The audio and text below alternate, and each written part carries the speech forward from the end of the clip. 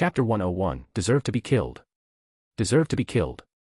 The general cursed, and ignored it, and contacted the Pentagon directly, and he couldn't afford the risk of going to war with the Huntress. The chief didn't give an order, and the other soldiers didn't dare to shoot. Seeing that they didn't seem to have the idea of going to war, Captain America and the others also breathed a sigh of relief, but Fury seemed to have expected it a long time ago. Pierce is the former director of SHIELD, and many people in SHIELD flocked to him. It has nothing to do with me. I found one and killed the other. Several people, including Tony, clicked their tongues secretly. Bella didn't look at their expressions, but drew the sword, turned around and walked towards the black motorcycle, while the others just watched this scene. Rectify your internal affairs well and don't force me to take action when the time comes. After leaving this sentence, Bella rode a motorcycle and was about to drive towards Manhattan's Long Island, but troops surrounded the entire street. Facing the group of soldiers who pointed their guns at her, Bella stared. Wisps of golden aura burst out from her body and extended across the entire street instantly. If you don't get out of my way, I'm going to kill you altogether. The cold voice is like sentences of death. All the soldiers felt the heavy pressure and the breath of death. Their complexion tightened, and cold sweat broke out on their forehead. But the responsibility made these soldiers dare not retreat without orders. Even if they died, they would die here. Fortunately, the general's voice came out, "Everyone, get out of her way." Hearing this voice, all the soldiers couldn't help but let out a sigh of relief. Although they didn't know Bella's shocking feat 3 days ago, they still knew about the Manhattan Bridge incident. The soldiers knew very well that the Huntress in front of them was not something they could match. If there is a real fight, the result of the Huntress is unknown, but they are most likely to die, and no one then wants to die. Boom. As the soldiers moved out of the way, with the iconic roar of the motorcycle, Bella's motorcycle turned into a black light and left the place. Looking at the leaving figure, Rogers frowned. Even if Pierce is guilty, he shouldn't just be killed like this. There are so many people around here. She's a little too brash. That might not be a good thing. But didn't she do it right? They almost captured her.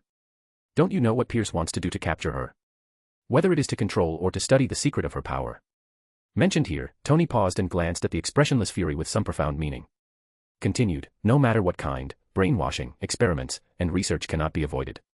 The trace of dissatisfaction in Roger's heart at Tony's words also dissipated, and he took a deep breath. As Tony said, if all this happened, the ending would be tragic. I care more about what she said before leaving. Fury said something in a low voice and turned to leave.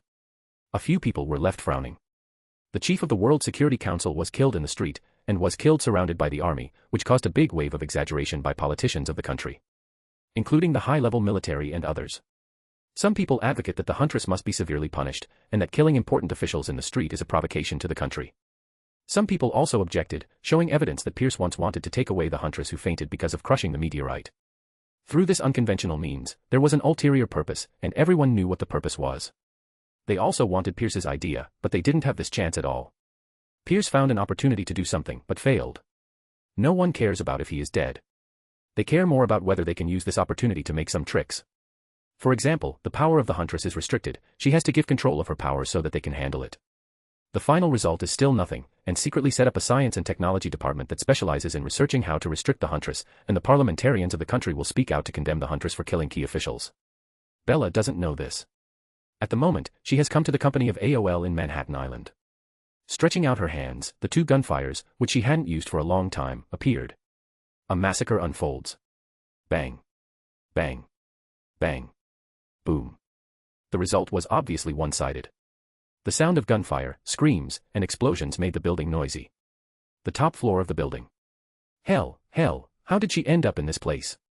Contact Minister Pierce immediately. I tried to contact him, but no one answered. Where are our people? It's all dead, and it can't be stopped at all. Evacuate, and delete the internal network data. Bang. However, before the middle-aged man with short hair finished speaking, the door of the conference room was opened.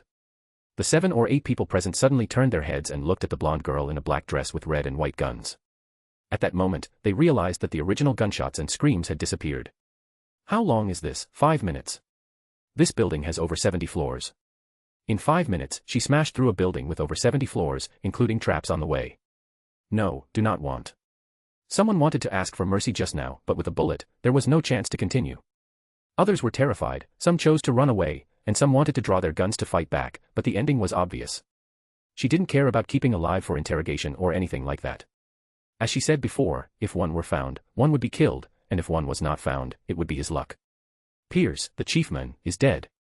After killing the people in the entire building, Bella found the data server terminal of the internal network, and cracking the password was easy for her. After entering the internal database, not surprisingly, there is not much information about HYDRA. Just some lists of people, and some plans. That's prudent enough. Bella shook her head, but it had achieved her goal, so she didn't stay here any longer, but turned and left. Chapter 102, Buying a House. Although it is not yet clear which side Pierce is on. But he already has guesses in his heart. There has been an uproar within S.H.I.E.L.D., a group of agents in the Pierce faction. It has been revealed their identity is HYDRA. As the leader of this faction, Pierce, including a group of backbones, was killed, and the Hydra lurking in SHIELD fell into a period of confusion. It was absolutely impossible for him to allow such a wave of other forces to exist within S.H.I.E.L.D.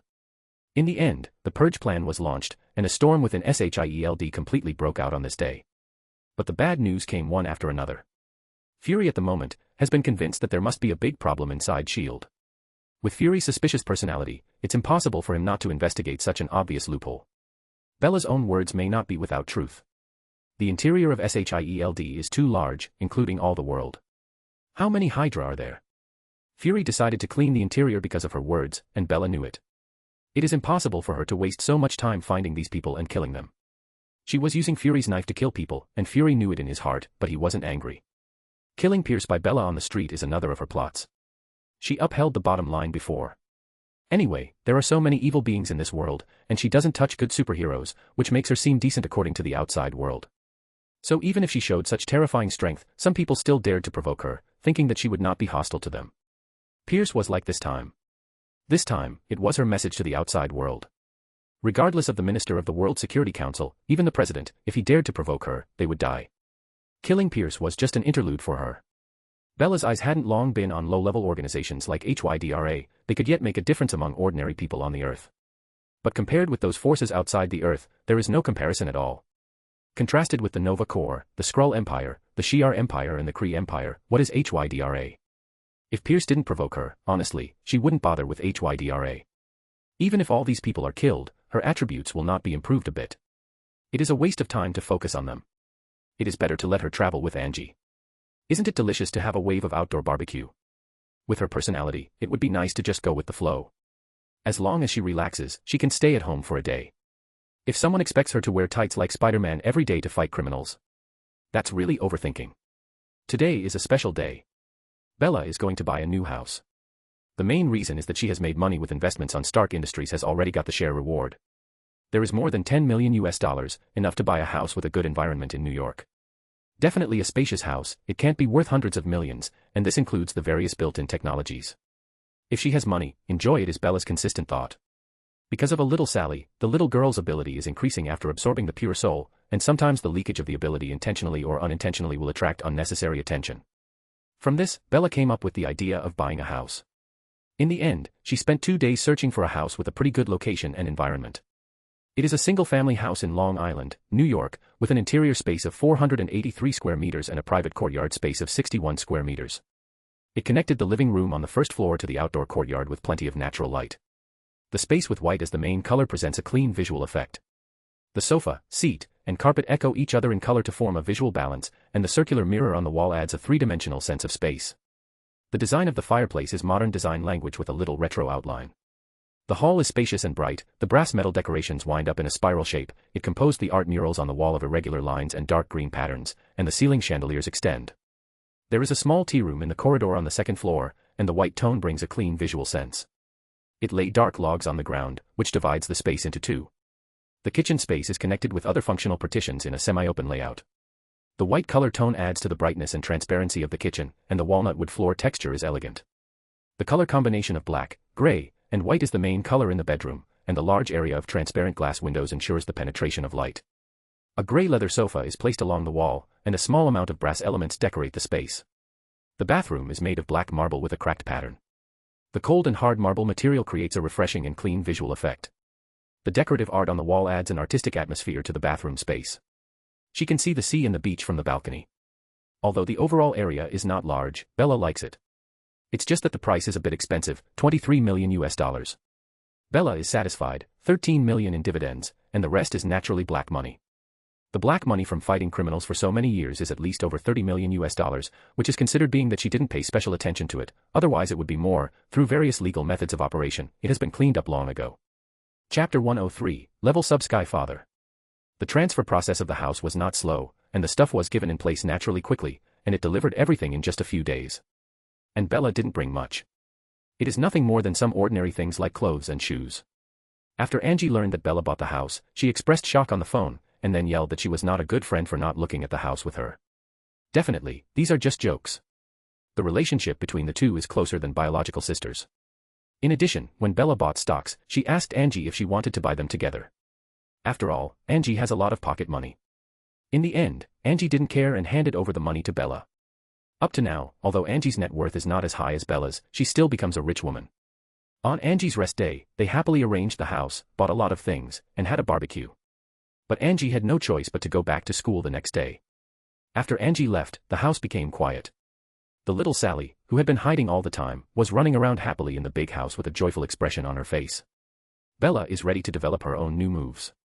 Although she is strong now, her way of fighting is very monotonous. But after so many fights, she has formed her fighting style rhythm.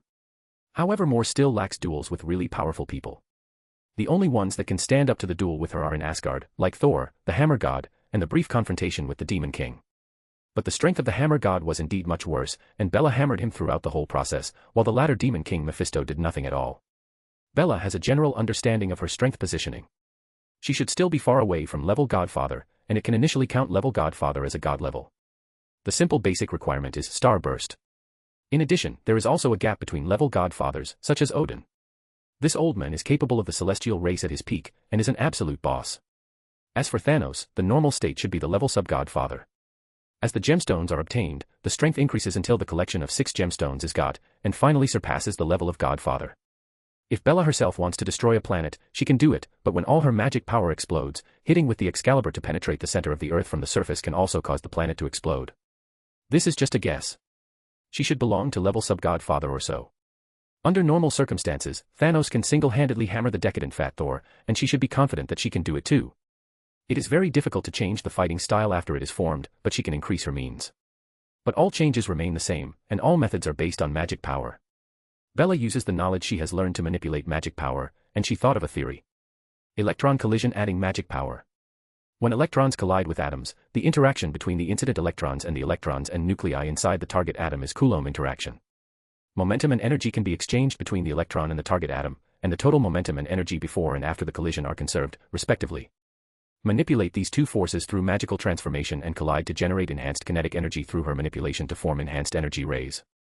This kind of ray can be converted and collided with the smallest cost, comprising a powerful amount of ray. In fact, another conjecture she values more is to simulate the explosion of the supernova. Once she really masters this method, it will not be a humanoid nuclear bomb but a walking supernova that explodes. Throw one at whoever offends her. But the workload is too much for the time being, she really has no research on this aspect, and it will take a while to learn. Even if the learning principle can be simulated, the magic power is not enough, and the power of the simulated explosion may not be satisfactory in the end. So learning the principle of simulating an artificial sun is her next stage. It is still an electron collision simulation. This also has great requirements for mana control, and it also requires her calculation ability. She is very good at both. Whenever the attribute is promoted, especially the magic power, she will strive to achieve the level of delicate and perfect control. She doesn't want to have accidents because she can't control the magic power or a certain attribute during the battle, so when the magic power attribute is promoted, she will try her best to control the magic powers until it's like a part of her body. This house comes with a basement, next to the basement is a private garage, and she wants to transform the basement into a research room. Although this is a single-family house, there are many houses not far away. Bella didn't want to be seen while doing her research. Ever since, she bought a lot of metal and materials in large quantities, and spent 3 days renovating the basement. The area of the basement is over 200 square meters, not particularly large, but it is enough for use. It made the walls of composite materials, and there is also a device to isolate the energy magnetic field to prevent the energy leakage of her laboratory from being detected. During the 3-day transformation, the little Sally participated in the whole process. Her ability is very useful. The previous chapter was boring, I hope you like this one more than the previous one. Thanks again for your power stones. Chapter 104, Loki's Visit. Knowing that Bella was going to do something important, the little Sally stood on one side of the corner, watching curiously with her big eyes. Bella wore a thin black sweater and loose gray slacks, closed her eyes, and calculated. Stretching out his right hand, a wisp of golden airflow appeared. A golden energy ball with a diameter of 5 centimeters file size floats above the palm. ZZZ. Powerful calculus ability enables the simulation inside this small energy ball. Wisps of airflow rose from the arm and converged in this energy ball. She was checking for leaks and filling in the gaps. If one side were out of balance, she would add the magic power. Little Sally stood obediently by the wall and looked at the floating energy ball. The surface of the magic energy ball continued to bulge like spikes and then flattened out. It went back and forth over 10 times, which was quite interesting. But she doesn't think she will bother Bella. Feeling that the golden ball was scary, it's better to stay away. Thinking of this, little Sally moved a few steps towards the basement door. She saw a tiny golden ray lasing out from the energy ball. The golden ray pierced the air and rushed forward. Boom. The rays bombarded the target in front, and with the terrifying explosion sound and shockwave, the metal target was shattered. Huge impact waves and metal fragments swept in all directions, but the fragments that were enough to penetrate the human body were only 2 meters away from Bella, and an invisible force annihilated it. It was little Sally who couldn't help but make a move. Bella opened her eyes and turned her head to smile at the little Sally at the door. Hee hee, *****. Bella's encouraging smile made the little Sally happy, and even showed her little canine teeth. Bella smiled dotingly, turned around and began to meditate. There is nothing wrong with the structure, but the energy is not stable, and the power is indeed terrifying. Just follow this line of thinking. Muttering to herself, it is indeed impossible to achieve perfection in the first experiment. Time flies. After researching for an afternoon, Bella has perfected this trick, which can convert energy into impact. The most important thing is that she can use some spells learned in Asgard to bless them with magic power to enhance their power. The effect she wanted was that with just one thought, thousands of energy particle magic circles would appear behind her, facing the enemy and carrying out a full coverage bombardment. Even in the face of a strong enemy, this trick can interfere. Offensive and defensive. Her conjecture was confirmed. Bella was in a good mood, and she spent the next half-month perfecting this trick in the laboratory. She gave the move a name. It's called Atomic Crash. The main reason for this name is that she is too lazy to choose the name, which is a bit of a headache. The results in half a month are remarkable. Her powerful subtle manipulative magic power leads to a quick progress, so that in the end, she can manipulate 30 magic balls at the same time. And the consumption of magic power is small, but the power is completely beyond the conversion of the magic power of 2 guns. Her guns can basically retire. In fact, as her strength increases, these 2 weapons can hardly keep up with her progress, but she is a nostalgic person, so I should keep them in case they are useful in the future. It has been transformed by the Dwarf King, and it is considered a terrifying weapon on Earth. Maximize the output through the minimum energy conversion. Output a little energy to hit 10 points of power. If ordinary superpowers get these 2 weapons, their combat power will definitely skyrocket, but the spell attached to the gun has not been removed by her, except for herself. It can't be used by another person. Bella thought about waiting for the opportunity to build a private treasure house of her own. Collect some of the strangest and most powerful weapons in the universe. It's almost February, and the weather is still freezing. A few degrees below zero are cold, and there is still heavy snowfall outside. The falling snowflakes make the vicinity of Long Island covered in ice and snow. Others are too cold to go out, even wearing down jackets. The inside of the house is hot, usually either turning on the air conditioner or turning on the fireplace. The same is true of Bella's house. She did not turn on the air conditioner, but lit firewood and lit the fireplace. The little Nina is resistant to the cold to a great extent. With the addition of a fireplace, the little cat likes to take a walk at home when he has nothing to do, and even play in the piled-up snow outside. Sally likes snowy days, and she likes to watch the snow outside when she has nothing to do. Using her ability to build a snowman, it piled the snowman up on the lawn of the house. Sally originally couldn't be seen by ordinary people, so Bella was relieved that Sally was outside. And indeed, if someone saw it, it would be a big deal to give the unlucky person physical amnesia. Watching a zombie movie called The Walking Dead, others will find it exciting, scary, and bloody, but Bella, who has experienced countless fights, finds it boring and even drowsy. Those undead demons are much uglier than this zombie, and more disgusting. Just when she was drowsy, Bella's eyes opened, and her figure disappeared in place, and when she appeared in the next second, she came outside, standing in front of Sally, who was playing on the lawn and using the ability to build a snowman. The sword hangs around a man's neck. Black suit and tie hanging around the neck and black hair. It was indeed Loki. Seeing that it was Loki, Bella put down the sword. What are you doing here on Earth? Putting down the sword but not letting down her vigilance. Who knows what tricks this cunning god has? Loki does not have the same thinking as her. Loki knows Bella is not Thor. This woman is more violent than Thor. In the case he provoked her, she can go back to Asgard through Bifrost to hit him. Loki wouldn't want to be beaten up in front of everyone. I want to invite you to the universe. Chapter 105, Going to the Universe. What? Bella was at a loss. Loki didn't directly say the reason, but glanced at little Sally, who was peeking behind Bella's legs, looking at her, and said with interest. She's a little special. You shouldn't have any thoughts about her. I know, I'm just asking. Loki couldn't help but comment, and then continued to ask. I'm going to a black market in the universe, do you want to come with me? To the universe. Bella frowned and thought, with her current strength on Earth, it's true that she has strengthened little in a short time. In the past, she could kill some blood clans, werewolves, and the like, but now killing these creatures does not improve her strength much. Those who can give her a significant improvement must at least be at the level of Hulk. And how many Hulk-level powers are there still on Earth? There are only a handful of them. Could it be possible to let her find the Ancient One? Isn't that looking for problems? Outside the Earth, there are many powerful races in the universe, and there are also many strong people. If allows her to stay in the universe for a year, she may get a lot of improvement. But its danger is self-evident. Bella is indeed strong now, but she is nothing in that cruel place. Even if she encounters certain level universe disasters, whether she can survive is another matter. Dangers often accompanied opportunities. Watching the girl meditate, Loki is not rushing to urge her. While Loki waited, he looked at what the girl was wearing. She was wearing a black slim sweater, off-white casual trousers that showed her figure. Loki couldn't help but roll his eyes. For the person in front of him, Loki doesn't know what kind of emotion it is, appreciation. Or fear. He didn't know that, apart from his mother, it was the first time he had such complicated emotions towards women.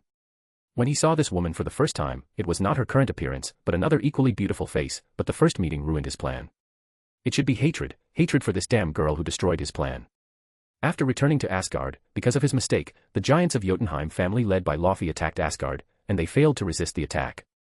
Loki almost hit Asgard with the casket of ancient winters. If something happened to his mother he couldn't forgive himself. Loki must be plunged into endless regret, but this girl appeared again, like a Valkyrie. Not only did he help them defeat Loki, who used the casket of ancient winters, but she also saved his mother. Loki knew that he couldn't hate this girl. The girl learned magic and spells from her mother in Asgard. Seeing the girl's peaceful side face, Loki's heart beat faster for the first time, and he felt that all the behaviors of this girl were incompatible with Asgard. However, in the later duel with Thor in the arena, the girl used her undisputed strength to beat Thor several times. Loki was scared, especially after the woman beat up that stupid brother. She still seemed not satisfied, and she was eyeing him, so he felt that this girl seemed to be more suitable for Thor, and she was a fighting madman. When he saw the girl now, she was in her true colors. He thought she was still beautiful, especially the way she frowned and thought, made him feel a little moved. Definitely just the way it is when it is quiet. Bella didn't know what Loki was thinking, after all, he was the god of cunning. No matter what he was thinking in his heart, he didn't show it on his face. People can't figure it out. After thinking for a moment, she looked at Loki and asked, how long are you going to be there? According to the time of your Earth, 3 months. Bifrost can't send us to that place directly, but it can send us to the nearest galaxy. We travel the rest of the way in a spaceship. Loki smiled slightly. If that's all, what's the use of inviting me? Bella is suspicious. If it is so simple, why invite her? Just to travel. Loki shook his head, of course not. It takes us a month to take a spaceship from the black market where we started, and there are many space pirates on that way, so I need you to accompany me. What about the benefits? Although Bella has some ideas, it doesn't mean she will be a free wage earner. A spaceship. Loki said indifferently. As the strongest of the 9 realms, Asgard's background is self-evident. Odin has conquered the 9 realms and collected a lot of good things, and Asgard is not short of treasure. Loki offered to her a spaceship without thinking about it. Bella admired the indifference of Loki, and agreed, but then asked for a star map and money that can be used in the universe. This is the first time that she is traveling through the universe, and money is essential on long trips. Loki doesn't care either, he isn't concerned about money at all. Only then did Bella realize it turned out that Loki and Thor are the billionaires of Marvel, and Tony is nothing compared to them. When are we going to set off? In 3 days, you come to Asgard, and we can set off. Okay. Then see you next time. Loki disappeared without a trace. Bella looked at the sea. Under the gloomy weather, snowflakes were falling all over the sky. You have to leave for 3 months. Little Sally said with some reluctance. She has seen Bella since she became conscious, and she doesn't know why. She likes to stay with Bella, and if she leaves for 3 months, she will want to die. Yes. Bella looked at little Sally, who was looking up at her with her head up and her eyes wide open. Her cute appearance made her very pity. Thinking about it, there are indeed many demons and ghosts on the earth, and she is also being targeted by the demon king Mefisto. If he accidentally finds the soul of little Sally when she leaves, then this old bastard will not kill her. After thinking for a while, Bella kept Sally by her side. Anyway, it's an undead, she can just make an enchanted gem and make her to stay in it. Chapter 106, Starting the Journey. If she inexplicably goes out for 3 months, other people don't care. The main thing is to find an excuse to reassure Angie. If she doesn't find a good excuse. Her best friend has disappeared for 3 months, will Angie not go crazy? What? Going to the exchange meeting again? Another 3 months. Angie on the phone was quite surprised. She knew that Columbia University had an exchange meeting every year, but she really didn't know that it would take 3 months. I have to take the exam in a month, and there are still 2 months left for me to stay at home alone. I am so miserable. Angie let out a sad sound to vent her dissatisfaction. Thinking of staying at home alone for 2 months at that time, Angie was numb. Is there any reason for this? She worked hard to obtain a doctor of medicine to liberate herself as soon as possible. Seeing that there is only 1 month left to be liberated, and my best friend is gone. How sad is this? Bella listened to Angie's complaints. What could she say? She could only promise a bunch of unequal treaties and so on. After hanging up the phone, Bella was ready to leave. 3 days later. Bella was wearing black tights and flat boots just past the ankle, and a thin grey coat, and her face was habitually transformed into the appearance of the king of knights with magic power. A cross necklace hangs around the neck, and there is a small transparent gemstone in the middle of the cross. When you zoom in, you can see little girl sleeping. Loki couldn't help curling his lips when he saw the girl's face. Bella raised her eyebrows when she saw it. You seem to have a problem with my face. I think the original face looks better. Loki said indifferently. The magic power covered the face and changed the face. He had seen it before, but didn't bother to say it. After seeing Bella's real appearance, he suddenly felt that the original appearance was more pleasing to the eye. Let's go. Bella and Loki found a deserted suburb, called Heimdall, and the dazzling colored energy instantly covered the two. See again the wonderful scene of Bifrost teleportation. Among them, countless bright and dazzling planets continue to pass by. Just in a second, the two appeared on a planet with a cyberpunk style. The dark and bright colors conflicted greatly, but they also had a unique style. The densely packed buildings are flooded with blue, red, purple and pink colors, the rainy weather, the dark and humid wasteland atmosphere, and the steaming streets make people feel oppressed, and the atmosphere is cold and indescribable. Most of them are humanoid aliens here, but their skins are different, some are blue and some are green. A small part is oddly shaped. The two suddenly appeared on the street, and got a lot of attention. Curiosity, malice, greed, and bloodthirsty focus on Bella and Loki. Loki smiled contemptuously, as if he didn't care about it at all. Bella frowned and looked disgusted. Dangerous light flashed across her eyes, as if she were angry. The atmosphere of the whole street suddenly became suppressed, which made everyone on the street feel a sense of suffocation. Just as death will itself at any moment. This look instantly withdraws. It is easy for them to distinguish those two are dangerous. At that moment, Bella's dangerous aura dissipated slowly. She can be cautious when going to the universe for the first time, but it doesn't mean she will be cowardly. She understands that strength in the universe is fundamental, and her strong side makes people dare not provoke her. Tisk, no matter where you are, there are people who bully the weak and fear the strong. I think you will live well in the universe. Loki smiled. The girl's strong personality is indeed popular in the universe, and definitely the most popular thing is her strong strength. As long as she doesn't provoke some high-level forces, it's easy to live there. Come on, our spaceship is at the port. The two walked slowly along the street to the center of the city. The city center is obviously more prosperous than other border areas. As they entered the central city, the two of them walked through a building similar to the Earth's parking lot, where many kinds of spaceships were parked. And there are still many spaceships landing or leaving in the sky. The anti-gravity engine allows these spaceships to land and take off at any time without taxiing at all. SHIELD also has anti-gravity engine technology. For Bella it is not unknown that technology. They found a black spaceship that seemed no different from the others. Bella glanced at Loki curiously at the shape of the spaceship. With this guy's narcissism, how could the custom-made spaceship be so low-key? At least it has to be resplendent, otherwise how can he highlight his egocentrism? Seeing Bella's strange expression, Loki thought about it for a while, and said angrily, "This was ordered by Thor a long time ago." Bella suddenly realized, no wonder. Stepping on the spaceship, the interior decoration is not beyond Bella's expectations. The spaceship is a bit similar to the one in Guardians of the Galaxy, not particularly big, but it doesn't look crowded either. Loki sits in the driver's seat and Bella sits in the co-pilot. However, as soon as she sat in the driver's seat, Bella suddenly felt that all the equipment in front of her was so familiar, as if she was born to use it. How to operate, take off, land, various functions, weapon systems, defense systems, impulse jumps, etc. all come to mind. At this time, Bella suddenly reacted. It was originally my riding skill, but this riding skill, which was the most inconspicuous and never paid much attention to, can still be applied to the spaceship. Originally, she thought it was just a tool that could be used on Earth. This was a pleasant surprise. A novice who has just entered the universe and becomes a veteran driver. Can she fly the ship if she has the opportunity in the future? She was excited about pressing any button. This almost scared Loki, This spaceship has too many functions. If she presses any button that she shouldn't press, it will be over. Before he could stop Bella, he found that Bella's operation was perfect currently, just like a pilot who has been skilled in flying for a long time. Loki said unexpectedly, I remember that your planet Midgard seems to have not reached this level of technology, right? You can actually fly a spaceship. Chapter 107, A Pirate Looking for Death. Time passed and half a month passed. The half-month period was a little boring, most people would have gone crazy long ago. Bella was already mentally prepared. She studied the theory of simulated sun. When people devote themselves to something, they will feel that time is quick. The same is true for Bella, learning makes her feel full, learning materials, perfecting new moves. She also played with little Sally, who came out for a stroll. Or find Loki to wring out some useful magic.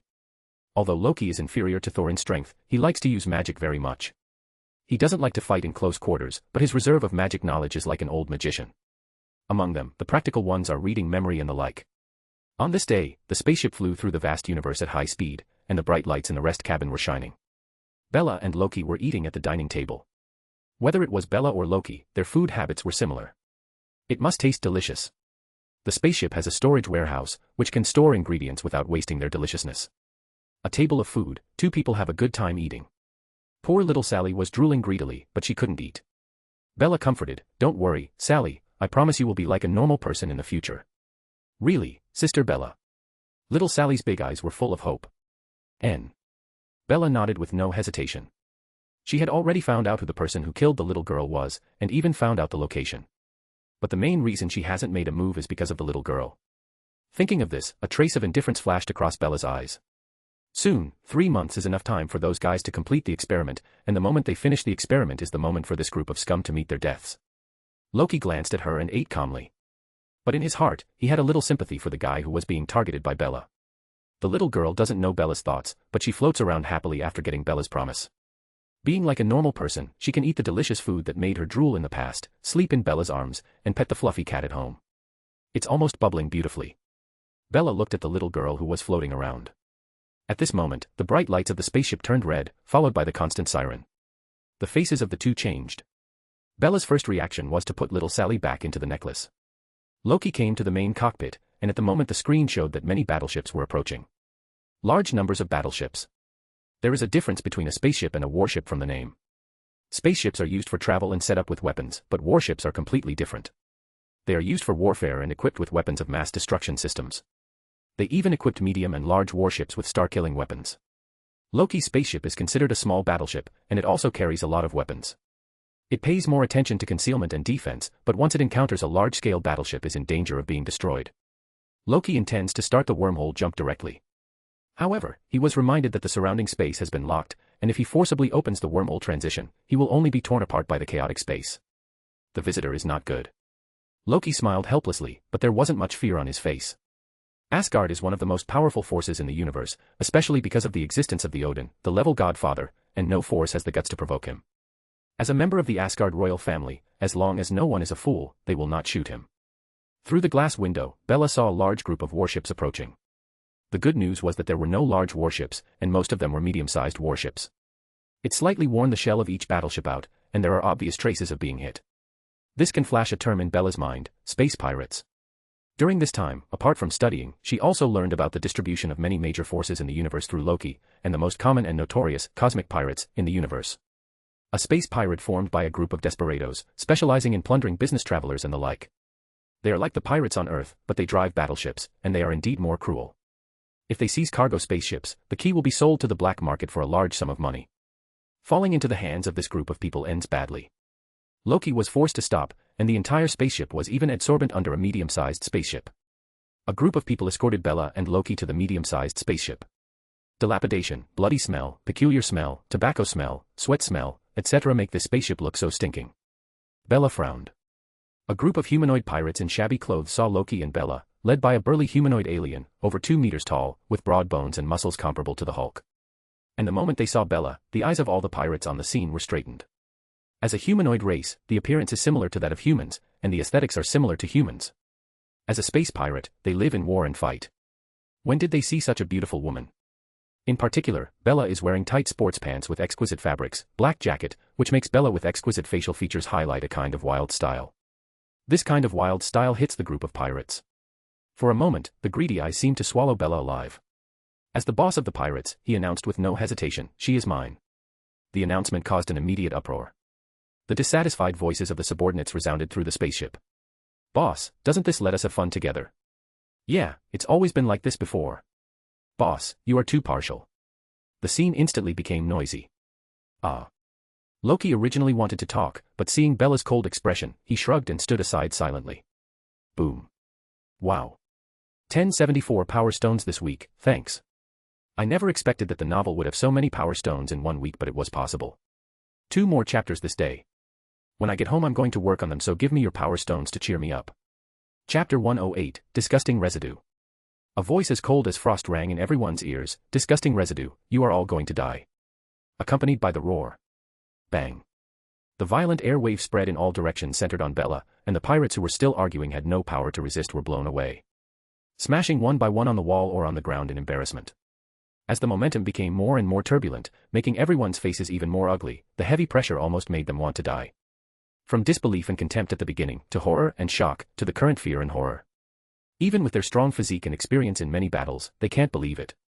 Everyone looked up with difficulty, looking at the woman who was supposed to be the prey with a look of astonishment. How can this be? Damn, who is she? I can't get up at all. Some people were lying on the ground, and some people knelt on the ground, trying to struggle to get up. The fierce pirates planned to fight back, but found that even moving was an extravagant hope. They and even the boss realized that they can't fight with those two. "Let go of me, we are members of Starkavon, the leader of the Predator organization, you woman. If you dare to kill us, you will be hunted down by the Predators. Just let us go, we will compensate you."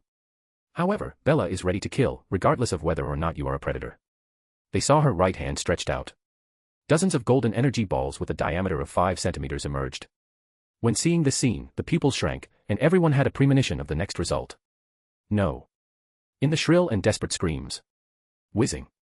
Dozens of energy spheres surrounded this group of pirates, and countless tiny golden rays of light shot out from the spheres, shuttled through the crowd, piercing and tearing this group of pirates to shreds. The high temperature even made those wounds unable to even bleed out. Bella walked towards Loki without turning her head, leaving behind dozens of energy spheres inside the spaceship.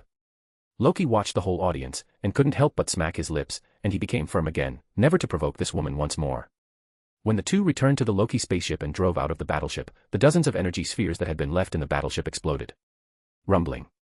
A mass of fire instantly lit up the black void, like bright fireworks. When the pirates of the rest warships saw this scene, they were alarmed. Why would something as easy as looting a small spaceship lead to the result of blowing up their battleship? They are preparing to hunt down the spaceship, which is not far away. It turned out that the spaceship hadn't left at all.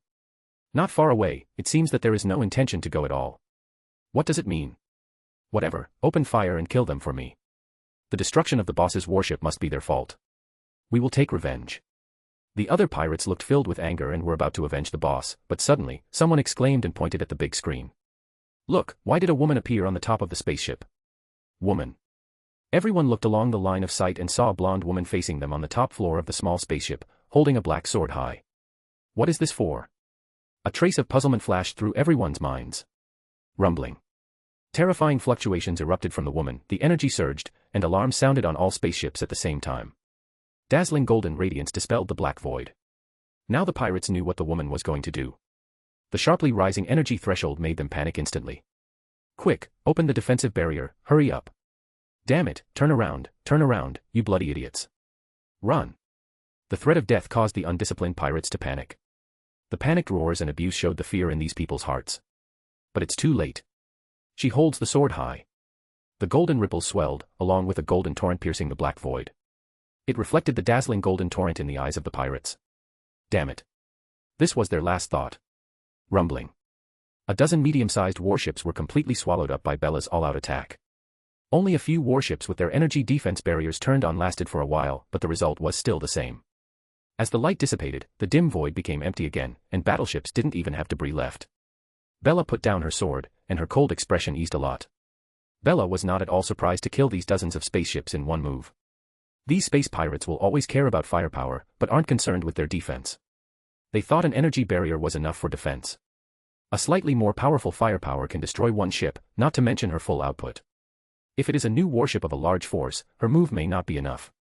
As for the boss talking about relying on predators, Bella scoffed. Not to bring up the question whether she is afraid or not, first, she didn't leave dregs of people and spaceships left. Even if the Predator's organizational structure is huge, and the number of personnel reaches hundreds of thousands to millions, she didn't care about it. Back on the spaceship, Bella's anger dissipated after a wave of venting, while Loki was stunned. He knew that this woman was strong, but he didn't expect to be so strong. If it hit him head-on with the terrifying energy that erupted, he would end up no better than those pirates. It's scary. Loki wiped off his cold sweat and muttered to himself. Working in the next chapter, it will be ready in 1 hour. Thanks for your power stones. Sorry if the chapter is short, but there were too many similarities with Scientia novels, also Young Master issues, that I had to remove. Chapter 109, The Collector and the Golden Retriever. Time flies. Apart from killing a bunch of pirates on the way, nothing happened. After flying again for half a month, the destination arrived. Reached. Sitting in the co-pilot seat, Bella looked out through the transparent window, and saw a planet, shaped like a skull, and the clouds near the planet were colorful, blue, purple, and green. Just by looking at it, she can feel the vicissitudes of history, antiquity, and the age of that skull. She knows that this is the head of a celestial. This is Loki's destination in the universe. The building's full of sci-fi colors, spaceships, and warships coming and going, and many small flight vehicles carrying out missions seem to be under construction, and they seem to dig the head of this celestial. This is the place where the whole universe is chaotic, and it is almost the planet where criminals, pirates, and mercenaries gather the most. There is no so-called law here, no law. Their spaceship is not the only ship here, but one of thousands. Bella could feel the power of this celestial that had never dissipated for thousands of years. She can't help but sigh in her heart. The universe is so big, and there are many powerful beings. This planet is called Knowhere. The group created by Collector Tyvan occupied this place hundreds of years ago. Although this life has died, the resources in it are of very high value. It can be sold at a very high price in the black market, and it is also very popular with most people. Loki introduced Bella, nodded without making a sound. When the spacecraft landed at the port of the planet. To save trouble, Bella stepped out of the spaceship wearing a hooded trench coat. But Bella's outfit still attracted the attention of many people, but most of the people here are vicious criminals, mercenaries, etc., but they are also smart, and they won't cause trouble. Bella follows Loki to the tallest building on the planet. Armored guards at the building's entrance don't stop Loki, but Bella does. She can't enter. She was with me. Need a body search. As soon as these words came out, Bella raised her head and looked at the guards who were over 2 meters tall. A ray flashed across her eyes, and a dangerous aura spread from her body. The 2 guards shivered violently, and they stared at Bella warily. She is Asgard's most honored guest, do you want to stop her? Loki spoke flatly. The 2 guards looked at each other, then nodded, go in. Since she is a guest of Asgard, they are not qualified to stop her, especially since the dangerous aura emanating from her body is far stronger than that of ordinary criminals or mercenaries. Especially when they were stared into by the other party, both of them thought their lives would be harvested in the next second. They also knew that this was an existence that could not be provoked. The strong will always have privileges in the universe. The same applies to the present. With no obstacles, the 2 went up to the top floor and drove to a huge room, like a museum. It filled the dimly lit exhibition hall with all kinds of strange treasures, such as the skeletons of creatures of a certain race, living alien life, and even metal and more. Wong wong. Suddenly, Bella heard the sound of a dog barking. Surprised, she turned her head and found that on a glass counter, there was a big golden retriever in a spacesuit squatting and wagging its tail frantically. There are dogs here? This Bella is really surprised. He is still wearing a spacesuit. Does the text on the spacesuit seem to be in Russian? Woof. Woof. Seeing Bella's gaze, the big golden retriever yelled excitedly. I bought Cosmo from a slave market, isn't it interesting? Suddenly, a slightly old voice came. The sudden sound did not surprise Bella. She had already sensed that someone was approaching. When she turned her head, she saw an old man in a white coat and sunglasses, with patterns carved on his old face, standing not far away. A pink female alien servant stands respectfully aside. Welcome to the Knowhere. Then, I hope you can satisfy me here. Loki said something flat. Of course, take this beautiful lady to have a good look around. If you are satisfied with something, you can take it away at any time. After all, the Asgard Protoss is still very generous. The collector smiled and said to the pink alien behind him. Obey, my master. Bella knew the 2 wanted to talk about things, but she didn't force it. Before leaving, she suddenly turned her head and asked, can I take that dog away? The glass cabinet seemed weird, and she couldn't see through what was abnormal about the dog, but a powerful intuition told her that this dog might be of great help to her future. The collector seems to have some hesitation. But finally said, since the beautiful lady likes Cosmo so much, then it is yours. Definitely, its price. He looked very generous in the front, but turned to look at Loki after speaking. Naturally count together. Loki was very generous. Okay, you can take it with you when you leave. Bella is very satisfied being friends with Loki and Thor. She followed the pink female alien to the exhibition on the lower floor and found more weird things. After being introduced by the pink female alien, most of them were rare things in the universe. Bella thinks he is rare, and even some poop is part of his collection. This Tyvan is indeed a collector. As long as it is rare, it will be collected. For Bella, there are not many things of high value, but she also understands that the real good things are old things that are kept in a hidden place. Will it be exhibited here? However, the big golden retriever was already a surprise, and Bella was not greedy. She is more interested in the knowledge he possesses. As a collector who has lived tens of millions or even longer, he must know a lot of secrets. Chapter 110, Back Home. It didn't take too long for Bella to talk to the Pink Star Maid, mainly because the deal between Loki and the collector was over. The total time is less than 10 minutes. When he saw Loki again, his face seemed a bit sullen, and he didn't know what he was talking about. Bella didn't pay much attention. Her eyes were on the golden retriever who came out with Loki. Wong wong. Seeing Bella, the big golden retriever was very enthusiastic and ran all the way to her legs, his fluffy tail whirring like a fan. The enthusiasm is messy, cute pets and so on. Bella likes it very much, and she just touches the golden retriever's head. The technique was extremely skillful, and the golden retriever's eyes narrowed. But what concerned Bella the most was that she felt an energy wave from the golden retriever. 0.58 meters, weighing about 32 kilograms, a normal golden retriever, but the energy fluctuations in the body mean that this big dog is definitely not simple. It is definitely a treasure, no wonder the collector has some hesitation when she asks for it. Bella rose slightly. It seems that because the transaction is very satisfactory, Collector Divan is in a happy mood to send Loki and Bella. Your beauty can eclipse all the stars in the beautiful. I hope this trip will be pleasant. Even approached Bella for a hand kiss. It's just that just as he reached out his hand, he noticed that dangerous golden light flashed across the girl's eyes. He retracted his claws instantly like an electric shock, and coughed dryly. Definitely hope to see you next time. Watching the 2 and 1 dog leave. Collector Divan murmured, I hope the things I sent this time didn't offend Asgard. I can't stand the old thing getting angry. As if thinking of something bad, he couldn't help shivering. On the way back, Loki was a little silent, sitting in the driver's seat, not knowing what he was thinking. Bella was playing and communicating with Cosmo Golden Retriever in the lounge. That's right, it's communication. Although this big golden retriever can't speak, it actually has the ability of the mind, and can transmit his thoughts to Bella through the ability of the mind. Cosmo turned out to be an ordinary dog sent into outer space by the former Soviet Union. He was later abandoned and sold on the black market, and was finally brought back to the void by Divan, where Cosmo suddenly possessed extraordinary abilities. As for the ability, the golden retriever only uses it instinctively, and has no ability to use it. She doesn't know what the ability is, but Bella knows that the energy hidden in this big golden retriever is very terrifying. Once it explodes, it may not be much smaller than her Excalibur. Maybe even stronger. Bella found that the intelligence of the big golden retriever should be similar to that of a 7 or 8-year-old child. Intelligence has been greatly enhanced, but the habits are still animals. For example, when he is excited, he wants to move his tail, and he likes to act like a baby. It also seems to be because it has not seen human beings for a long time. After some exchanges, the big golden retriever adoption plan was perfect, and the big golden retriever was successfully taken under Bella's command, and the family succeeded in gaining one more member. Almost without any twists and turns, they returned to the planet where the spaceship was originally obtained, and the spaceship was Part3. Loki also handed over the spaceship to Bella, as in the previous transaction. If she wants to use it in the future, she can use Bifrost to directly reach this planet. Bella and Loki parted here, and just after calling Heimdall, the Bifrost of bright and different colors descended. Before leaving, Bella looked at Loki and said, Are you sure you're okay? This month, Bella has always felt that Loki has changed. What the hell had he said to the collector that kept Loki so uneasy? Don't worry, I still have some things to do, you go first. Bella nodded irrefutably, turned around with the golden retriever and stepped into Bifrost and disappeared without a trace, leaving a gloomy Loki behind. Currently, Loki had a strange look in his eyes. She's a threat and something has to be done to find a way to get her to go. 1 person and 1 dog returned to the Earth through Bifrost, and the round trip time was about 3 months. At the moment, the weather in New York in April and May was not too cold. The golden retriever was very excited after returning to the Earth. The spacesuit on his body was taken away by Bella, no different from ordinary dogs, and he was crazily arching Nina's furry belly with his big head. When she got home, Angie looked serious.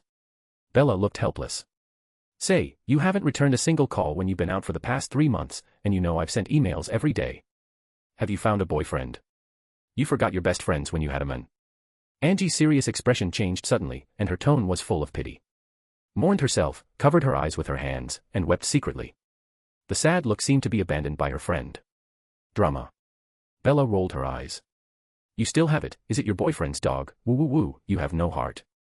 Angie became more and more immersed in the performance. Bella said coldly, please continue your performance. Seeing that Bella didn't accept the move at all, Angie couldn't continue to act in the end, and directly rushed to Bella's body fiercely. Isabella Catherine, 3 months, do you know how I got here for these 3 months? I spent 90 nights alone in this empty house. You have to pay me. Finally, Angie bared her fangs. Naturally, she knows her friend's character. She doesn't seem interested in men at all, she's more likely to find a boyfriend first and not her best friend. All the performances are natural for compensation. The first month was fine, but because of the exam, she almost died of loneliness 2 months after the exam. The school's medical students seem to be going to study for a degree. They can't play together at all, so she can only stay in the house and watch TV every day. How desolate. Thinking about the past 2 months, Angie wanted to cry. Fluctuations visible to the naked eye were spreading. Boom.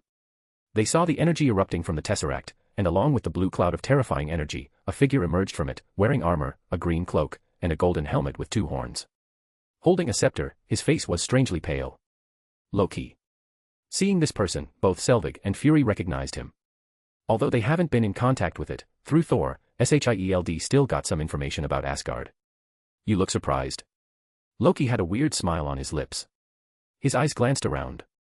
The moment Loki appeared, the other agents took out their pistols and aimed at it, and Fury did the same. There was a bad feeling in his heart, and he stared fixedly at Fury and said in a low voice. What is your purpose? I need to conquer this world for my master. There was a gleam of light in Loki's eyes, and as soon as the words fell, his whole body rushed towards Fury. There was no hesitation at all. When Loki took action, a dozen agents shot instantly. Countless bullets rained down on Loki. But it does nothing to Loki at all. The bullet hit his body with a crisp ding-ding sound, splashing strands of sparks. Facing the rushing Loki, Fury showed the quality of the king of agents, and did not hesitate to roll over to avoid it. But as soon as he got up, he found Loki had already appeared in front of him. Director. While Hill and Phil Coulson exclaimed, Loki grabbed Fury's hand that was trying to raise the gun with one hand, and pointed the sharp part of the scepter hook at his chest with the other. Looking at Fury, whose face changed, Loki smiled and said, You will be my best help. The gemstone in the scepter gave off a strange wave. Just at this moment, Fury felt that his mind was being eroded by an invisible force, and his tenacious will want to resist this, but it was useless. In the end, Fury's tense body relaxed, and the one-eyed pupil turned black and then blue. Putting down his arms, he completely changed into a different person. Damn. Phil Coulson cursed, and quickly shouted at Hill, quick retreat. After finishing speaking, there is no hesitation and cooperates with other agents to open fire. Bang. Bang. Bang. There were intense gunshots and sparks, and the entire building was useless because of Loki's powerful strength. All of them were controlled by Loki, and even Hill, who tried to escape after Phil Coulson, was finally controlled. However, before Hill was controlled, she took out a communicator and sent a message. Sir, what are your orders? The agents who heard the gunshots rushed over. They did not know that their chief and several officers were under control. The entire battle lasted only a few seconds, the situation to be completely under control. Without knowing it, he was ordered to leave by Fury, and the things here were blocked by the way. Looking at Fury, Hill, Phil Coulson, and a dozen controlled agents, the corners of Loki's mouth slightly raised. This is a good show. Chapter 112, The Chitauri Army. Loki controls Fury, Hill, and Phil Coulson. Basically, equivalent to controlling the entire shield.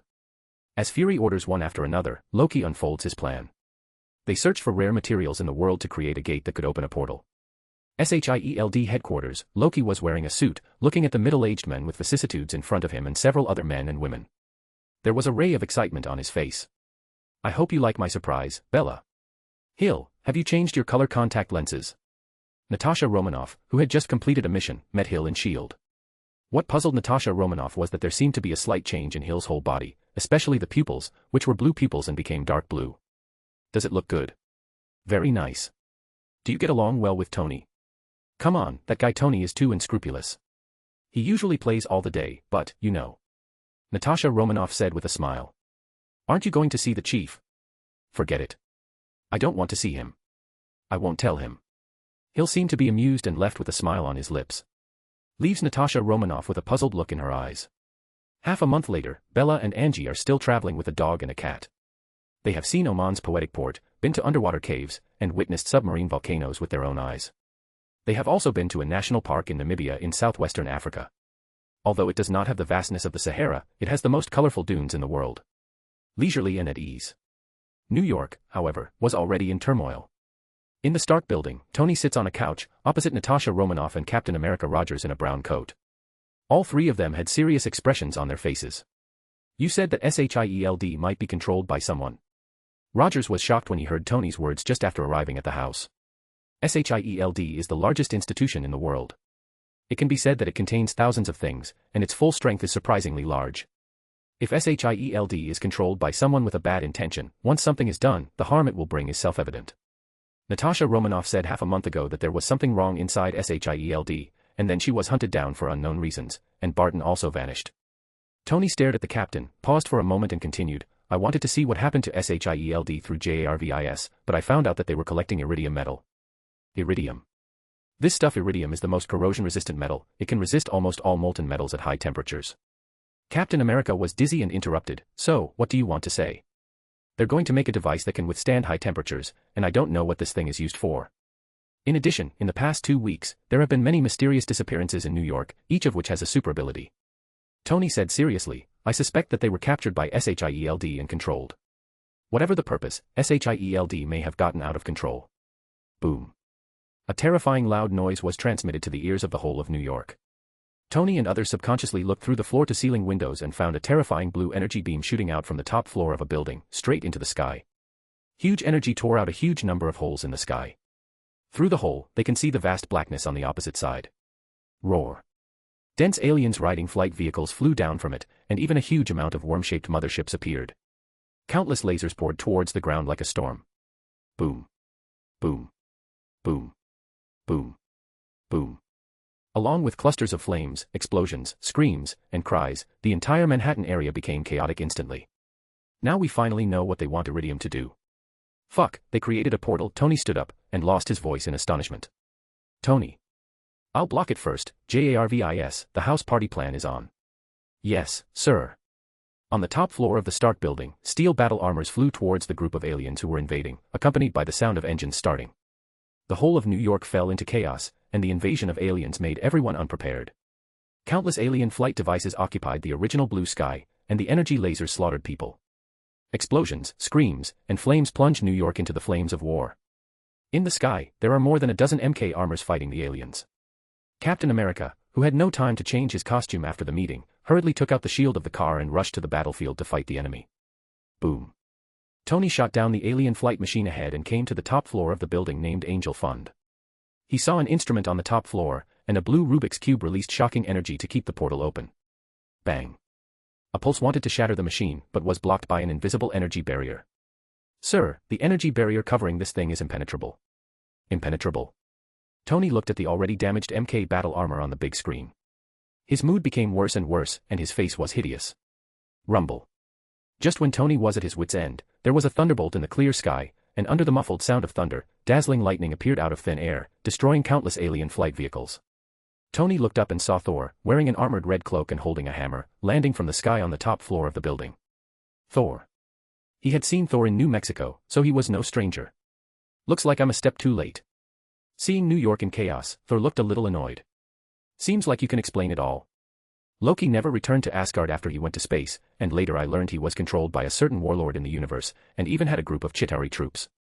I have been looking for him, but I did not expect him to come to the Earth, if Heimdall hadn't seen the situation on Earth. Thor's meaning is obvious. Chapter 113, The Targeted Bella. Tony at the moment, can't control that much, this thing can't penetrate ordinary energy, we must find Loki first, he should know. Where is the Huntress? Thor glanced around and didn't see the Huntress. I don't know. When New York fell into war, Bella and Angie were traveling around the island of Guillermo Cayo in Cuba. The beautiful island of Guillermo Cayo was covered by the sun in May. The temperature is mild, causing both women to wear thinner clothes. The two are at a Cuban tavern on the island, drinking and chatting, watching the turquoise water, white sandy beach, rose-red flamingos and seagulls looking for food and flying in groups. Both of them had big smiles on their faces. A dog and a cat are sitting next to the two women and running around. Even Nina, the lazy cat, is also lively. Cute pets, beautiful island, drinking beer, eating local food. The mood is naturally good. Angie was still looking at the mobile phone and chatting about the upcoming itinerary. However, at that moment, the TV in the tavern with the Cuban travel video changed, and the scene in it attracted everyone's attention. A hostess appeared on the screen. The background is filled with explosions and screams. Just 3 minutes ago, the sky of Manhattan was suddenly torn out of a huge hole, from which countless alien spaceship flight devices poured out. The number was too large to be counted, but just 3 minutes had already plunged Manhattan into chaos. Preliminary calculations have caused thousands of deaths and tens of thousands of injuries. We can see a dozen Iron Man suits appearing in the sky, and Iron Man is engaging them. In addition, a man wearing armor and holding a hammer that can release lightning appeared and was also fighting. The police, the gangs, are all working together to fight it. But what about our army? Where is our military when New York is at war? The face of the hostess was stained with dust and blood, and she was on the streets of Manhattan. During the live report, there were many light beams bombarding the ground and walls, splashing dust all over the sky, showing the power huge. There was a cry of crying in the tone of voice. God, there are aliens in this world. My God, this is brutal. The world will not end, is it? Aliens invade. Many people in the tavern turned their heads to watch the TV. They couldn't help talking, and there was also a trace of panic. Obviously, the sudden alien invasion made everyone scared. They don't know whether the USA can resist alien invasion. If they cannot resist, what about other countries? If the USA falls, Cuba, which is close to them, will suffer heavy losses as well. The Chitauri still invaded. What's going on? Bella was at a loss. She could tell at a glance that the aliens were the Chitauri army. Is the Battle of New York still on schedule? Affected by her, Loki, who was originally engaged in troubles, did not wander around the universe at all, and naturally, it was impossible to have any contact with Thanos. So who was the one who opened the portal? Bella frowned. But then she stopped thinking about it and looked at the aliens on the TV, a lot of experience. The Chitauri are a group of powerful warriors, the product of organic and mechanical synthesis. They have a physique that surpasses that of human beings, and a proper extraordinary life. Even the worm-shaped mothership was a cyborg-like life form. With such a quantity, it is definitely the best place to upgrade her skills. And it is possible to call Heimdall to use Bifrost to teleport directly to the New York battlefield. Then I'm rushing back. Perfect plan. Just when Bella was about to speak, a gleam of gold flashed across her eyes, and she looked towards the distant sky. Her powerful vision allowed her to see the scene over 10 kilometers away. In the distant sky, a Quinjet approached at high speed. With a strong intuition, she can feel the powerful aura in the fighter plane. There is also a familiar but full of rage breath. Hulk! There are still some unfamiliar auras, which are aimed at me. Want to prevent me from returning to New York? Can you know my real identity, really, Loki? Bella realized that something was wrong, and said to Angie, I'm going to the bathroom. Classic excuse. Angie didn't doubt it either, staring at the TV and casually asked, do you want me to accompany you? No, I'll be back later. After Bella finished speaking, she whispered to the seated golden retriever who was also aware of it by her lap, protect Angie well, and I will eat roast sausage later. Wong. The golden retriever's eyes lit up immediately, its big fluffy tail shook like a windmill, and it barked. The corners of Bella's mouth raised slightly, she touched his head and left the tavern. On Quinjet, one agent was sitting in the main driver and the other was in the co-pilot. The agent in the main driver reached out and pressed a button above his head. Without looking back, he said, it's close to the destination, ready to launch. Okay. In the rest cabin, Barton, who had disappeared for a long time, was armed and checking his equipment. His blue eyes were icy cold. On the side, there was a middle-aged man with an expressionless face. It was Bruce Banner, and several men and women. At this moment, a young woman with a tattoo on her neck and wearing black leather jeans changed her expression. Someone is here, so fast. These sudden words broke the peaceful atmosphere. It also attracted the attention of other people, but the woman's voice fell. Boom. A loud bang was heard, and the red alarm was activated, and a figure pierced through the ceiling and fell straight inside the Quinjet. The terrifying force caused the fighter plane to shake violently. The moment they saw this figure, Barton drew out his pistol, aimed it with no hesitation, and pulled the trigger. Bang. Bang. Bang. However, these bullets were instantly caught by her hand like an afterimage. The Huntress, or Bella, seeing the scene, Barton grinned. Several other men and women stood up abruptly, looking at the blonde woman in black armor full of dark colors with murderous expressions. Is it really Loki? The woman raised her head, revealing Bella's beautiful face. Chapter 114, Announcement. Hi, it's me. I'm sick and I had to go to the hospital. When I'm better I'm going to return with new chapters. Pause for 2 days while I recover. Chapter 115, Chapter 114 Miscalculated Loki. Huntress. They surrounded Bella, unafraid of the words of the Huntress. They were coming for Bella. Seeing Barton and Bruce Banner, who had been sitting there expressionless, Bella understood the ins and outs. Control SHIELD, find Bruce Banner, control it with several people with special ability, and hide to Tony and others along the way, open the portal in New York, and the Chitauri army invades, and in order not to allow herself to support New York, then the people that Loki controlled come to stop her.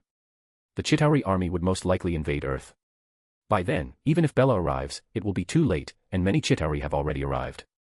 As expected of Loki, while weakening the combat power of the Avengers alliance, he also used Hulk to hold her back. The Avengers fell into a tough battle. Facing the constant Chitauri army, they could only delay the battle. But with Loki's way of thinking, it's impossible not to think these tricks can stop her. She thinks about her weakness. Angie. Bella frowned. Seeing Bella's expression, the corners of Barton's mouth rose slightly. It seems that you know, that's right, besides us, there are 3 submarines surrounding that island. If you don't want that girl to die, just stay with us here. It turned out that this was the killer move. Bella's eyes froze, and the anger in her eyes pierced Barton, and made the latter's heart feel cold, as if he was being stared at by an extremely ferocious beast. But instead of being scared, Barton shrugged. Sorry, that wasn't my plan. So, what's your answer? Let her die, but also go to war with us to save the Earth. The atmosphere instantly became heavy. Barton and the others looked at the famous Huntress in front of them with solemn faces. Plop. Plop. An oppressive atmosphere spread inside the Quinjet, and apart from the huge amounts of whistling sound from the ceiling, the beating hearts of several people could be heard. 3 seconds, these 3 seconds seemed to have passed a century in the eyes of others. 3 seconds later, the frosty face was reflected in the eyes of several people. With that sarcastic look in her eyes. I will beat you up in the name of Frigga. Boom. The metal boot stepped on the plane fiercely, and the terrifying force penetrated the Quinjet. With a loud noise, a group of flames emerged from the air, and with this foot, she destroyed the Quinjet. The impact of the explosion caused everyone to fall from the plane instantly. The 2 agents flying the plane died instantly. Barton, who was lucky enough not to die, fell into a coma and fell from a height of several thousand meters, as did the woman with the tattoo. One of the men turned into yellow sand all over the sky, enveloping everyone. Finally landed on a deserted island below. The small island is not big, but it is not small either. Their location is over 10 meters high from the sea's surface. It is on a cliff-like plain. Bang.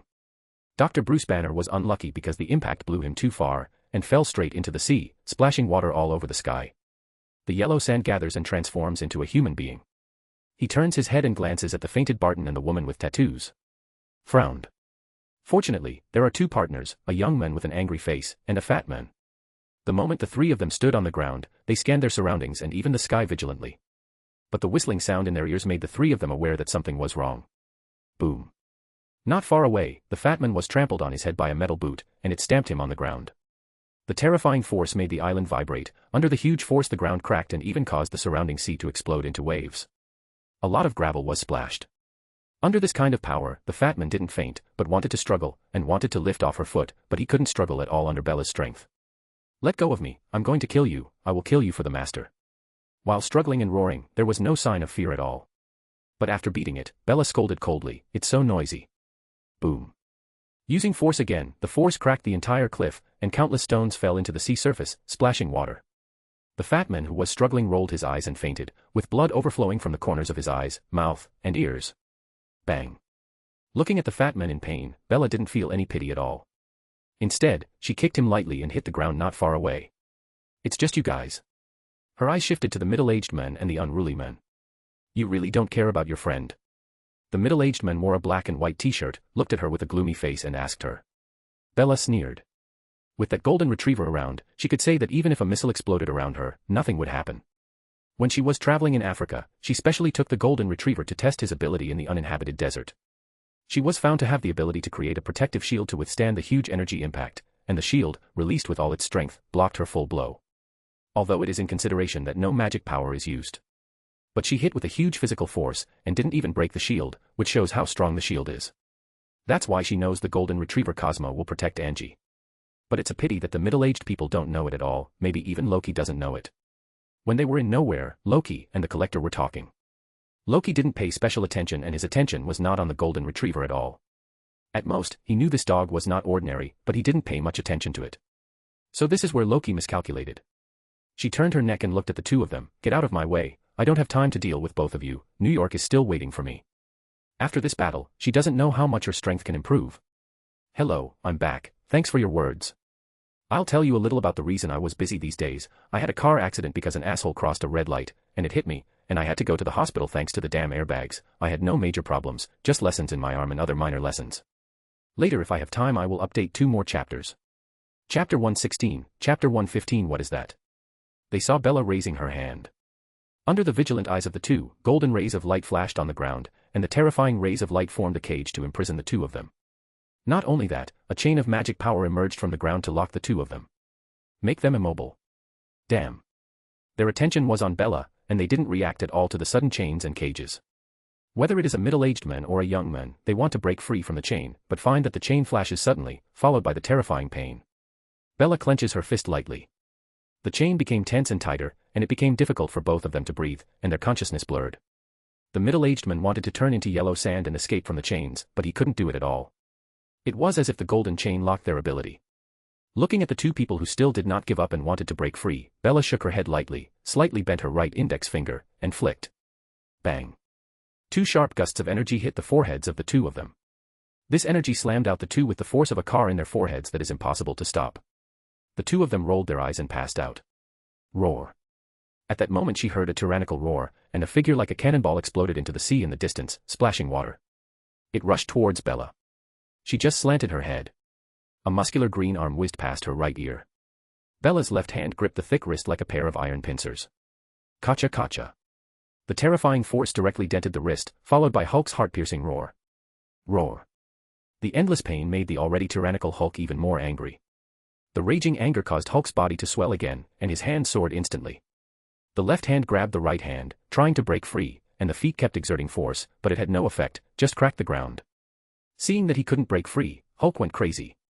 Instead of grabbing his right hand, he punched Bella hard with his left hand. Cut through the air and make a whoosh sound. The air wave exploded, and Bella's right hand grasped Hulk's left wrist precisely. Both wrists were grabbed, and the grip was so strong that it nearly crushed Hulk's wrist bones. Hulk roared in pain and struggled violently. Terrifying sound waves resounded throughout the island. %ZZ at. Hulk lost his mind and made the craziest decision, hitting Bella with his head. Bella didn't want to hit him with her head, but jumped her body into the air, and with her right knee pointing upwards. Boom. With a bang, Hulk also rolled his eyes and passed out. With the fainting, his originally huge body gradually shrunk. Transformed back into Bruce Banner's figure. The moment she defeated Hulk, she felt the magic power in her body increase, but she didn't care about it. She bent down slightly, and the ground cracked, turned into a black streak through the air towards Guillermo K. Hulk, who is over 2 meters tall and looks like a tank, can't compare with Bella, who is 1.8 meters tall and slender. But the reality is that Hulk, who is full of muscles, cannot compare with Bella in strength. Bella can increase her power with her magic power, while Hulk can improve his strength with anger, but he is being controlled, and that is a disadvantage. The islands of Guillermo K are only a few nautical miles away in the sea. 3 submarines are lurking at the bottom of the water. Hundreds of elite agents in the 3 submarines are waiting for the order to capture the target at any time, or destroy the target. Sir, the torpedo is ready and ready to be launched at any time. The commanders of the 3 submarines looked at the screen of Guillermo K on the console with their hands behind their backs, and beside them was the communicator, waiting for orders. Beep beep beep. However, the order didn't arrive, but the alarm sounded. The commander was startled, and he couldn't say anything. In the last scene, a golden ball of light tore through the hull of the submarine and smashed it. Boom. Boom. Boom. Accompanied by 3 clusters of flames, 3 submarines imploded and were destroyed underwater, and the agents inside did not know what happened and were torn apart by the implosion. Standing on the turbulent sea, Bella lowered her raised right hand.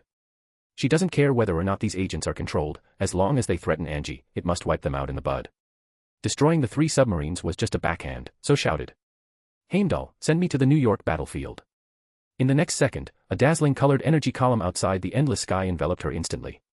When the light dissipated, Bella's figure disappeared without a trace, and the sea returned to calm. Manhattan, the original center of New York, was plunged into the battlefield, the flames, the sound of explosions, and the endless Chitauri army. It destroyed the original magnificent buildings in the flames of war, and people fled crazily, trying to avoid the aliens who were chasing and killing them. Also have to beware of stones and alien corpses that fall from the sky from time to time. Panic, endless panic. The police, superheroes, Spider-Man, defenders, and even gangsters have joined the resistance, but they just hold on. There are too many aliens. This war in New York was broadcast live because some journalists who were not afraid of death broadcast it live. Boom. The red battle armor kept shuttling in the sky, and a Chitauri ship was blown up with a random shot, and the screen in front of Tony showed that the other MK battle armor had been damaged and there were only 2 left. His face was extremely ugly. Thor. Haven't found Loki yet. If this goes on, New York will fall completely. At that moment, Thor's voice came out, no, he hid well, and Heimdall couldn't find him. What the hell, this damn person is so narcissistic according to his personality. Logically speaking, he should look at the result of his creation, but now he shrinks. Tony, it's been 5 minutes. Why hasn't the military team shown up? Rogers's breathless voice came. How do I know, but there is a high probability that Fury or Shield are acting as a hindrance. Before Tony could finish speaking, his eyes widened suddenly. Fuck, what is that thing? Chapter 117, Chapter 116 King is back. Bang. The red figure fell from the sky on the roof of the car, directly crushing the car, and splashing glass shards everywhere. A little dizzy from the fall, okay, now I know what it is. As soon as he regained consciousness, he saw countless Chitauri floating in midair, with their weapons aimed at him, and Tony cursed inwardly. In the next second, energy beam guns poured down like torrential rain. Boom. Boom. Boom. The power of Chitauri's weapons is not small, even though the shell of Tony's armor is hard. Under the constant bombardment, Tony's MK armor has been damaged. Tony's side was under bombardment siege. Other people caught in the firefight couldn't get back in time to support him. JARVIS, I need support. Sir, the hammer is coming, and the time needed is about 1 minute. I don't think I can hold out for 30 seconds with all the energy being pushed into the thrusters. In the next second, Tony's full-power engine exploded and rushed out. And this is just a scene of the New York battlefield. Not only Tony, other superheroes, and even the police are in a hard fight. There are sacrifices and deaths in every share and every second. Everyone in the world watched this scene through TVs, computers, and even mobile phones, watching Tony, Thor, and even Captain America Rogers and others who were fighting against aliens. Tired, with blood on their body, they had to persevere. There are also those police officers, and the same is true for other superheroes, which makes everyone feel moved. Come on, Iron Man. Kill the group of aliens and smash it. What about the army?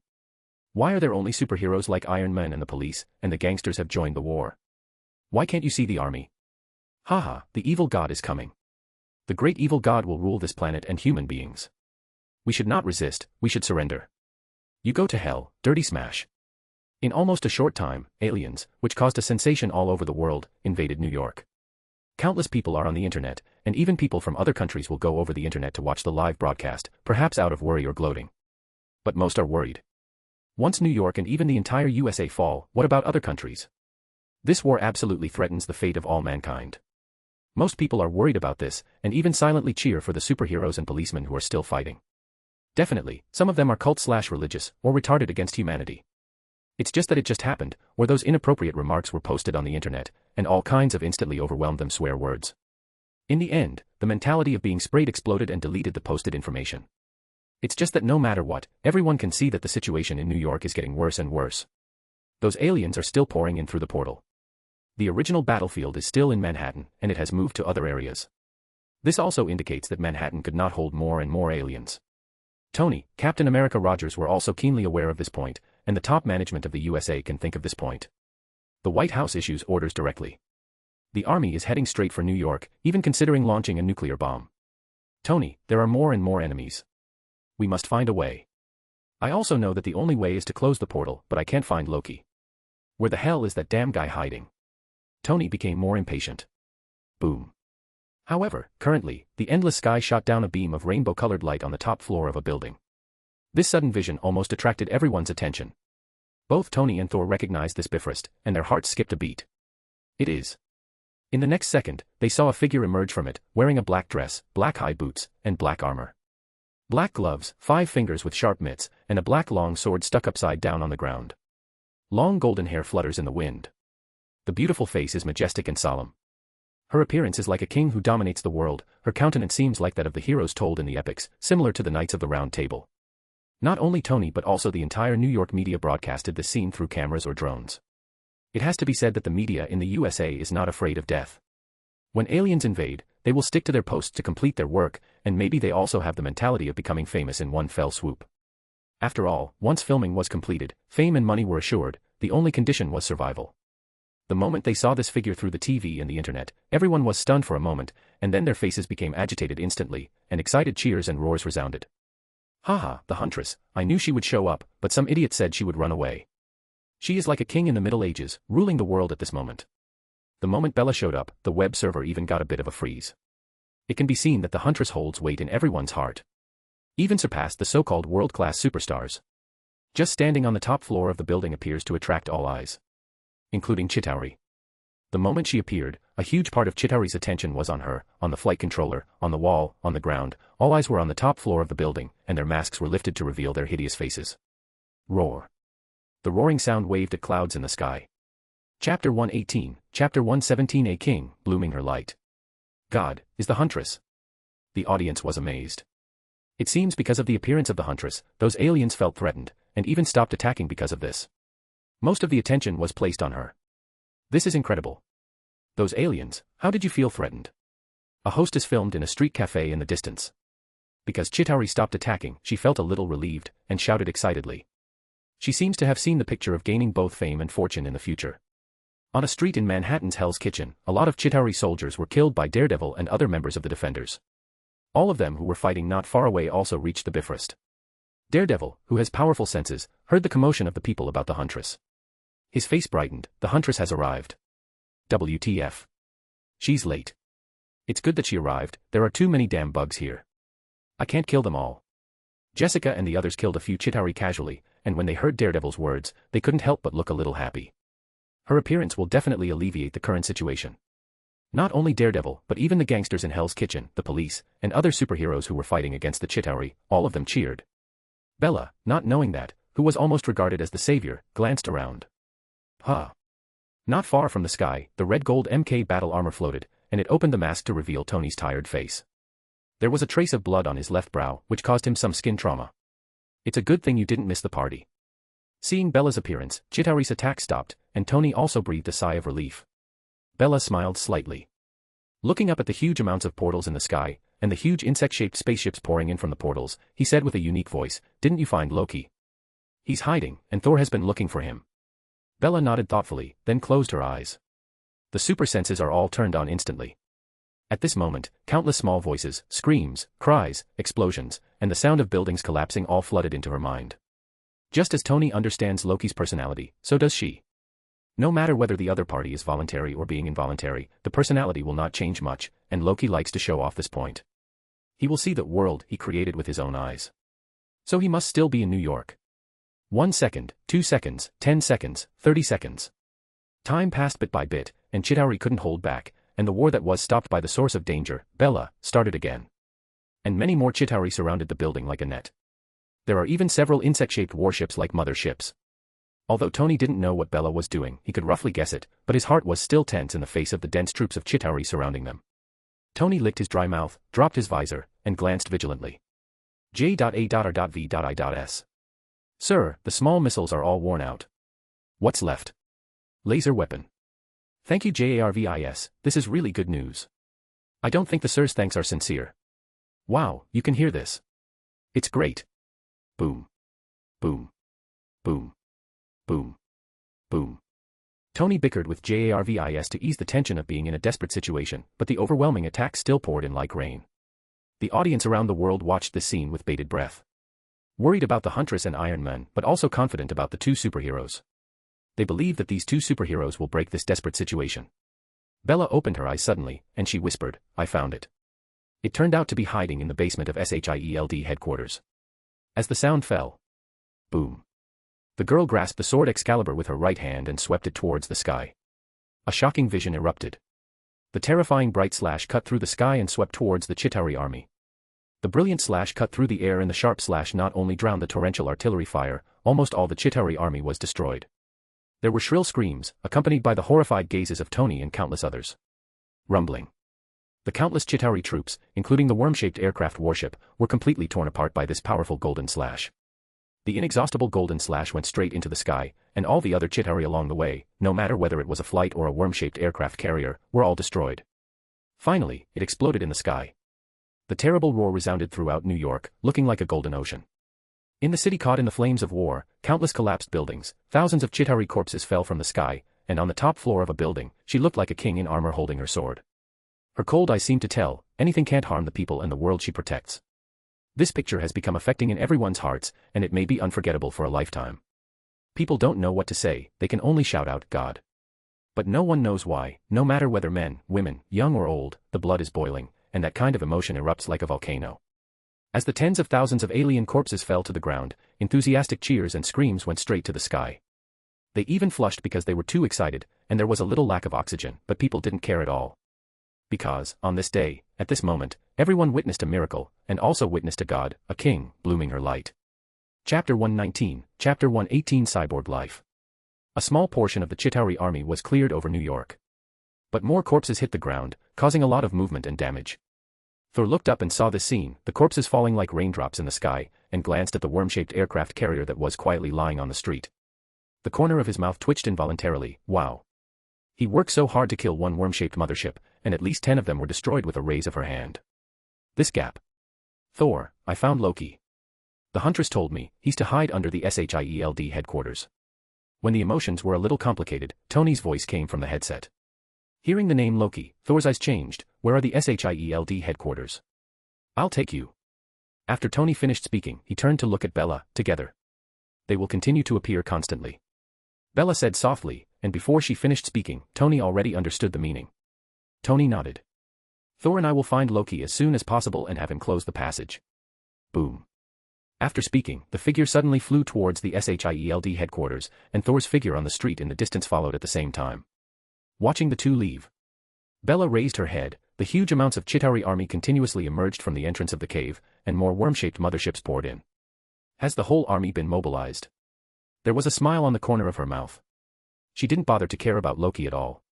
After destroying tens of thousands of Chitauri soldiers and about 10 insectoid motherships. With that, Loki had brought huge amounts of XP to her. The Chitauri are a race of cyborg aliens, but they are still judged to be supernatural beings. With the addition of the worm-shaped mothership, Bella's strength has been improved. Isabella Catherine. Strength, A. Stamina, A. Agility, A. Magic release, A. Mental power, B+. Lucky, C+. Riding, B+. Intuition, A. Temperament, A. Noble phantasm. Bloody Rose, false. Goddess of war, false. Firearms. Black Excalibur, true. Black light armor, true. In addition to the improvement of the magic power due to defeating Hulk, her strength, agility, intuition, and endurance have also been improved. With such a good chance to improve, will she take care of Loki? Not to mention Loki, she doesn't care about the mind gem in his hand. If mind gem can also improve her strength, Bella would do everything possible to get it, which shows her persistence in improving her strength. Roar. The modified worm-shaped motherships poured in, a smile flashed across Bella's eyes, and the time had come. Bang. The body squatted down slightly, and the explosive force exploded from the roof instantly. The force cracked the top floor of the building, and the floor-to-ceiling windows of the building were instantly shattered. With the glass slag, all over the sky, under the excited and expectant eyes of everyone. Bella's figure shot straight into the sky. Boom. The terrifying speed even broke through the sonic boom, resounding through New York. Rumbling. She crossed the distance of tens of hundreds of meters in the blink of an eye, and all the Chitauri ships along the way were aimed at her. They were densely packed with energy lasers, did not approach at all, and were crushed by the majestic airflow around them. An unstoppable figure rushed to the vicinity of the portal. Bella is very smart and doesn't use her mana to support her flight at all, that would consume too much mana. Standing on the mothership, Bella is like a king of the nights. With the fluttering of blonde hair, the sword seems fierce in her hands, and every swing is full of artistic sense. However, beneath the art are the lives of countless Chitauri. Blood, corpses, and metal debris rained down. On the ground floor of the SHIELD headquarters in Manhattan, Tony and Thor finally meet Loki. Behind him are countless downed agents. Among the huge amounts of underground fortifications, apart from Loki, there are Fury, Phil Coulson, and Hill. High spotlights hang from the concrete walls. The originally dim underground fortifications were brightly illuminated, and huge amounts of screens were placed on all sides, and what was displayed on the screens was the scene of the New York battlefield. Can you actually find my location? Loki was a little surprised. There was an isolation device underground, and with the scepter, even Heimdall couldn't see him, but Thor came directly to the door, which was beyond his expectation. Thor, who saw his brother again, saw Loki's face, pointed to the big screen beside him and said excitedly, "Loki, look at what you did." Then point to one of the pictures of Bella fighting fiercely. The voice became louder and louder. "Look at the Huntress, she saved Asgard, she saved our mother, she is our friend, you created this war with your hands, and let her homeland fall into flames of war. You ask yourself, is this really what you want to see?" Every word hit Loki's heart. The voice of reprimand echoed throughout the underground fortification. But it was Loki's cold face that responded to Thor. Loki pointed at Thor with a scepter and said coldly, "This is what I wish to see, only in this way can I prove my value to the Master. Not only Earth, but also Asgard, will be my target, and now, we only have war." Thor gritted his teeth, then war. "Don't waste too much time talking, Beach Boy." Tony was already impatient. He hated Loki for a long time. He was directly beaten by Loki when he was careless in New Mexico, and he wanted to take revenge, but he slipped away long ago. Now, Manhattan and even New York are at war. All must know that in Manhattan, the Stark Group has many properties, and the loss is huge. Even if he doesn't care, it's still money. New and old grudges added together, he has enough patience that he doesn't shoot Loki when he sees him. He didn't do it in consideration of Thor. Boom. But before Tony could make a move, Thor rushed towards Loki. Tony could only curse inwardly, and had no choice but to target Fury, Hill, and Phil Coulson agent. For Phil Coulson, he still has a good impression. Phil Coulson agent, the next time when I see you, I have to mock you with a picture of you foaming at the mouth on the ground. Looking at the three SHIELD who surrounded them, Tony twisted his lips. Chapter 120, Chapter 119 Skill Increase. Boom. In the sky of New York, golden energies bloomed like stars, and dense rays shot out from them.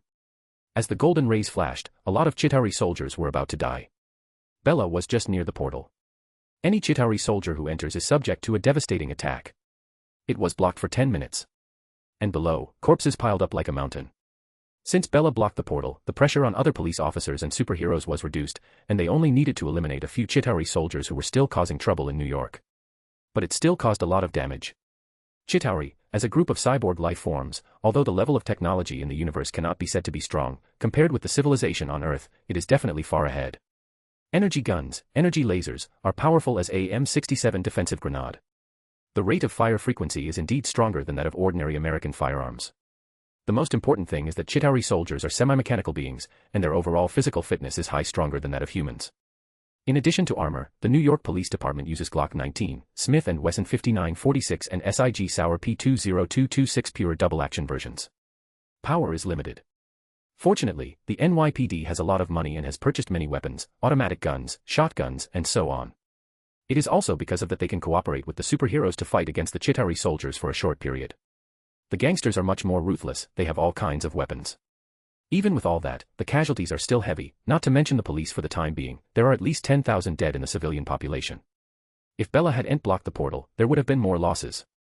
The situation on Manhattan Island slowly came under control, and then evacuated civilians, leaving Manhattan Island, outside the center of the battlefield. The army already is long overdue. Clear out the remaining Chitauri soldiers. Afterward, all the attention was focused on the sky portal, especially the media saw that there was no serious threat to their lives, so they boarded the helicopter and broadcasted it, at close range. They watched the Huntress fight against the aliens. The combination of art and violence, every time she swung the sword, a series of terrifying golden slashes mixed with destructive power pierced the sky. The figure that never retreated stood tall in the sky. Countless Chitauri soldiers fell, and the worm-shaped mothership could not stop it. It's exciting to see. They can't wait to rush up and fight side by side with the Huntress. This is true whether it is a civilian or a superhero. But they are powerless. Boom. Boom. Boom. But the army has the ability. A group of fighter jets howled to open fire on the portal, missiles, and the storm of bullets made the entire portal emit huge amounts of fire. Definitely doesn't include Bella. The people in the army are not fools. The whole world is paying attention to this place. Although they also want to get rid of the unstable factor of the Huntress, if they did they would definitely be condemned by the entire world. This is the premise of whether it can be removed or not. With the strength and steel body displayed by the Huntress now, ordinary missiles and hot weapons have long been analyzed and basically ineffective. Perhaps the frontal strike of nuclear weapons can be eliminated, but it is only in theory. This person's behavior style is strong, which can be seen by killing the minister of the World Security Council on the street. If this person is not eliminated by then with one strike, they're afraid that all of them will suffer constant reprisals. Who wants to be aimed at by such a terrifying existence every day? Isn't this insane? Since they can't get rid of her, and she can't turn their side, the only thing they can do is not on bad terms with her. Helping the Huntress to fight against aliens can just lead to some relationships. Although the army has also recruited some super-ability beings, can you compare with her? They think they are gaining her goodwill, but actually snatching monsters. Thanks to the worm-shaped mothership, the biggest source of experience, those missiles caused little damage. That's why Bella didn't get mad. Isabella Catherine. Strength, A. Stamina, A. Agility, A+. Magic release, A+. Mental power, B+. Lucky, C+. Riding, B+. Intuition, A. Temperament, A. Noble phantasm. Bloody Rose, false. Goddess of war, false. Firearms. Black Excalibur, true. Black light armor, true. Rough calculations have killed at least 20 worm-shaped motherships, which are also the biggest source of XP, and her strength has been improved again. Her agility and magic power have been increased by one level, but the rest has not changed. Especially the magic power, it was only a small level increase, but it increased her magic power by 3 times. The magic power is more solidified and larger. It seems that magic power has been tripled now. Today it seems her body is able to destroy meteorites with the power of 20 atomic bombs. With this increase, she would have no problems with the previous meteorites. That meteorite was big enough to destroy the largest city in the world. After thinking about it, what kind of improvement is this? The most important thing is to triple the small level from A to A+. What about the big level? Bella has a premonition that if all her attributes reach a level above A+, then she should step into level Godfather. This means that she would be on par with the top powerhouses in the universe, the gods. Thinking of this, Bella became more and more looking forward to it. The magic power soared 3 times, and even overflowed from the surface of the body. Dazzling and noble strands of golden airflow caused the air to ripple like the surface of water. Chapter 121, Chapter 120 Greatest Heroes in Human History. Boom. Painful hisses rolled and rippled. The majestic air wave, together with the Chitauri soldiers on the entire shell who were trying to attack Bella, were all blown away.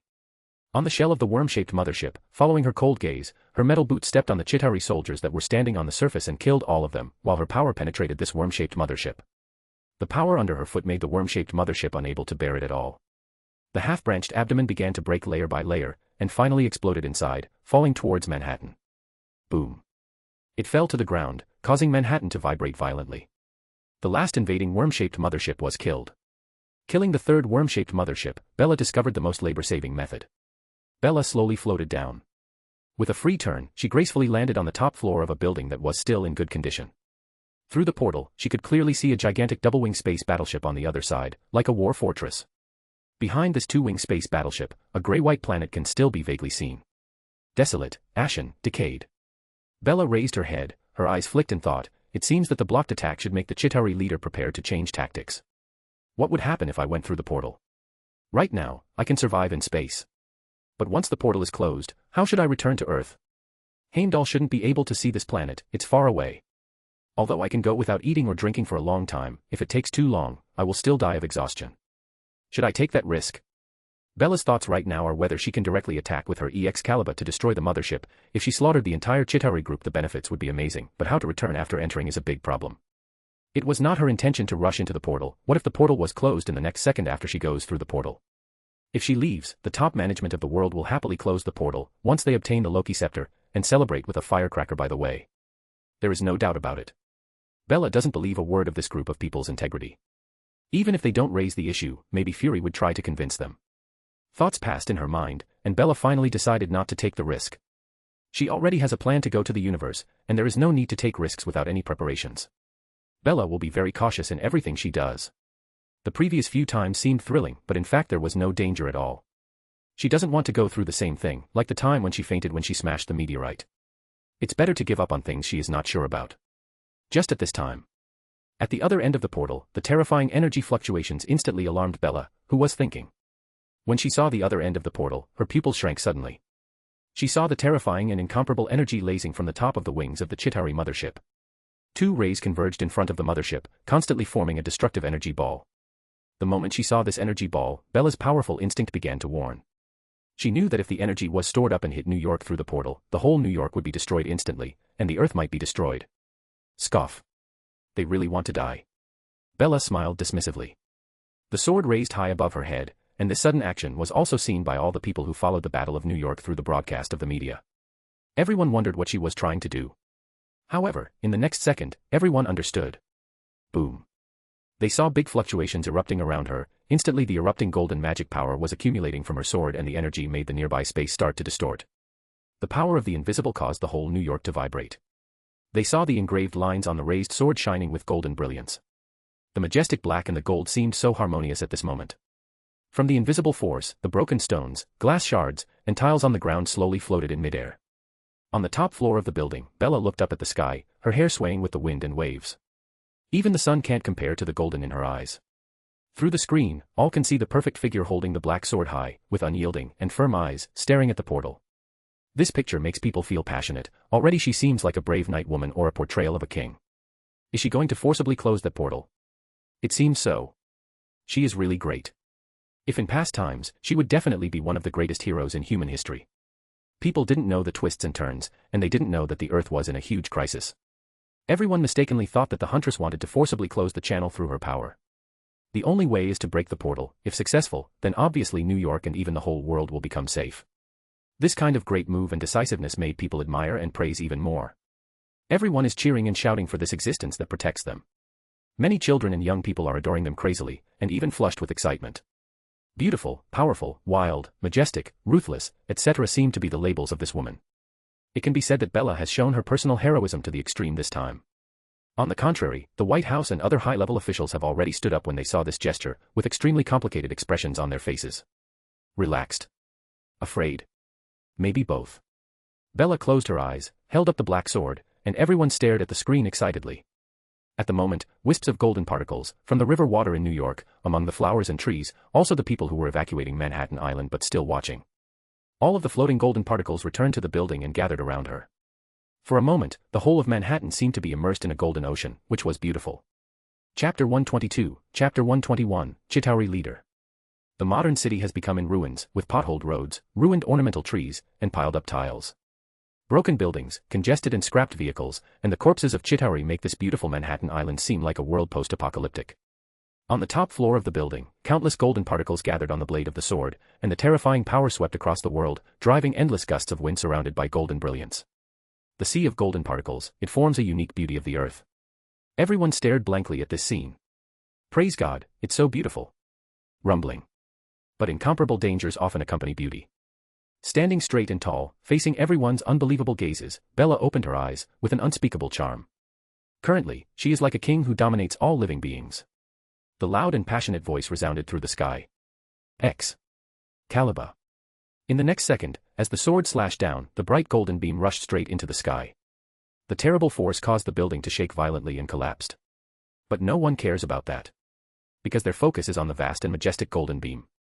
In the anticipation of everyone, the hope and will in everyone's deposits on Bella, this terrifying golden beam just passed through the portal in the blink of an eye.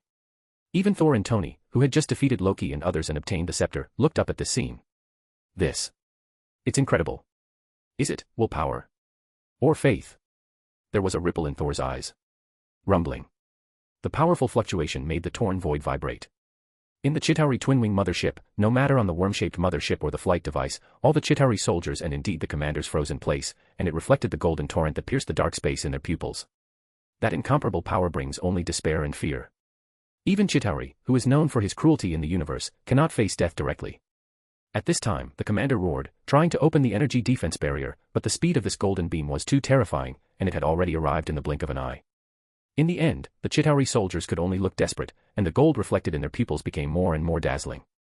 Instantly, together with the two-winged Chitauri mothership, including hundreds of thousands of millions of Chitauri soldiers, the golden rays completely swallowed them.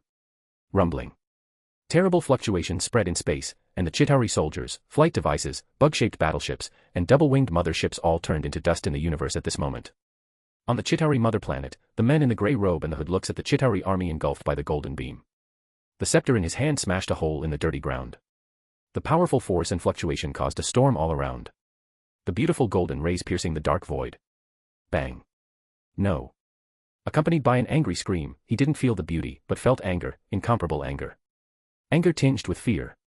He couldn't believe it destroyed his army instantly. The Earth was just a backward civilization. But it has the power to destroy his army. How can this convince him? How would he explain to the overlord of the universe? He once vowed that he would conquer this planet, but now he has not redeemed his promise, and with the brutal character of the cosmic overlord, he would die. Because it does just mean his plan has failed. Even got lost, and infinite gems. Impossible, this is impossible. Fear, despair, and fear made him even take 2 steps back involuntarily. Rumbling. At that moment, he saw the golden rays in the sky still heading towards the planet, and he didn't have time to be afraid. Terrible torrents crashed upon the planet. The destructive force erupted on the surface of the planet, accompanied by violent roars, drowning and devouring all life. Chitauri, who still existed on the planet, had no chance to react, let out a miserable scream, and then disappeared. The planet is vibrating, the wind is howling, and the air waves of gravel sweep across the sky and wreak havoc. Finally, it slowly faded away. A deep pit with a diameter of hundreds of thousands of meters has already appeared on the surface of at the moment planet. The rocks in the pits have crystallized, and even lava flows. Wisps of blue smoke slowly rose. It can be seen how terrible the high temperature just now is. Here, there is no life anymore, and under this devastating force, no life can survive, except for one person. Katja. At the bottom of the deep pit, a hand stained with dark green blood penetrated the ground, and a figure crawled up from it, covered in scars. At that moment's hooded grey robe had turned into a rag. He is the leader of the Chitauri. His whole body was covered with scars, and the powerful high temperature almost charred the left half of his body. The left arm is cut down. The Chitauri leader felt the incomparable pain, and his expression was extremely ugly, especially with the left face and eyeballs turning into charcoal. It looked so ferocious and terrifying. His gaze swept across the deep pit lightly. He took a deep breath. Anger, fear made him feel mixed. Just a little bit more and he probably will die under this golden power. If it weren't for the scepter, he would have turned into ashes like the other Chitauri soldiers. What kind of power is this? Looking up at the dark void that has returned to calm, the Chitauri leader clenched his teeth. This kind of power is not something that ordinary people can use.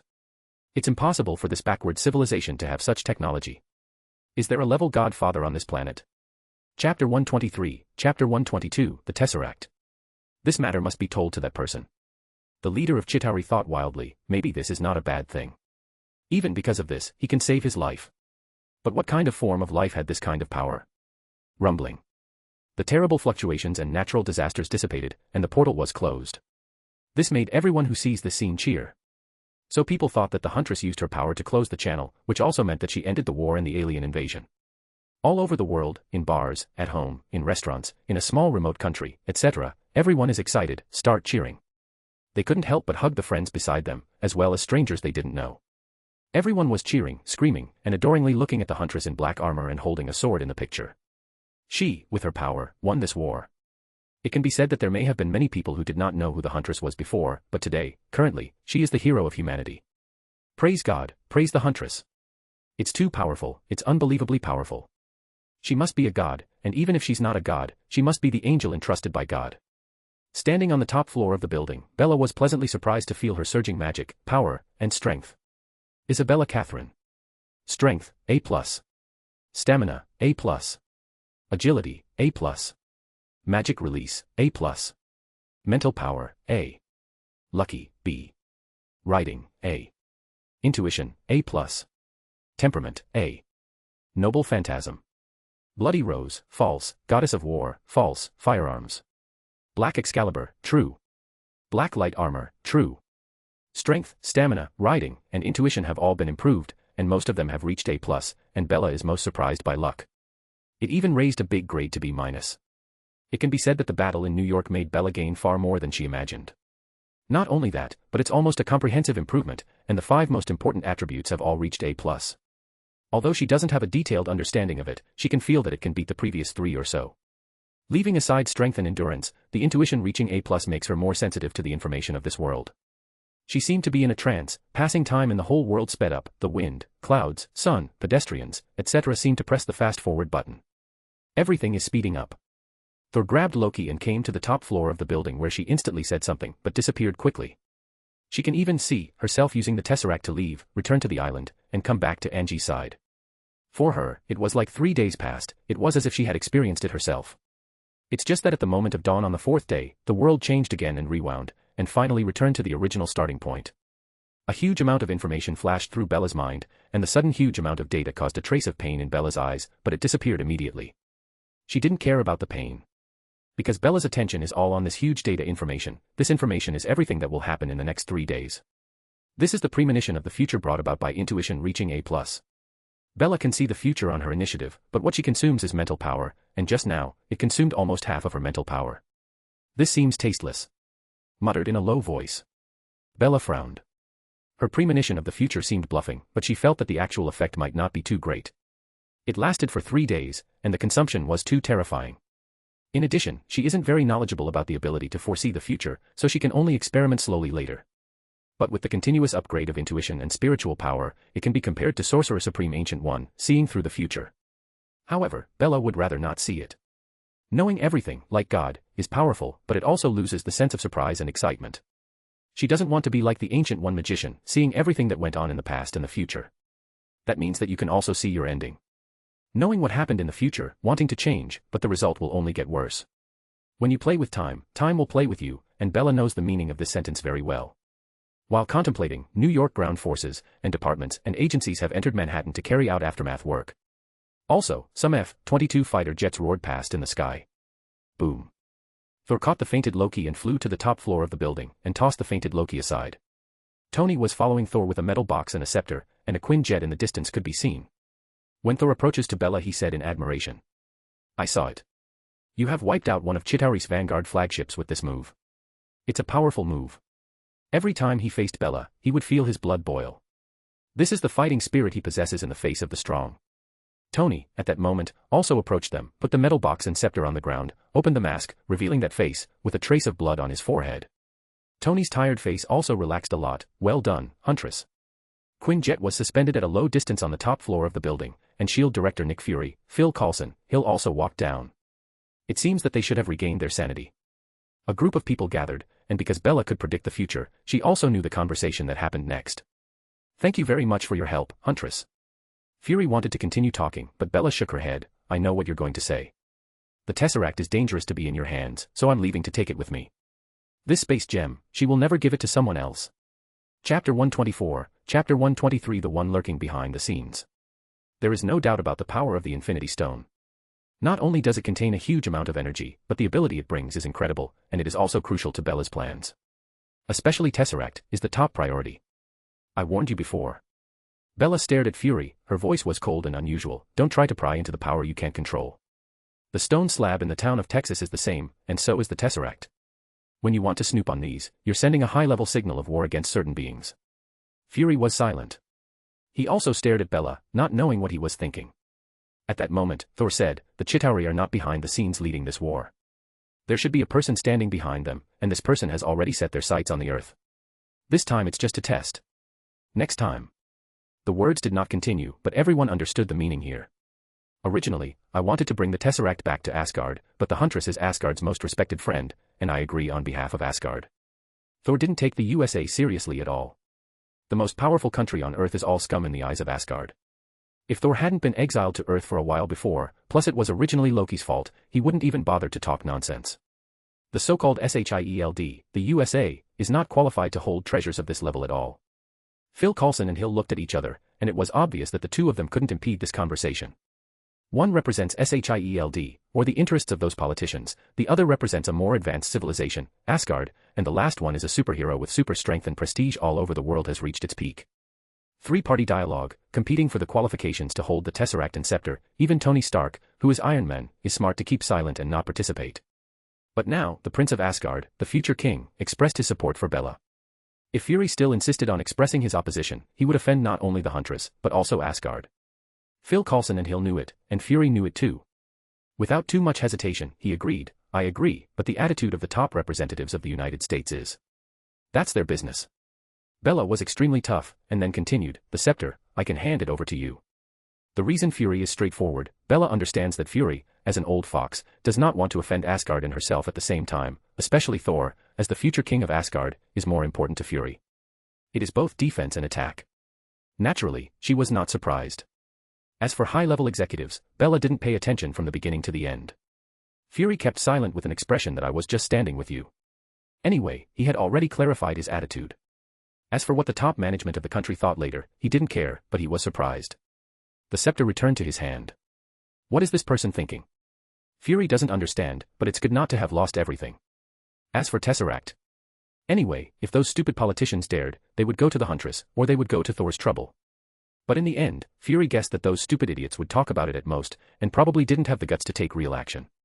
"I have to go back and find who was plotting against Loki, and who is the one who was behind the scenes." Now that it settled the conversation, Thor continued to speak, with a somewhat ugly look on his face. As a senior brother, Thor is clear, that was a provocation to him, and the whole of Asgard plotted against his dear brother. Of course, he had to go back and find out. There was a ripple in Bella's eyes. She thought for a while, but said nothing. As long as Odin has not fallen, it is impossible for Thanos to take action against Thor, including this time it counted Loki, which is at most a warning.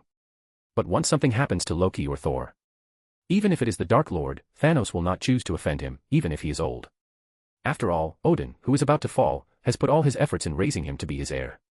If Thanos dares to attack Thor, Odin will go all to kill out. Facing the King of God, Odin, who can deal with the gods at his peak, Thanos doesn't want to die in such a stupid way. Thanos is waiting for Odin to fall. Heimdall. Thor nodded to Bella and Tony, and shouted to the sky next to the fainting Loki.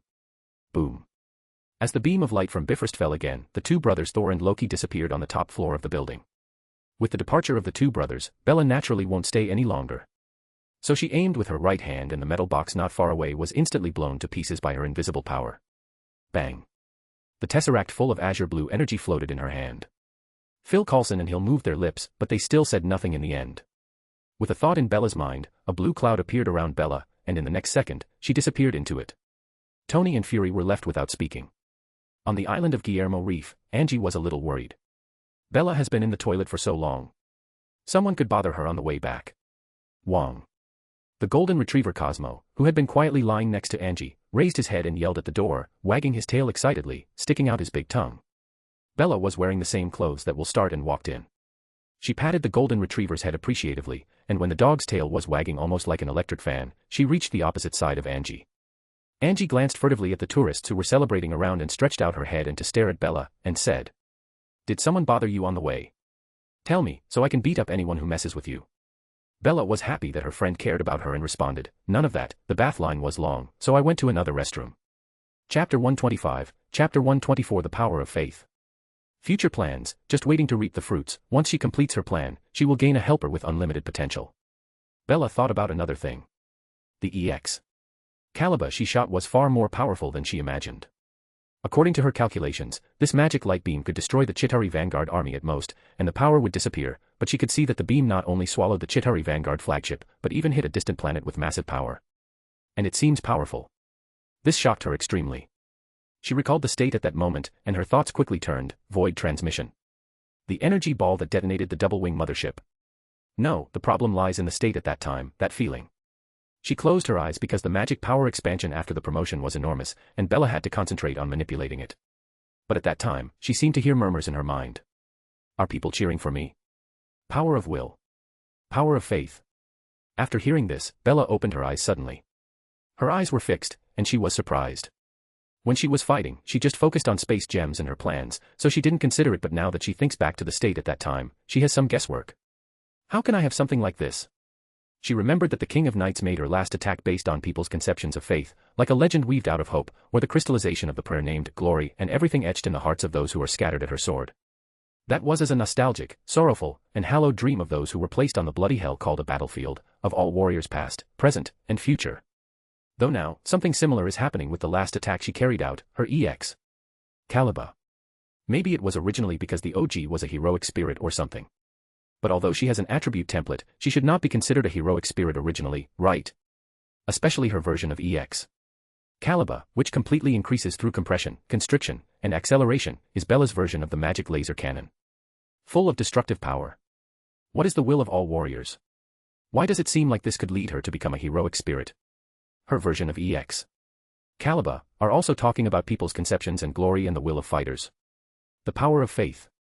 Bella will believe that it was the will of the civilians who had died in New York. The power of faith is easy to understand. The identity of the Huntress has been doing things in the past few years, and has gathered many fans, including loyal fans and crazy fans. Definitely, there may also be fans who are crazy about the Huntress. She has visited the Huntress forum herself, and many fans think she is an angel sent by God, or deity. With that kind of crazy energy, who dared to say a bad word about the Huntress would kill the whole family. Anyway, she smacked her tongue when she saw it, and Bella wondered if she couldn't stand the bare bones of praise. She doesn't know how these crazy fans dare to type every word. Bella's eyes flickered in thought. Maybe she can go to Asgard and ask the Queen of God. This one may not be strong in terms of strength, but she certainly beats Loki in terms of wisdom and knowledge. What definitely gave her a headache was that this gentle Queen Frigga always looked at her like a daughter-in-law every time she saw Bella. Being watched by her, Bella only feels goosebumps coming out. But it's not easy to say it, so she can only endure this grievance secretly. Hate to become stronger, she could bear everything. Bella sighed secretly. At that moment, she saw a dark-skinned man with a beer belly and a thick voice with a hint of Cuban flavor, shouting to all the tourists in the store. Everyone, to celebrate Huntress defeating those damned alien smashers, all consumption is free today, and after drinking more than one box of beer, we will give away our special features. Let's cheer up. And one by one, the little buddies in clothes showing their muscles carried out boxes of Cuban beer. Looking at this scene, nearly 100 tourists in the store roared. Especially seeing the world-shattering battle just now, it has long made these passionate and excited people want to vent. And beer is one means. Loud roars and cheers did the whole shop lively. Chapter 126, Chapter 125, Going Home. The impact of the Battle of New York on the real world was beyond imagination. This war almost detonated the entire world. Because of the existence of the Huntress, it appears that it has easily won the war of invasion, but all human beings and even all countries are worried about it, and a new round of arms race has begun. Crazy and loyal fans will think that as long as there is a Huntress, any alien invasion will be a trivial matter. Reasonable people would be worried, especially people with compulsive paranoia who have begun to dig doomsday bases at home, stockpile food, water, weapons, and so on. It is possible for others to do that, but the high-level officials can't put their hopes on a superhero. The Huntress is powerful, but can she really protect the Earth? SHIELD, Tony Stark, the USA, and other countries have all prepared for potential future crises. These are definitely things for later.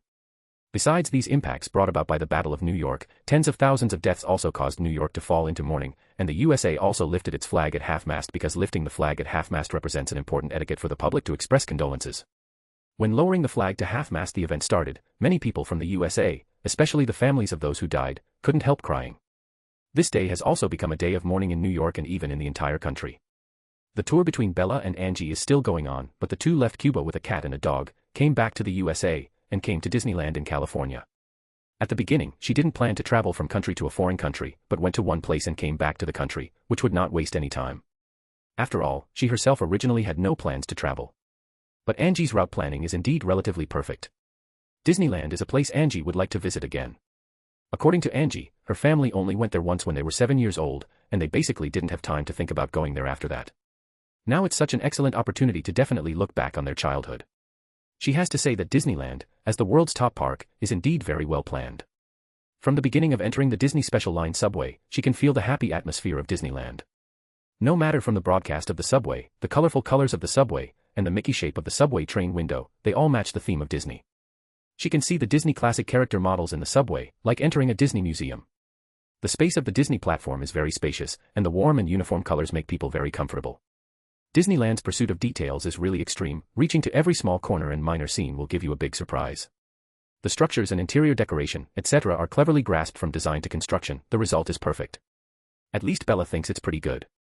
Another thing that made Bella feel surprised was that the alien invasion happened in New York a few days ago, and people began to worry and feel like the end of the world, but after 2 days, everything returned to its original state. At most, it's just talking during the chat, showing a sad look, and when you see something fun, you'll forget it when you look back. Sure enough, humans are still very adaptable. After a few days at Disneyland, Angie and Bella returned to their home. Luckily, the location of their home wasn't in the central disaster area, also the invasion ended relatively quickly, and the Villa Bella also arranged a lot of defensive enchanting items, so there was basically no loss. It's just that some unlucky neighbors were destroyed.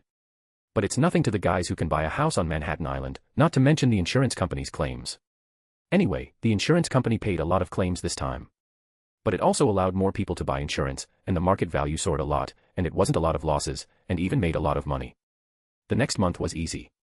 Angie, as a doctor who received a medical degree from a prestigious university, got the opportunity to work at New York Presbyterian Columbia and Cornell University Hospital.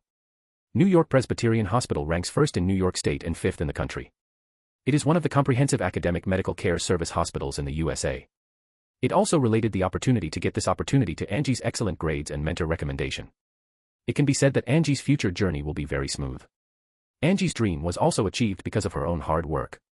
For this reason, when Bella heard the news, she made a special meal for her friend to enjoy. Then Angie fell into a slightly hectic time slot. Taking advantage of this time, Bella's concerns from the beginning had already come to fruition. Sitting on the sofa in the villa, she looked at the laptop on her lap, with a trace of coldness in her eyes.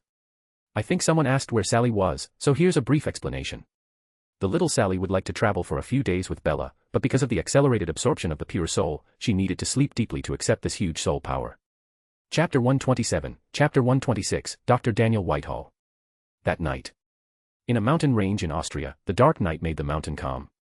The green trees and jungles, the chirping of birds and insects, and the roar of waterfalls in the depths seemed to form a famous symphony. It fully revealed the harmony of nature at this moment. However, just inside a mountain range, was established a secret base. Bright white lights illuminate one of the huge laboratories. It displayed countless sophisticated technological equipment among them, and the most eye-catching thing in the middle is a huge glass capsule. The glass capsule is filled with blue liquid, and it's soaking a little human girl who is about 10 years old that was wearing a white coat, covering a breathing mask on her mouth and nose. In front of the glass capsule, a vigorous middle-aged man with glasses looked very excited. It's so perfect, it is the most perfect murder weapon I could create, and it will become my most perfect work. The surrounding experimenters didn't care about this, and their expressions were as usual, as if they were used to all this. Step. Step. At that moment, soldiers in black combat uniforms walked in, glanced at these staff members, and whispered to the middle-aged men, "Dr. White, those people have sent a message that they are going to hold a meeting. Let those guys go to hell. They are afraid of the so-called Huntress, but it's not worth mentioning to me at all. Just a little bit, our work can be completed. At that time, let alone a Huntress, the whole world will be mine." The serious Dr. White cursed impatiently, but following the words, his expression became more fanatical and excited, as if seeing a picture of the future. And following Dr. White's words, everyone present was excited. Everyone is clear that Dr. White's words are not empty promises. They have followed Dr. White for over 10 years and know how great this experimental project is. Just like what Dr. White said, once the experiment is completely completed, the Huntress and the aliens will all submit to Hydra. And now, it's just one step away. However, fate is so wonderful, this step is as far away as the sky. Beep. Beep. Beep. The originally bright laboratory at that moment lights turned to red, and the alarm went crazy. Everyone's expression changed immediately. What happened? Dr. White suddenly turned his head and looked at the large screen hanging in the laboratory's corner. A dozen split screens showed important passage positions, and many armed soldiers with guns began to move. The pupils shrank, and the goal of these soldiers seemed to be the laboratory. All kinds of speculations and possibilities flashed through his mind, the biggest possibility being betrayal. Especially at the last moment when the experiment was completed. Was it too much of a coincidence? Dr. White came to a conclusion. Who exactly? Dr. White narrowed his eyes slightly, and glanced around. These people are his most trusted subordinates. They have been selected after over 10 years of strict inspection. Could it be that someone planted a nail by my side more than 10 years ago? Dr. White. At that moment, a man in his 50s suddenly pointed behind him and yelled in surprise, which attracted everyone's attention. Everyone turned around, and the soldiers on the side of Dr. White pulled out their pistols and pointed them behind them. Just the moment they turned around, their pupils suddenly shrank. They saw the center of the 2 rows of instruments behind them, and they didn't know when a blue cloud appeared out of thin air. Even as an ordinary human being, they can feel the dangerous energy in it. An invisible pressure spread from it, making Dr. White and others dare not move at all, and even a drop of cold sweat unconsciously hung on their foreheads. This is. Dr. White is familiar with this blue cloud, as if a flash of lightning flashed across his mind. Portal to the Battle of New York. Tesseract. As one leader of Hydra, he indeed put nails in shield. How could he not know the inside story of that base in New York? He even knows who the final owner of Tesseract is. A sense of misfortune rose in his mind, and already, the sound of crisp footsteps came from there. Step. Step. He was shocked. The footsteps seemed to have a strange rhythm, which resonated wonderfully with everyone's heart. Plop. Plop. With the sound of footsteps, everyone, including Dr. White, turned paler. Just when they felt like their hearts were about to explode, finally, the blue cloud was pushed away, and a figure appeared immediately. It reflected a familiar face in everyone's eyes. The moment they saw this person, everyone took a deep breath. Fear and despair slowly surfaced on their faces. Huntress. Dr. White lost his voice. If there was still a trace of hope, but when he saw Bella in the familiar and classic black dress in front of him completely shattered the trace of hope in his heart. Fear, the emotion of incomparable fear, rises uncontrollably at all. Not only other people but also Dr. White. Everyone seemed to be contemptuous of the Huntress in their words. But when actually facing this person, they didn't even have the will to resist. Even if the Huntress didn't even say a word, and she didn't even put her eyes on them, Her Majesty shocked everyone's hearts, like a king who ruled the common people. Several experimenters who were not strong enough to bear the horrific pressure could no longer resist. Currently, they knelt down on the ground with their hands on the ground, drops of sweat dripped from their forehead, and fear distorted their faces. Even if someone didn't fall to their knees on the spot, they were trembling. Chapter 128, Chapter 127, Sally's Body. The blue cloud group behind her disappeared immediately. She walked step by step to Dr. White. Her eyes, with a gaze of majesty and coldness, looked at the body of the little girl in the glass capsule, and the girl's body looked almost identical to little Sally. Walking in front of Dr. White, Bella softly said, "If it wasn't for her, all of you, bastards, would have died a long time ago." Following Bella's gaze, Dr. White looked at his perfect work. "How did you know about my plans?" Knowing that he must die, Dr. White gave up struggling and asked directly. But the response he got was just a golden energy ball with a diameter of 10 centimeters. Seeing this golden energy ball floating in midair, Dr. White and everyone else looked even paler. The power of this energy ball is like the sun. If this ball of energy were to explode, no need to say much about their fate, so they shouldn't move. Bella ignored this group of dregs that were about to vanish into thin air. For this group of guys whose hands it stained with the blood of countless lives and brought pain and torture to countless innocent people, bestowing death is already the greatest kindness. If it wasn't about little Sally, who needs help to process her new body. She would definitely find a group of demons and undead, and make these bastards feel the same torture and pain. Bella's eyes had a ray of gold, and the majestic magic force shattered the glass capsule. The Invisible's magic power dragged the little girl, holding this empty body with care. Bella didn't delay any longer. This is the most perfect body cloned with little Sally's cells and tissues during her lifetime. She found some information through the web before, when she was searching for information about Alexander Pierce, and then looked at some archives classified about Dr. White who was experimenting with human cloning. She wanted to kill this bastard in one go, but found that this bastard seemed to experiment with little Sally's body. She wasn't going to forgive him, but she decided to wait when she realized he could finish little Sally's body. Since then, she's been paying attention to this Dr. White who wants to create a perfect human killer, but he does not know that when his plan is completed, when he is most joyful, it will also mark the beginning of his death sentence. He didn't know this at all, and carried out the plan ignorantly. Removing the body from the blue liquid, Bella didn't delay any longer and held little Sally's body because the life force of the soulless body looked like it was rapidly weakening. She looked at the soldiers outside the windows of the laboratory. At that moment, with a cold smile, she disappeared in a blue cloud. Currently, the soldiers outside poured into the room vigilantly, looking at Dr. White and others who were kneeling on the ground and trembling with despair. "How are you, Dr. White?" Dr. White. What made all the Hydra soldiers even more strange was the golden energy ball suspended in midair. Boom. Horrific bangs resounded through the entire mountain range, and the dazzling golden radiance dispersed the night sky of the mountain range, and the violent energy explosion destroyed the base of the mountain range. Rumbling. The explosion with huge amounts of power caused the entire mountain range to collapse, the big trees were broken, and the dust of gravel scattered all over the sky in all directions. Violent earthquakes kept shaking. It even made the animals in the nearby mountains flee in fear. It lasted for a full minute before everything calmed down. The original mountain at that moment had completely become ruins, and everything in it had completely disappeared under this power. This explosion attracted the attention of the Austrian side, and they sent people to check, but they couldn't find anything at all. Bella's magical energy is too pure. After destroying everything, there will be no residue at all. The Austrian side couldn't find anything. Anyway, this place is remote and there are no people there. In the end, they only came up with the conclusion that maybe an earthquake broke out. Bella, who returned to the house, held the body in midair with mental force and continually used magic power to nourish and prevent the failure of the original healthy organs of the body. Bella used her mental power to pull out the soul of little Sally that was from the cross necklace around her neck. Looking at the quiet and cute little guy who was sleeping, Bella said softly, "Little Sally, now you can live happily in a human form." The body that has just been cloned has no consciousness at all. Like a baby, Dr. White deliberately did this. Only a blank sheet of paper will make it easier to instill new memories and better control.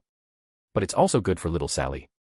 Little Sally's soul body entered the clone body smoothly, as if returning home. Bella was relieved that there was not even the slightest abnormality. In the house, the golden retriever and the cat sat on the sofa in a row, tilting their heads in a unified posture, flicking their tails, with question marks and doubts on their faces, watching the scene in surprise, like a pair of siblings. Holding the little Sally's body and placing it in one of her arms, Bella nodded with the other hand on the heads of theirs and said softly, "This is our family, do you understand?" Wong. Meow. The well-behaved golden retriever and cat seemed to be afraid of waking up the new little sister, and they even bark and meow weakly. If the cute and well-behaved appearance hadn't been for giving the welcome to little Sally, Bella would have chased them away. She touched the heads of the two little pets. Then Bella carried little Sally to her room, put little Sally who was still sleeping on the bed, and covered her with the quilt before returning. But the mental power is placed on the little guy all the time. Once there is any abnormality, she can also detect it. At noon the next day, life was still the same. In a room full of modern decorations, the eyelids of little Sally lying on the bed moved, and her eyelashes fluttered accordingly, which was adorable. Ah. Little Sally sat up slowly, rubbing her eyes and yawning lazily.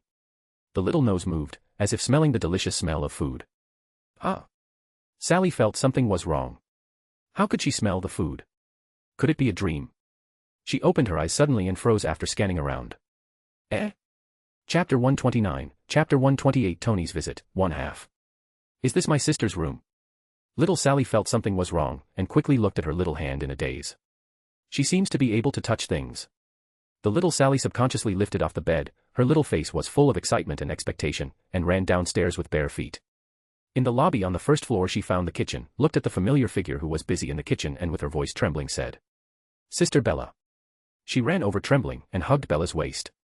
Bella, who was suddenly attacked, was not surprised, but turned around and squatted down, looking at the little guy with big red eyes who was about to cry. Her heart was soft, she hugged the little guy and said softly, "Sister promised you, I will let you live as happily as other children." Well. She buried her little head on Bella's shoulder and shed tears silently, her answering voice was a little vague.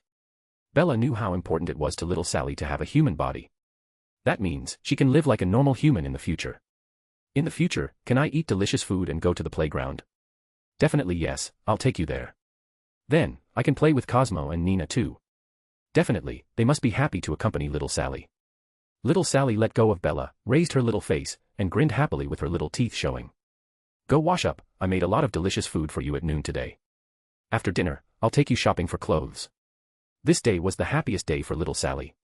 Not only did she eat the delicious food she wanted, but she also took her sister's hand to go shopping, accompanied by Cosmo the golden retriever, hugged the fat cat Nina, and bought nice clothes, ate ice cream, and went to the amusement park to play.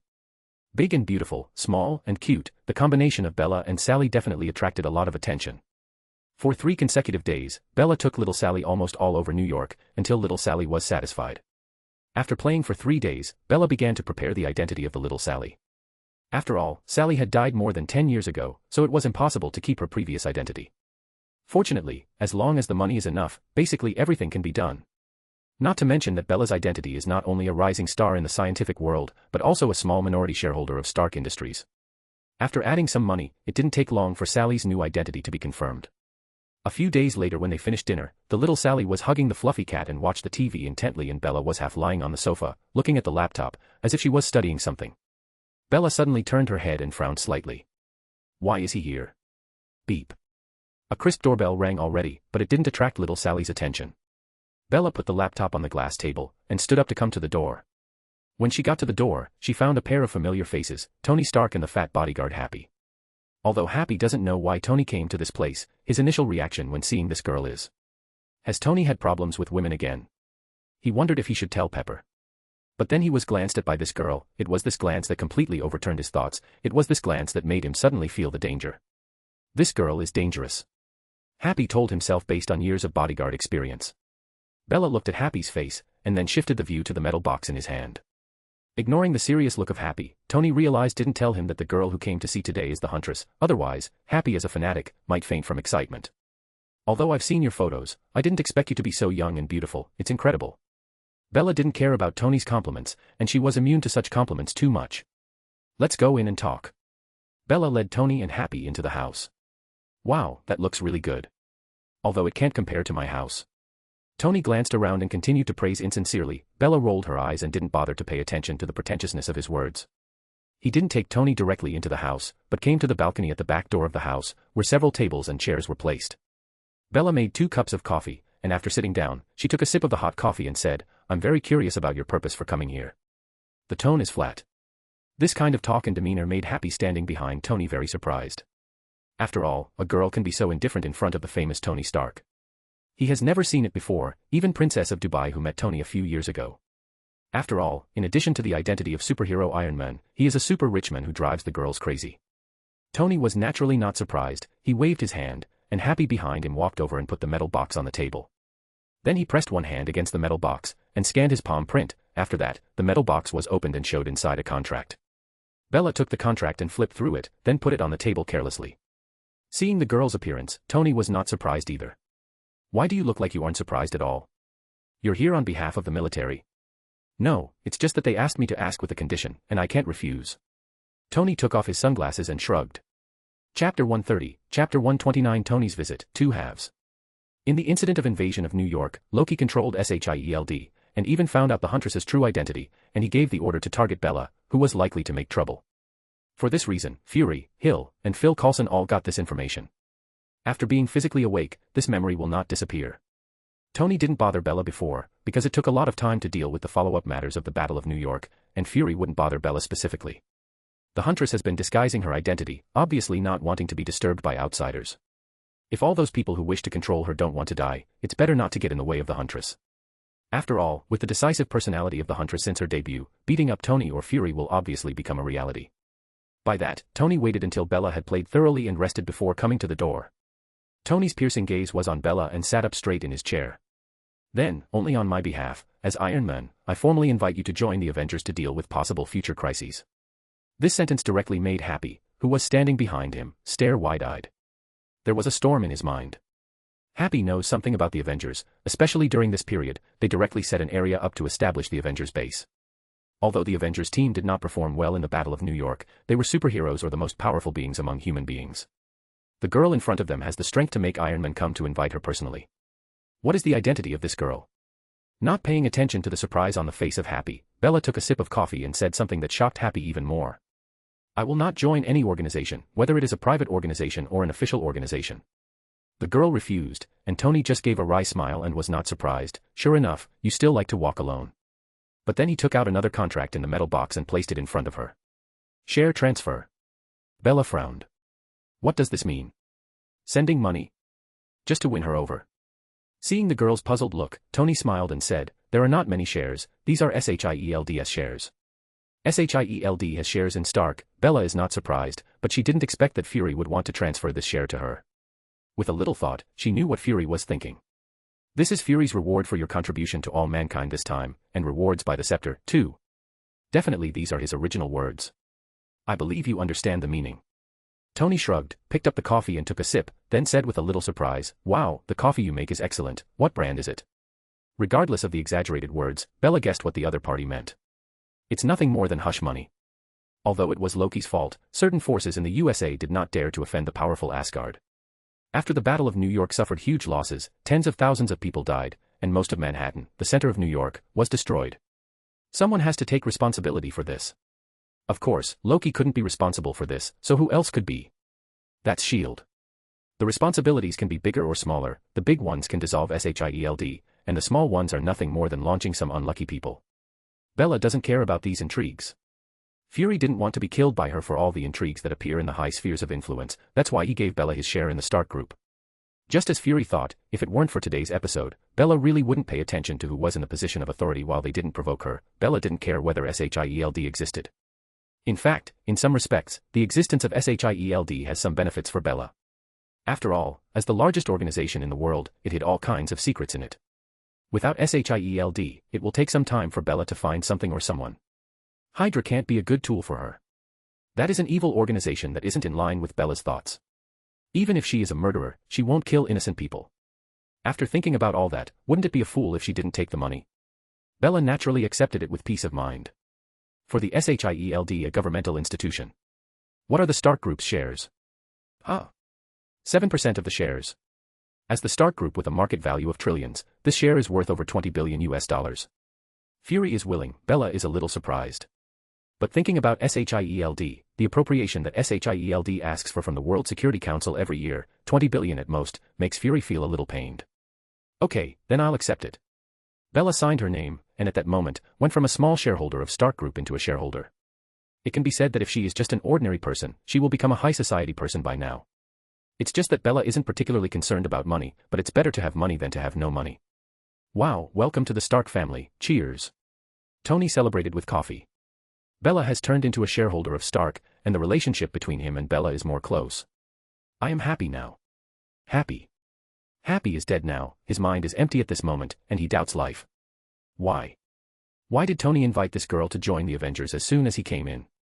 It's okay if Tony didn't get angry when he was ruthlessly rejected by her, but unexpectedly he even gave away 7% of the stocks of Stark Industries. Become a billionaire instantly and become a winner in life. What happened? Is this girl his illegitimate daughter? Or is Tony being controlled? Boom. Boom. Boom. This time, he heard hurried footsteps, followed by a little voice, Sister, sister, what are you doing here? He saw a petite figure rushing out of the door. She rushed into Bella's arms instantly. Behind her was a golden retriever and a chubby cat. Hey, why did you go out? Have you finished watching TV? Sally was lying in Bella's arms, turning her head occasionally to secretly look at Tony and the surprised Happy. Chapter 131, Announcement. Hello, good morning guys. The reason for this announcement is to thank everyone who is reading the story up to this point, because you liked the novel or you are masochists who like poor grammar. LOL. Furthermore, as you know, I had an accident a few days ago, and I don't have much time to update 2 chapters a day, so I decided I will only update 1 chapter most of the time. Although some days I am going to update 2 chapters. I further want to ask everyone if the grammar has improved or is it still as bad as at the beginning. Since my level of English is just intermediate, sometimes I get confused with the tenses in English, that's why I take longer to write the chapter. I know that the first chapters were garbage, instead of the new chapters, I am taking the time to make them look better. Thanks for your power stones. Chapter 132, Chapter 130, Dr. Otto. Wow, look at her, she is such a beautiful. Looking at the cute little Sally, whether it's Tony or Happy, can't help but smile gently. Tony is always kind with kids, especially such a pretty little girl. Although Happy looked surprised after the appearance of the little girl, he didn't let his thoughts cloud his mind. Moreover, as the bodyguard and friend of Tony, he won't say anything. Furthermore, he likes kids very much. It seems that we shouldn't bother you. Tony retired very tactfully and even did a funny face for little Sally before leaving. It did the little girl laugh. Bella took Sally's little hand and sent Tony and Happy to the door. Maybe because there were kids present, Tony didn't talk too much today, so he left very simply. Watching the sports car drifting away, Bella moved slightly, turned her head to the little girl and said, "Let's go. We're going to start your class today." "Okay." The little girl smiled obediently. Seeing that smile, Bella didn't intend to let her retrieve her tragic memories, that memory was too cruel. The good thing is little Sally's memory started after waking up a few days ago, and she doesn't have much knowledge at the moment. Every time Bella remembers it, she would like to revive Dr. White and throw him to hell. Time passed and half a month passed. After little Sally absorbed the pure soul of Blackheart, and her soul strength and intellect far exceeds that of ordinary people. She learns everything quickly. It can be said that she is a genius in the world in terms of learning. It's just that Bella doesn't want her education to be as harsh, and Bella just hopes little Sally will live a happy life. Naturally, Bella cannot send little Sally to school without first helping her master her skill, therefore, during the half-month Bella taught Sally the basic knowledge of living a normal life. After all, little Sally's ability is terrible. If she accidentally causes an accident when she is in school, the consequences will be unimaginable. Also, this half-month that passed, Angie did not return home. She had to stay in the hospital dormitory. So when Angie came home, she was really surprised. She was away for a few days. Why did her best friend abducted a cute and attractive little girl? But Bella explained a little bit that the little girl was a distant relative who lost her parents in an accident, and she was the only relative they were able to contact, so Bella took care of her. With these words, Angie was convinced it was impossible for Angie originally to suspect that her best friend really abducted the child, lol. Then she treated the little girl like her own biological sister. After all, Angie originally liked children very much, and even regretted why she didn't have younger siblings. During this period of time, Angie became so attached to Sally that, except for the normal practice in the hospital, just drove home to play with her. Sally also enjoys spending time with Angie, although Angie had never met little Sally before, but little Sally was no stranger to. When she was in the soul state, she liked to make funny faces at Angie. Bella is learning about the artificial sun or fusion reactor. For this reason, she visited Dr. Otto, who is very knowledgeable about it. According to Bella, the principle of the fusion reactor starts with cooling down from the center. If it doesn't have enough heat to balance the gravitational force of the center, the structural imbalance makes the whole star collapse toward the center, causing the outer cooling. If the fusion reactor is big enough, these layers will explode violently, producing a supernova. In fact, the principle of the fusion reactor is simple, but after all, it's just the principle, it's not a simple matter to really simulate it. Dr. Otto was also very pleased with Bella's visit. First, Bella is a rising star in the scientific world. Secondly, what makes him value the most is Bella's identity as a shareholder in Stark Industries. As one of the companies with the largest market capitalization in the world, Stark Industries is the focus of all the media in the world, not to mention the genius, superhero Tony Stark standing behind it. It is difficult for common people to know about internal shareholders. Only those who are really interested in economic issues or people in high places are aware of these changes. As a well-known doctor in the scientific community, Dr. Otto naturally has some information. Apart from caring about their research, scientists care most about their financial backers. Bella is a junior in the scientific world and a wealthy big backer, so Dr. Otto naturally won't reject her. Although he has the backing of the Osborn Group, the possibility of being connected to a rich person is certainly a good thing. In case there is something to ask for in the future, there will be one more door. With the help of Dr. Otto, Bella's understanding of this subject has naturally improved rapidly, and Dr. Otto is also happy to see this. Bella was even invited to participate in his Artificial Sun public experiment exhibition a month later. In addition to Harry Osborn, as new president of Osborn Group, and other shareholders, some media participated in the exhibition.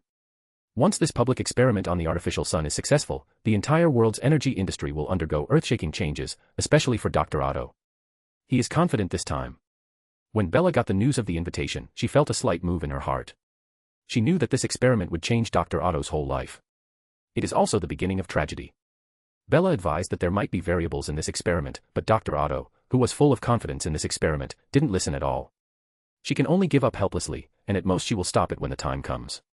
Whether it is selfishness or self-confidence, Bella wants to witness this experiment in person, which will potentially contain new inspiration for her new moves. I'm sorry for not updating these days. As compensation tomorrow I will update 3 chapters. Chapter 134, Chapter 132 Spider-Man. Bang. Following the explosion, the figure stretched out her hand lightly and with an invisible force stopped the suction of Dr. Otto's wife, who was flying in midair, letting her be suspended in midair. Without power energy support, the violent artificial solar energy also dissipated instantly. Plop. Boom. Boom. Boom. One by one, objects fell to the ground. A huge crisis dissipated.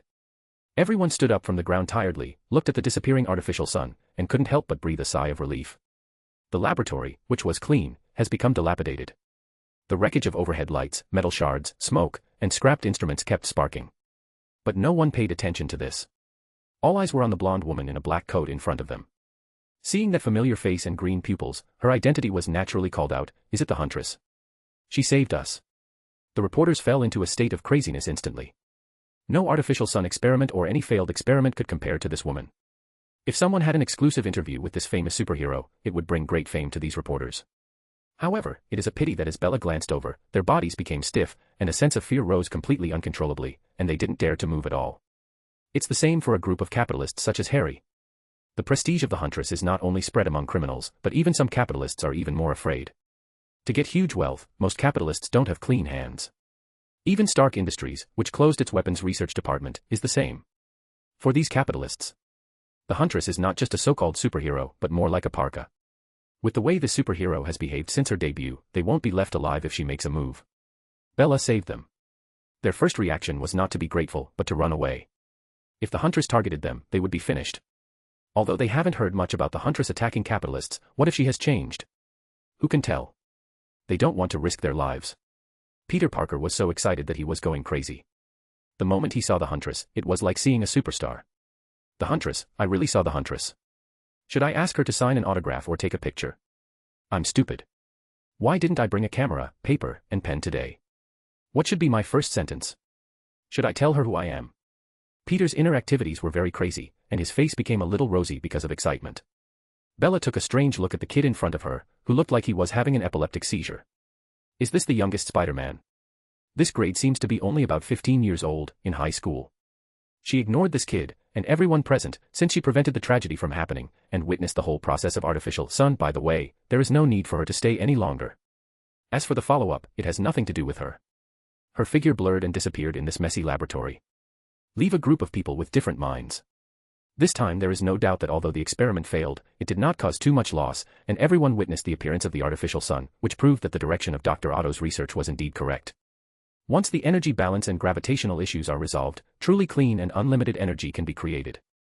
There was a wave of happiness in Harry's eyes, and his heart became more and more expectant. The other shareholders breathed a sigh of relief, the reporters felt a little regretful, and Peter was annoyed why he didn't muster up the courage to talk to the Huntress. Stupid Peter, you are so stupid. Spider-Man cursed himself internally. But no one noticed the change in Dr. Otto's eyes. Bella, who left, did not return to the house, but found a deserted island in the Pacific Ocean through Tesseract. There are no living people in the hundreds of miles of sea around here. Because of the special geographical location, there are too many undercurrents on the reef here, and even merchant ships will not pass by. Here is the place for the best natural experiments. Bella stood on the surface of the sea, as if she was stepping on flat ground and her mind was running wildly with her eyes closed. After cooling from the center, it does not have enough heat to balance the central gravitational force. The structural imbalance will cause the entire star to collapse towards the center, causing the outer cooling and the red layer to become hotter. If it gets big enough in the fusion reactor, these levels will explode violently. Although she did not directly reach the laboratory, she had been watching everything from another building. So all the experimental data and artificial solar changes at that time were in sight. Thinking back and calculating, she can simulate a fusion reactor through magic power. But the problem is how to generate a fusion reactor. And the answer was found in the artificial sun functioning as a fusion reactor. This is the reason she studied, especially the creation of an artificial sun from the changes and fusion of elements. Knowing the fusion of the artificial sun, it was time to generate it. Bella, with her eyes closed and her hands in front of her, with her palms up, strands of golden magic gathered from her palms. Converging under the subtle control of Bella, a tiny scorching energy ball that is invisible to it produced the naked eye. Bang. With a muffled sound, a terrifying shockwave exploded from the small ball instantly. Rumbling. The terrifying power even blasted a terrifying 100-meter water column on the sea surface and elevated it into the sky. Finally, it came down like a torrential rain. A drop of sweat hung on Bella's forehead, and the seawater evaporated into gas by the terrifying high temperature before it even approached her. It can be seen how terrifying the high temperature generated by the explosion just now is. The water vapor rises and covers within 100 meters. Bella is faintly visible in the water vapor, and when she opens her eyes, a trace of excitement flashes across her eyes. Sure enough, my direction was right. How can this magical power still be considered magical power? It is simply divine power which can be converted into any element. Chapter 135, Chapter 133, The Sorcerer Supreme's Invitation. A week later. At that moment, Tony Stark stood in front of huge windows overlooking the calm New York. He was wearing a black shirt, his body was much stronger after training, and behind him was a holographic projection. What is displayed on the holographic projection is an orientation and data value. JARVIS monitored a fusion reaction in a certain sea area in the Pacific Ocean. The sound of JARVIS echoed from the floor of the Stark building. Sir, since you are so concerned, why don't you go there yourself? Tony took a sip from his wine glass and shook his head lightly. No need, no matter what she is doing, we don't need to bother her, and those people probably are more worried about her. Tony even had a bold guess, but was immediately shocked by this guess beyond belief. During Dr. Otto's artificial sun experiment, the Huntress appeared and disappeared. The Huntress would learn something about the experiment and apply it to her abilities, maybe it's related to the fusion reaction. If his theory is correct, the Huntress will be a real human nuclear bomb. No, perhaps it should become one of the biggest disasters in the known universe. He was also worried. After all, others controlled this kind of power, and he didn't know what would happen. After worrying, Tony gave up. Regardless of whether or not the Huntress was as he guessed, he couldn't deal with it, and he was powerless. Tony was just rejoicing that the Huntress didn't have any thoughts of destroying the world. Also, the real enemy is still in the universe, the space overlord warlord who has his eyes on the Earth, and even Asgard. No matter what the Huntress studies, she is a person from the Earth after all. Instead of thinking about all this, it is better to improve his strength and then face the crises that may arise in the future. Not only is the Huntress improving her strength, Tony himself is also developing his armor. Just like Tony said. When SHIELD and the high-level executives of the USA saw the scene through military satellites, people were stunned. Has anyone experimented with fusion reactions in broad daylight? Nick Fury is okay. After all, he was also someone who had seen a real big scene over 10 years ago, but the President of the USA and other high-level officials raised their voices in anger. What is that woman doing? Did she make a son? She simply doesn't pay attention to them. They are the first military power in this world, and they also have established an unknown number of biochemical departments and military bases around the Earth and even experimented with 4 nuclear bombs in uninhabited places such as the Pacific Ocean. But compared to the Huntress who played with the sun with her bare hands, their efforts are not comparable. A group of high-level executives were frightened, for fear that this shrunken version of the sun would explode. Boom. With Bella as the center, the waves of terror surged one after another, and the sea surface with a diameter of over 900 kilometers formed amounts of swirls. Bella floated above the center of the vortex, raising her hands high above. A scorching energy ball with a diameter of hundreds of meters exuded terrifying fluctuations. The same gravity brought by this artificial sun allowed her to float. The scorching high temperature and gravitational force caused earth-shattering changes in the sea area. The entire sea surface was choppy, and it was no longer calm as before. If this energy exploded, it will swallow up all the lives around thousands of sea miles. There was a trace of excitement in Bella's eyes. She succeeded, and within a week, the moves in her fantasy design became a reality. Gotcha. However, at this moment, a voice was transmitted to Bella's ears, which caught her attention. Her eyes suddenly turned alert, and the breath surging in her body became dangerous. At that moment, a gentle voice came from the front. My dear lady, I have no malicious intentions. The explosion of this thing may destroy a lot of my methods. As the sound fell, she saw everything change as if she entered a world of prismatic mirrors separated from the real world.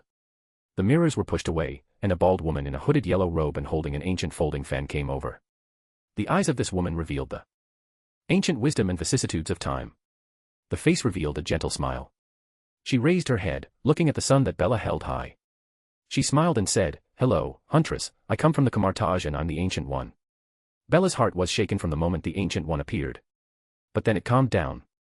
She knew that this woman would show up eventually. In fact, if the Ancient One didn't come to her, Bella herself planned to come to her. Hello, magician. It seems that you are no stranger to magicians.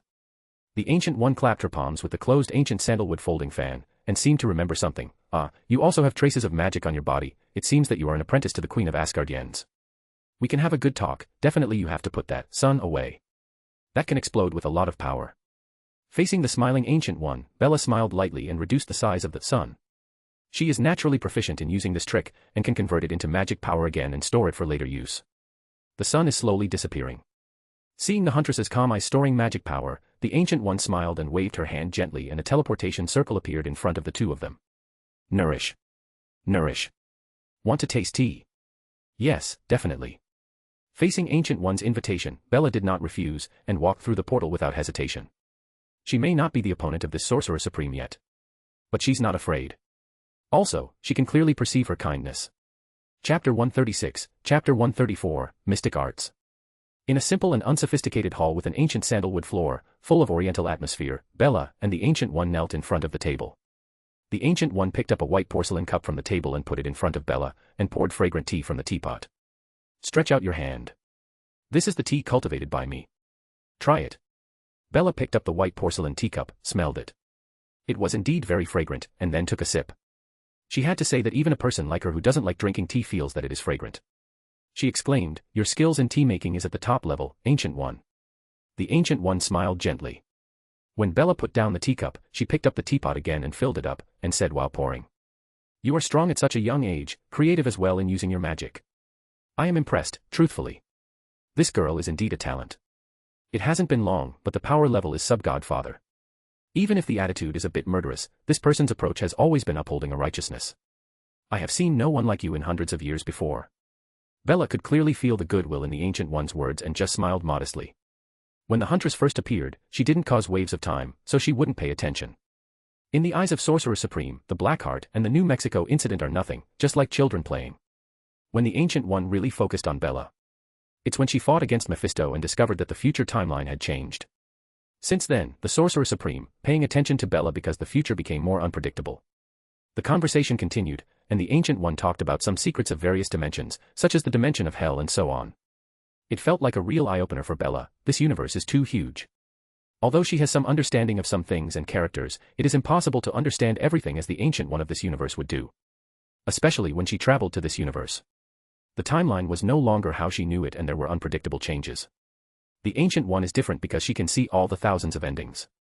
If she wants to become stronger, she must understand the world, and the Ancient One is one of the best teachers, so she cheekily proposed that she wanted to learn mystic arts. The Ancient One didn't have any hesitation, so she readily agreed. Our magic or mystic arts doesn't belong to this world and is the practice of harnessing dimensional energies to manipulate one or more aspects of the infinite realities that are present within the multiverse, and the stronger the magic we use, the more violent the world will attack us, but you are different. The energy in your body is wonderful, and it is completely attributed to you, and that is at your disposal to simulate various elements with it. It means that she can be applied to any system, the magic of Asgard Queen Frigga, and the mystic arts. As long as you understand the magic circle, you will display it. As for being able to learn the mystic arts, Bella is also not surprised at all. First, her brain has surpassed ordinary people by an unknown number of times, and with the original magic attribute, she can transform any element. In fact, this was originally one of Bella's biggest advantages. If it weren't for your character, you would have been a candidate for the future Sorcerer Supreme. You might surpass me and the magicians of all generations and become the strongest Sorcerer Supreme in history. The Ancient One sighed regretfully. Bella can only laugh discreetly, haha. She wasn't interested in being the Sorcerer Supreme or anything like that. But she was quite interested in fighting against Dormammu. She is very interested in everyone who is strong. With the approval of the Ancient One, Bella began to study in the Camartage. Since Bella has the gem, she doesn't have to stay in the Camartage all the time, and she can go back to her house to spend time with little Sally. There are many practical and powerful magics, which at least make Bella want more, such as Mirror Space, Portal, Icon Illusion, Sidorak's Scarlet Chain, Ragador's Red Ring, Seraphim's Shield. And one is more practical than the other. The strongest advantage about Bella is not combat power, but learning. She doesn't completely rely on the attribute panel to gain strength by defeating powerful enemies or killing enemies. Instead, she constantly increases her means of fighting enemies through learning. She can create atomic collapse through scientific principles, create supernovas, and her Excaliblast, Excalibur. She never thought that her attribute panel was her greatest attribute, instead it was her diligence. Although she learned everything quickly, but if there was anything she didn't understand, she asked the Ancient One. A month passed like this, and Bella ended her studying in a Camartage on this day. Bella understands that although the Ancient One can be kind and not ask for anything, this favor must be repaid, but she doesn't care at all. Anyway, she made up her mind that Dormammu is also one of her goals in the future. Chapter 137, Chapter 135 Believers. Bella's departure did not cause any disturbance to the Camartage. Bella and the Ancient One maintained a tacit understanding, and both sides knew it well. Once Dormammu wants to invade in the future, Bella will naturally show up. In the following time, Bella continued to perfect her supernova, besides continuing to refine her magic. Among all Bella's moves, Supernova and Excaliblast are the ones with the greatest potential. Both of them will become more terrifying as Bella's magic power increases, especially the former, whose destruction ability will explode. That is, the greater the power, the higher the requirements for controlling the ability. After returning, Bella found an elementary school for little Sally, and although Bella knows little Sally is smart, her learning capacity was much better than other children. Her mind is still that of a little girl, and she needs friends to play with.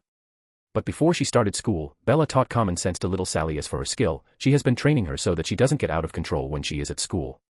One day little Sally was at school, and Angie went to work, leaving Bella at home, who was leaning on the sofa and watching TV, and she thought she heard something. Ah! In the dark, there seemed to be a voice of sadness and despair, but with a glimmer of hope in Bella, who could help him. This made Bella's jump off the sofa and listen carefully. "Huntress, I am here to pray for you, and pray for your response."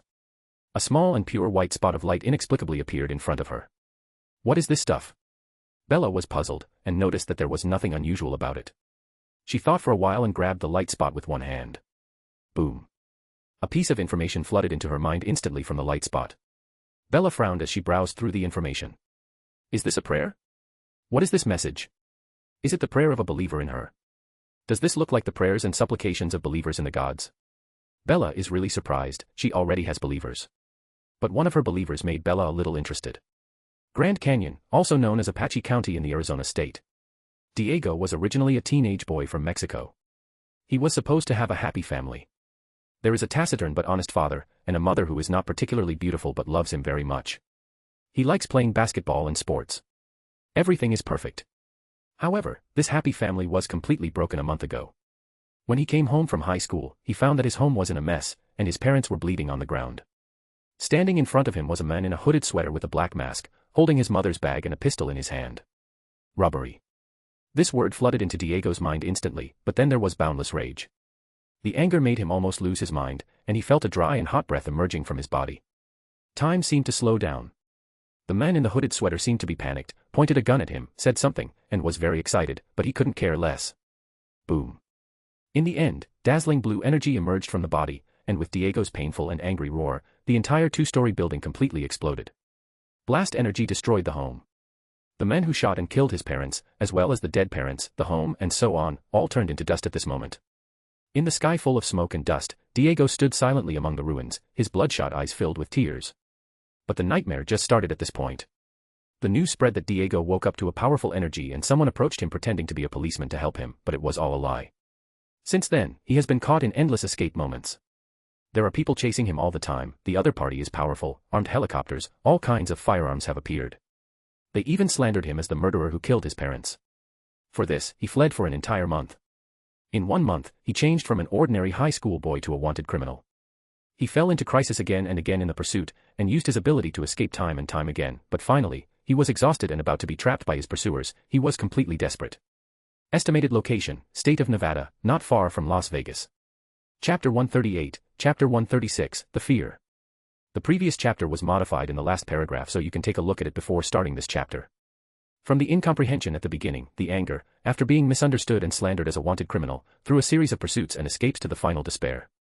Surrounded by a net of heaven and earth, Diego was desperate. He didn't understand why it happened like this.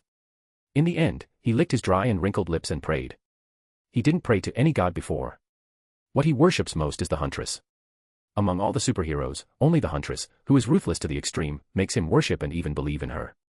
He subconsciously knew that perhaps prayers didn't work. But he did it anyway, and maybe it was the only thing that brought him solace in this desperate situation. The desert, it was almost dusk, and the red clouds made the place fall into a dreamy desert scene. Various armed vehicles were getting closer to him. And in one of those cars, a middle-aged woman in a suit shouted at a communicator. Go, go, go, catch him immediately. I want to see it in person. Rumble. Yes, ma'am. Seeing this, the middle-aged woman smiled with satisfaction, turned her head and said to a man and a woman behind her, How is it? You know, ma'am, the nature of the energy in him is very similar to that of the Huntress. It has a shielding function, and neither thermal energy nor similar type of detection works. The woman answered her, and shrugged. Instead, the man who was sitting aside curled his lips and he looked helpless while holding the computer. I think it's not good. It would be bad if it attracts the attention of the Huntress. You have seen it before. She made a miniature sun with her hands. He was ordered to come, but if he really attracted the Huntress, he would definitely turn around and run away. Shut up. The middle-aged woman fiercely scolded him, then turned her head and looked forward and continued. It is because of his infinite potential that I have to study him. Maybe by analyzing it piece by piece, I can reveal the powerful secret of the Huntress. Also, even if it can't be researched, he can be converted into a powerful combat force, maybe even comparable to the Huntress. The more she spoke, the more excited she was. As for whether the other party will cooperate, she doesn't care at all. With their means. It's easy to brainwash him. A combat power comparable to the Huntress must be won. When the middle-aged woman looked like this, the men and women in the car, including the driver, rolled their eyes. "Ma'am, we found it. The target has been caught." At that moment, the communicator made a sound. Bang. At the same time, the middle-aged woman slammed the dashboard hard, and the car stopped instantly. She opened the door excitedly, and walked down. The same is true of the men and women behind her.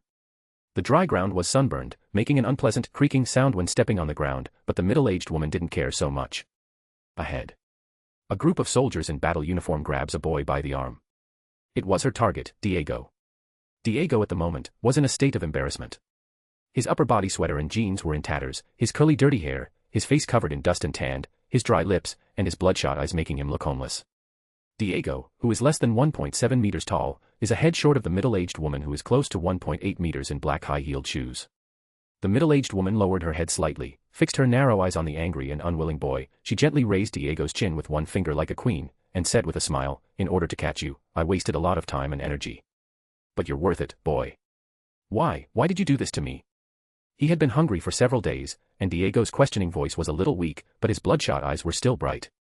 This gaze made the woman frown slightly. He didn't seem to like it very much, and said coldly, "Even if you are innocent, you became guilty by having this kind of strength that looks a lot like that of the Huntress. Its existence makes you the central point. There shouldn't be a Huntress in this world. We don't want a second one to appear in this world. It has to be under control." The voice paused and continued, "Our control.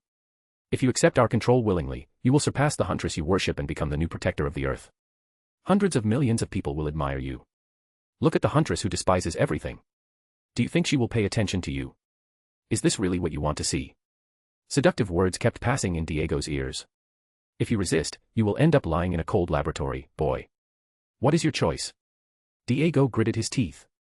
Hesitation had already begun in his heart. He didn't care what people thought, but he didn't want to see himself lying on the experimental table. The middle-aged woman didn't speak, just looked at him like this. That's it, the psychological pressure is enough to make people crazy. Diego had cold sweat on his forehead.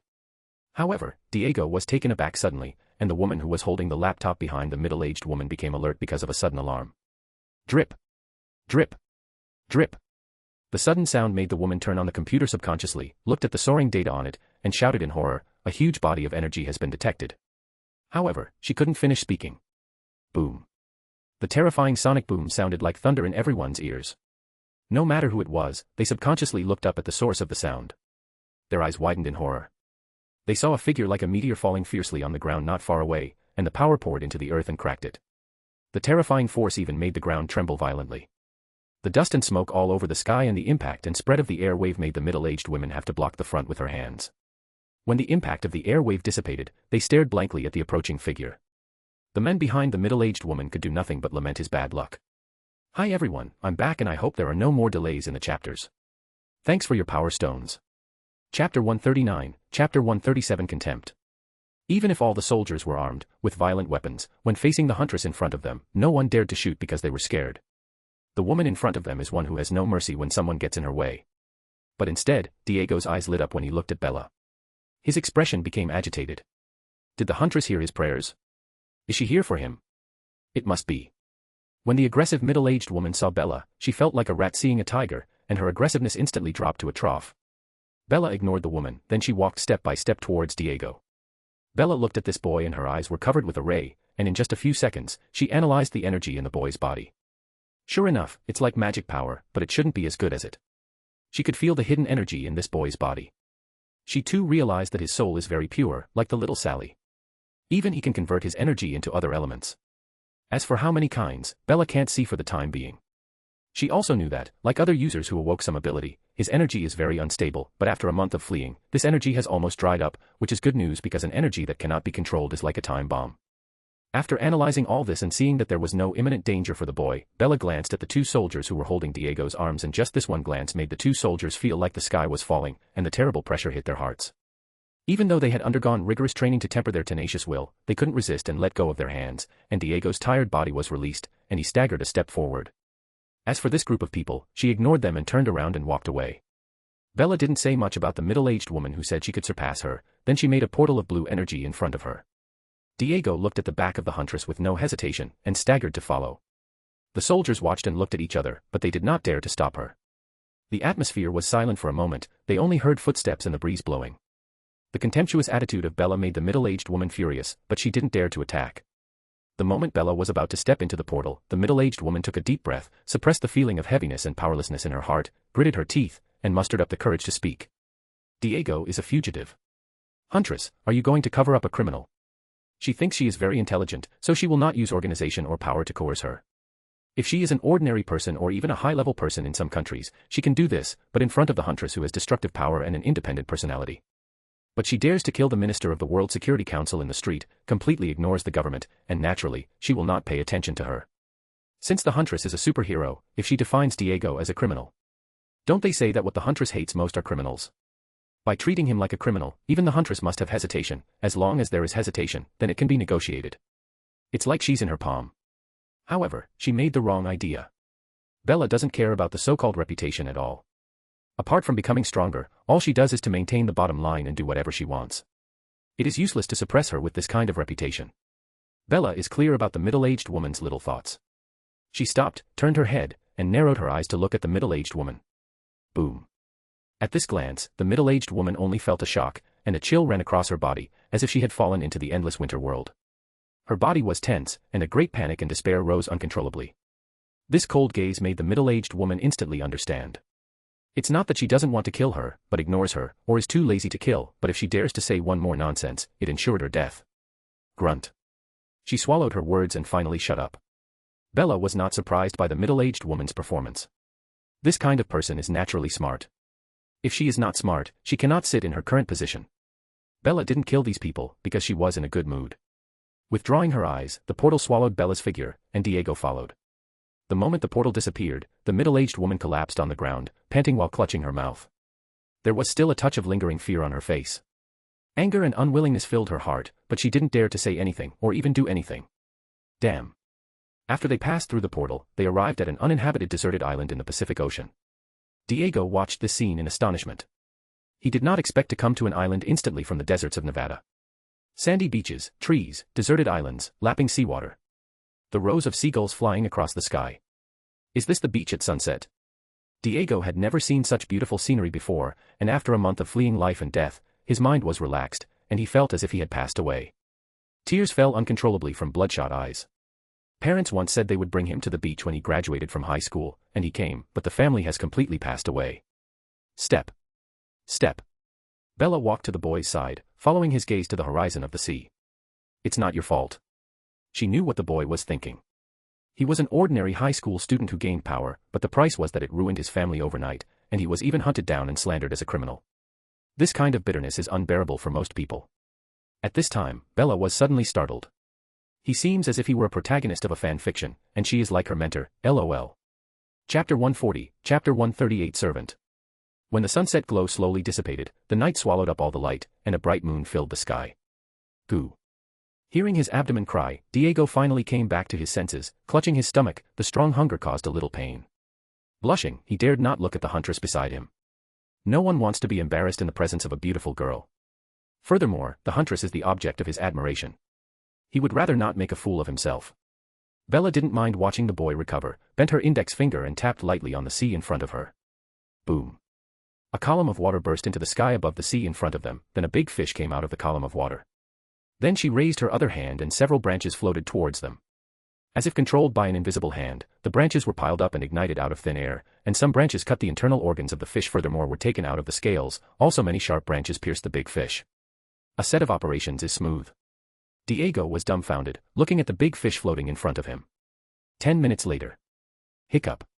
Diego sat by the fire, contentedly threw the last branch in his hand into the fire, took a sip of the coke that Bella took out of thin air, and hiccuped hard. The fish was delicious, although there is no seasoning added, it is simply a delicacy for him, who couldn't eat enough for a whole month. Not far away, Bella, who was also sitting on a rock, saw this and asked, "Do you have any ideas for the future?" "I don't know." After a moment of silence, Diego sighed. Confusion about the future revealed in his eyes. He lost his family and became a wanted murderer. If Bella hadn't rescued him, he could be being tortured by his pursuers. Bella stood up and patted the non-existent dust on her legs. In the latter's confused eyes, she said softly, "I don't know how to guide people. That's not my job, but you have great potential. Are you interested in seeing the real world?" The real world. This world is big, not only the Earth but also the boundless universe. The sea in front of you is just a drop in the universe. I need a servant. Servant. Hearing Bella's words, Diego's heart was shocked. He didn't expect the Huntress to ask him to be a servant. This seemed to be a ray of light in the darkness for him, who was trapped confused about the future. The originally dim eyes brightened up. Can I? Definitely, but before that, you need to accept my training. Bella smiled slightly. Huh. Diego did not know how to be the following days would be for him. Bella left that night, leaving Diego alone. This deserted island became Diego's short-term home. In the USA, children's hands-on abilities are always trained by the summer camps, and he is no exception. It took a full day, but he built himself a small wooden home on the beach. A little crude, but solid. In fact, it was thanks to the help of his ability, otherwise it would be difficult for him to cut a tree without tools. He also walked around the island and noticed the interior of the deserted island was very large, and naturally, there were many animals. In addition, in the sea there is some seafood, such as lobster, giant clam, and other seafood. Naturally, there is no shortage of food these days. On the third day, Bella appeared again and brought some clothes and water to Diego. It's time to start training. Then Diego and Bella went to the edge of a cliff on the deserted island. The waves under the cliff hit the reef with momentum. Your energy is special, let's call it magic. Lift your right hand. Naturally, the reason Bella left during these days and did not appear is because she was preparing implements for the training that he was going to need. A set of dark gold clothes appeared in her hand and she threw it to the boy. Under the latter's puzzled eyes, she said, "This is a training suit made of metal that has been enchanted. It weighs 20 kilograms. Put it on." It took Diego a little while to get on this training suit. After wearing it, there is a slight discomfort. For the next month, you will train with this suit, which goes up and down the weight every day as your body adapts to it. The magic power in your body is powerful and unstable. If you want to tame and control it, you must have a strong physical fitness. After you get used to it, you will receive a series of rigorous training, sword skills, actual combat, and the development of ability. The energy in the boy's body can be said to be a low-end version of magic power. It is much stronger than the general super ability user's ability, and it is not as good as Little Sally's domineering ability to erase everything, but it is very comprehensive. This is how Bella is sure that this boy could be part of her future plans because he has potential and extreme loyalty to herself. Otherwise, she wouldn't be bothered to spend time and energy training a brat. Diego was lucky and unlucky, lucky to be trained by the Huntress, and unlucky to have a miserable month ahead. For a whole month, what was supposed to be a workout turned into an ordeal, as if he was in hell. At 5 o'clock in the morning, he got up and started training. Every second was physical training. The weight of the training suit increased almost every day. Also, in the sea, if he stopped swimming, he would be dragged to the bottom of the sea by the heavy training suit. The most tragic thing is that his original magic power was directly sealed by Bella. Combat training, sword training, and even ability development. It can be said that it is fully arranged every day except for sleep and cooking time. It's also fortunate that Bella would use her magic power to heal and nourish the boy's body from time to time, otherwise she would have collapsed a long time ago. In this way, the boy spent a whole month under Bella's brutal training. Chapter 141, Chapter 139, Growth. The scorching sun is in the sky. Boom. Boom. Boom. A sound of metal crashing resounded throughout the deserted island, and two figures were seen colliding on the surface of the sea. Under the continuous attack of Bella with her Excalibur, Diego was thrown like a cannonball into the sea and traveled a distance of 1 kilometer before stopping. With obvious tiredness in his eyes, Diego stood up with his whole body wet and stepped on the surface of the sea with a ray of blue light on his feet. He felt like he would lose consciousness at any moment and his arm was full of pain, but he still stood upright. This month, his physical strength has been increasing day by day with the blessing of magic power. He can even lift several boulders with one hand. But compared to the Huntress, he is nothing. Her strength, combat experience, and swordsmanship were another level. It is like the difference between a candle and a bright moon. However, at that moment, a cold female voice came from his ear. "I said that distraction in battle is the most stupid thing, and it will kill you." A thought flashed through his mind. Fuck. Diego's body froze suddenly, and then a sharp pain came from behind. Boom. With a loud sonic boom that broke the sound barrier, Diego flew towards the island and smashed into the cliff of the island, and his complete body was embedded in the wall, putting out a mouthful of blood. Finally, he fell into the sea powerlessly. The severe pain made Diego's consciousness start to blur, but before becoming unconscious, he exhausted his last strength and swam towards the shore of the beach. Without knowing how much time had passed, he finally got to the beach, lying on the sand, clasping his silver sword, his chest rising and falling rapidly breathing. Haha. The entire body was soaked, and Diego's eyes were a little blurred. Looking at the bright sun, he was a little unwilling. Just a brief distraction caused him to lose. Diego was annoyed, angry at his stupidity even with the constant guidance of the Huntress but still forgetting her teachings. Step, step. Hearing footsteps, he saw a slender and perfect figure appearing in front of his eyes. Under the backlight, he could only see those in different eyes. Get up, use magic to heal your wounds. Diego didn't dare to rest, struggled to get up, sat cross-legged on the beach, closed his eyes and mobilized the magic power in his body. Surrounded by wisps of bright blue light, the tiredness and pain on the boy's face was vanishing. Seeing this, Bella raised the corners of her mouth slightly. Inserting the sword upside down on the beach, looking at the distant scenery, she admired him. Under her high-pressure training for a month, Diego's strength is undergoing earth-shaking changes every day. Comparing it to her skills, apart from the basic physical strength and speed, Diego isn't much worse than her F level, and her magic power is even comparable to E level. His physical condition has surpassed that of ordinary humans. He could be compared to Captain America in terms of physical strength at the moment. It is completely a leap in strength, as if it were a miracle, but behind the miracle is the boy's perseverance. This month's special training, even soldiers who have undergone rigorous training may not persist, let alone this kid that was an ordinary high school student 2 months ago. This quality is also what Bella likes the most. The boy can fight against her for 5 minutes before losing. That is praiseworthy. She is sure that there are not too many people on Earth who can beat the boy. Among the superheroes, he can be regarded as the first echelon. Thor and Hulk are not included, but definitely in the future he could surpass them with his speed of improvement. At that moment, the wounds in the boy's body were completely healed under the magic power, and he stood up, gritting his teeth prepared for a new round of fighting. This was the habit, healed with magic power after defeat, and continued to fight after it healed him until he was exhausted. This is one reason why he could persevere. Although the process was painful, the growth was visible to the naked eye. However, Diego was surprised that the Huntress in face of him did not continue to torture him, but turned around and said, "Your training is over. Congratulations, boy." Wait, what?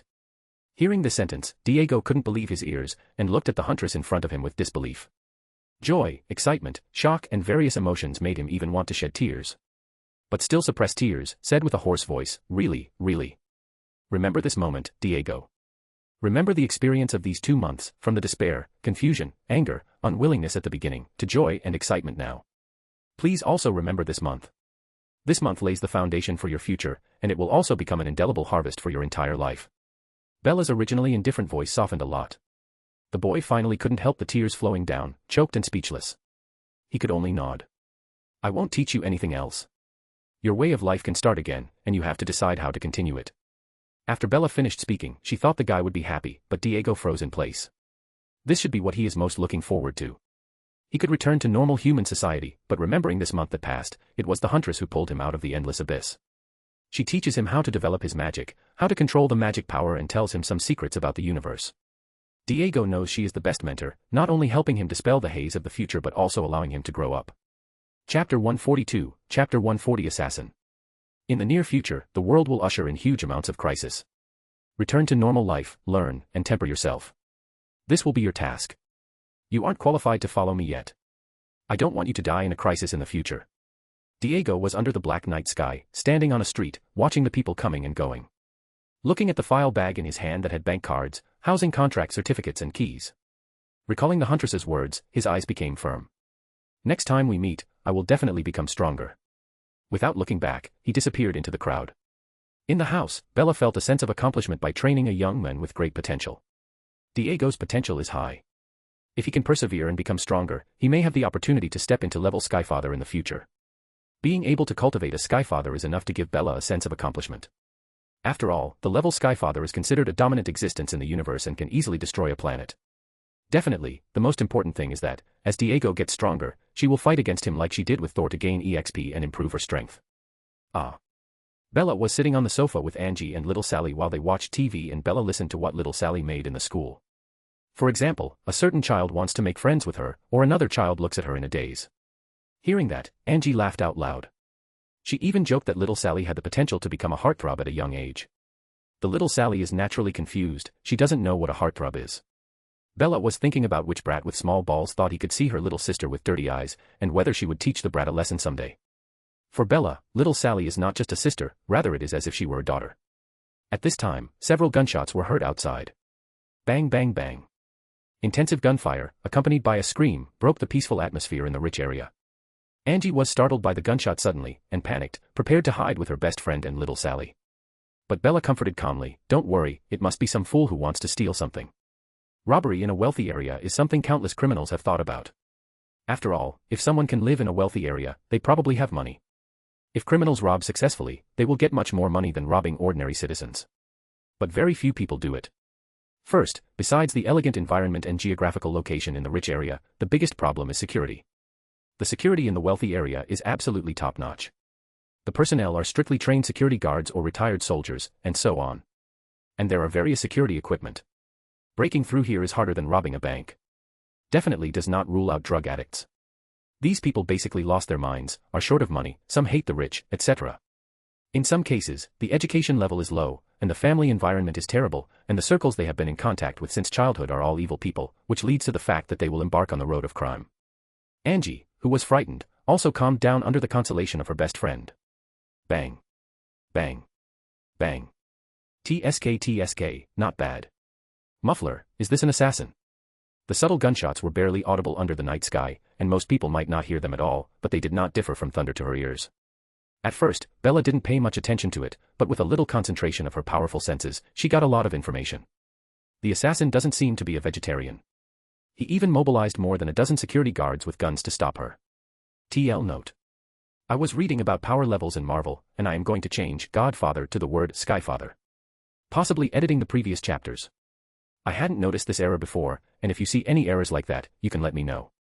Sorry for the short chapter, but there was too much racism and I had to delete a lot of the original content.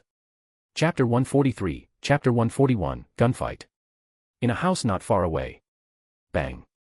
Regardless of the pleading eyes of the men in front of her, Fox held a Beretta 92 FS equipped with a silencer and shot him in the head at the last bodyguard. Nobody. Fox wasn't happy because she didn't find the target, and it was useless to kill a dozen bodyguards who were here. Which meant that her assassination operation had failed. Seeing that there was no point in staying in the place, Fox prepared to leave, but at that moment her instinct warned her that something was wrong. Puff puff. The sound of her heart beat and speeded up instantly. Adrenaline was secreted in her body, which caused huge changes in Fox's physique, and she moved her right foot instantly, rolled sideways, and at the same time something passed near her.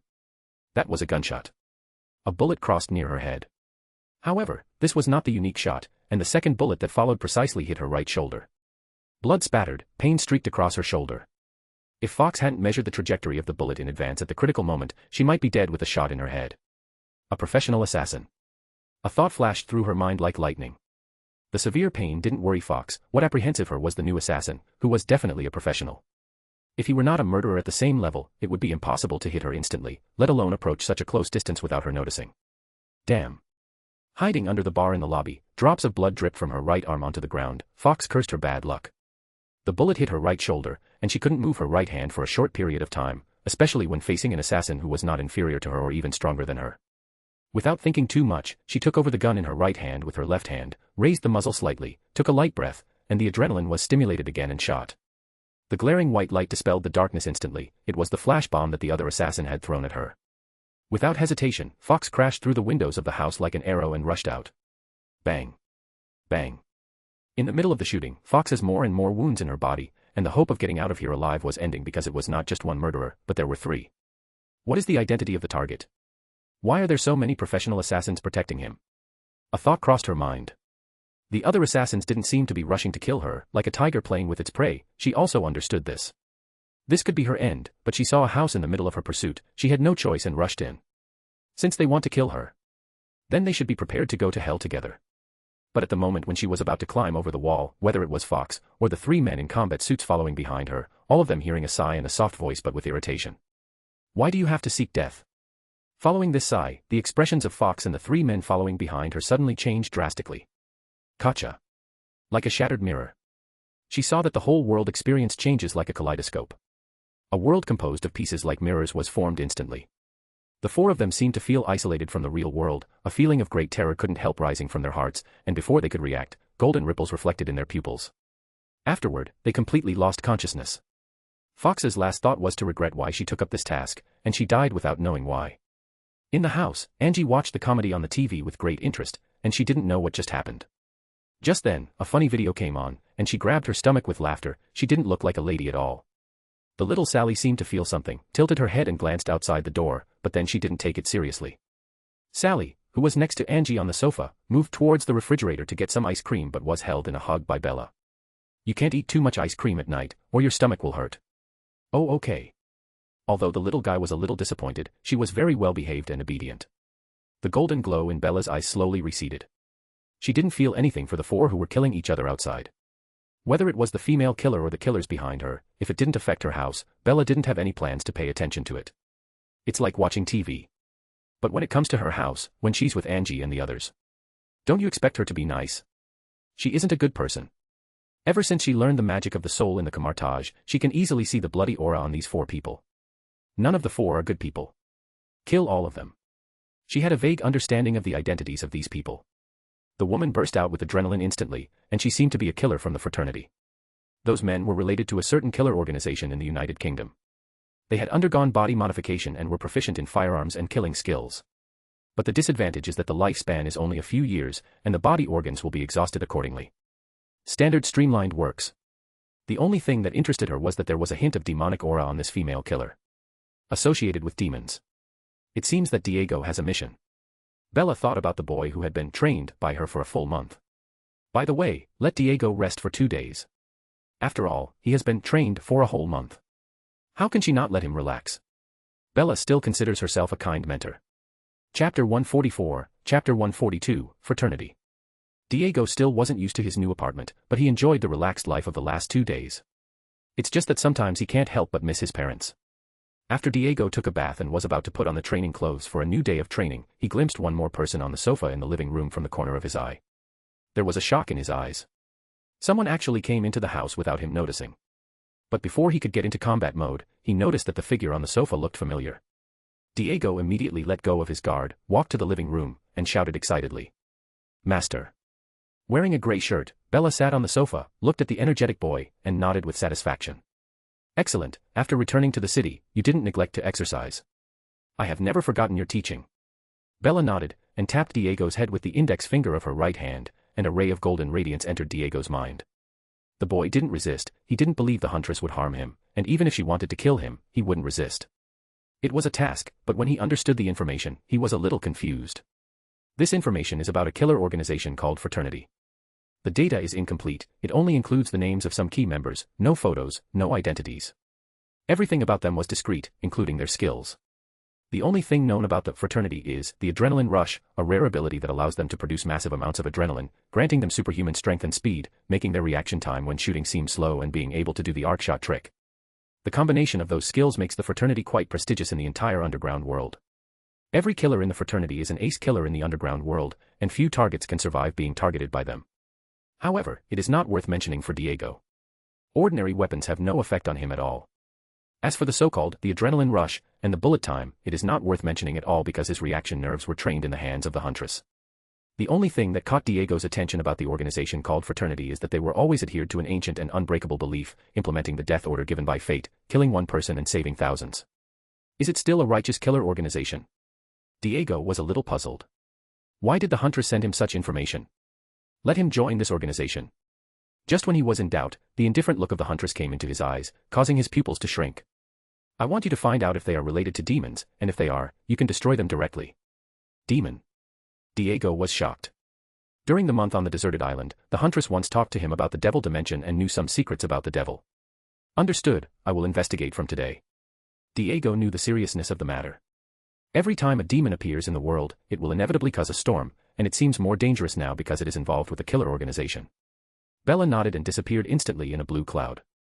Seeing the departure of the Huntress, Diego sat on the sofa, and probably he was about to meet the devil. For that, it temporarily suspended his practice to be in the best battle conditions.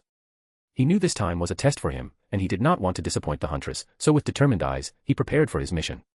Night. On the outskirts of Chicago had a textile factory that looked like an old castle, in the Gothic style of the Industrial Age. At that time, a group of people were gathered and were having a discussion. The one who seemed to be their leader, an old black man with white hair in a classic gray suit, is standing in front of a table, looking at the killers ahead, and said with an old voice. Fox has been missing for 3 days, and our target is still alive. It seems that she has failed. This news immediately caused shock on all the killers. Fox is one of the best assassins among them all. Among all these murderers, there was one in particular who was young, and when he heard the news, he was shocked. He didn't expect a task to fail. He couldn't believe his ears. Failing the task means she is dead. The woman who brought him into the fraternity died just like that. On the day before the mission, the two even drank beer and looked up at the starry sky to chat. Who is the target? Anger burned his heart, and he gritted his teeth and spit out a few words. The old man looked at the young man and thought that although he had lost an excellent assassin, he was not sad and that Fox's death might not be a bad thing. He even had a hint of joy because her death would speed up implementing his plan.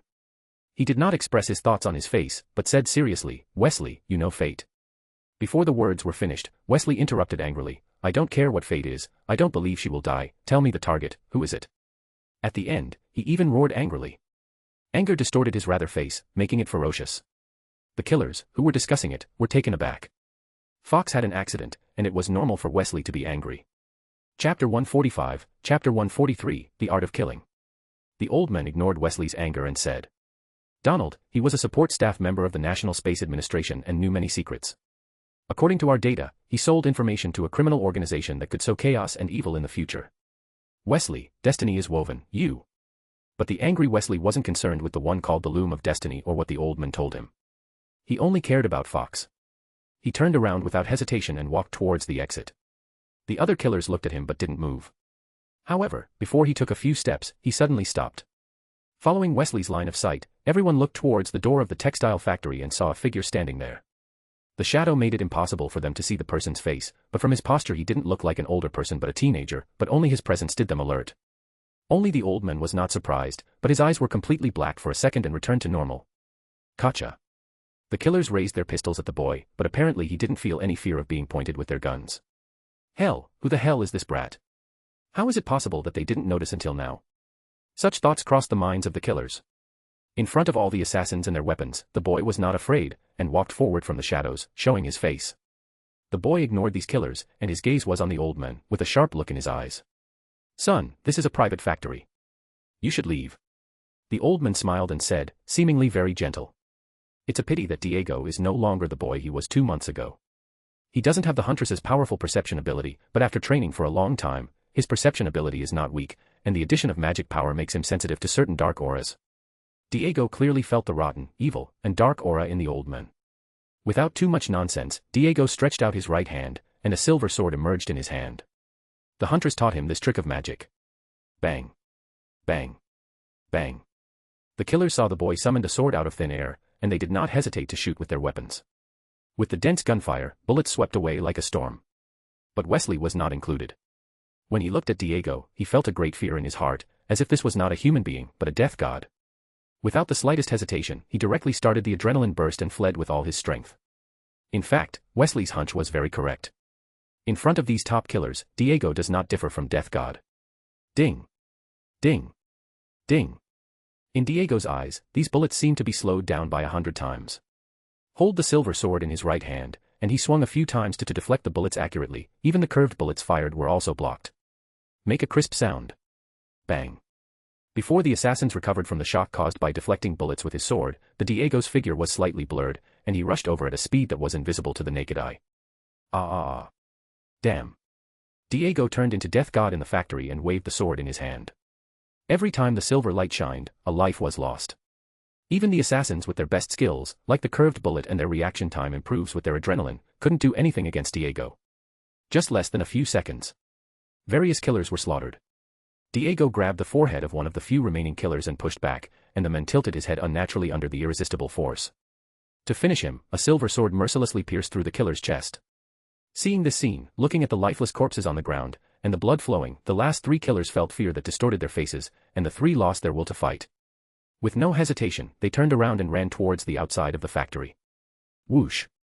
Death God's sickle has already been swung, and naturally, it will not be retracted. The 2 killers who were running in front didn't dare to turn their heads, and squeezed their potential with all their power. But the gap of strength between them could not be made up at all. Before they had a gleam of joy, Diego jumped in front of them that were less than 10 meters away from the door and cut them in half with his sword. As for the last killer, who was a woman, he pierced her with his sword in the chest without mercy. The female killer spat out a mouthful of blood, her eyes filled with fear before she died. From the shooting to the death of dozens of killers, the whole process took no more than 10 seconds. This is the art of killing, the violence, the elegance of swordsmanship, and the splashing of blood, making the battle less than 10 seconds full of visual impacts. Chapter 146, Chapter 144, Battle in the Textile Factory. It's impossible, with this power. Is he a monster? Escaping the temporary fate of death by instinct, Wesley's original anger at the news of Fox's suspected death was extinguished. Horror, fear, anxiety. Cold sweat soaked his back. Who is this boy? Why is there such a powerful force?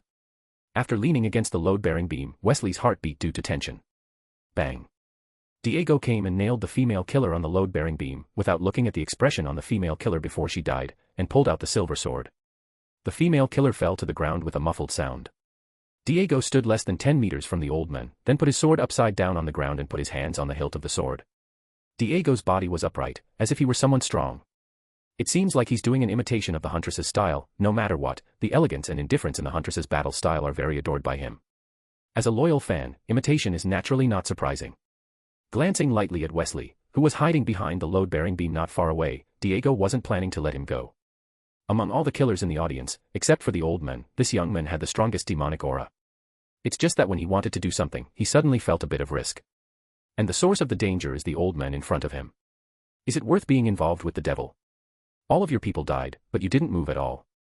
You are cold-blooded enough. The old man's face was expressionless. Death is a part of fate. If it destined them to die today, they cannot escape their fate. Then, have you seen through your destiny? Boy, go away. The old man didn't respond to the provocative words, but said softly. Your power made me see a figure. For her, I will let you go. Oh. Does the old guy know his mentor?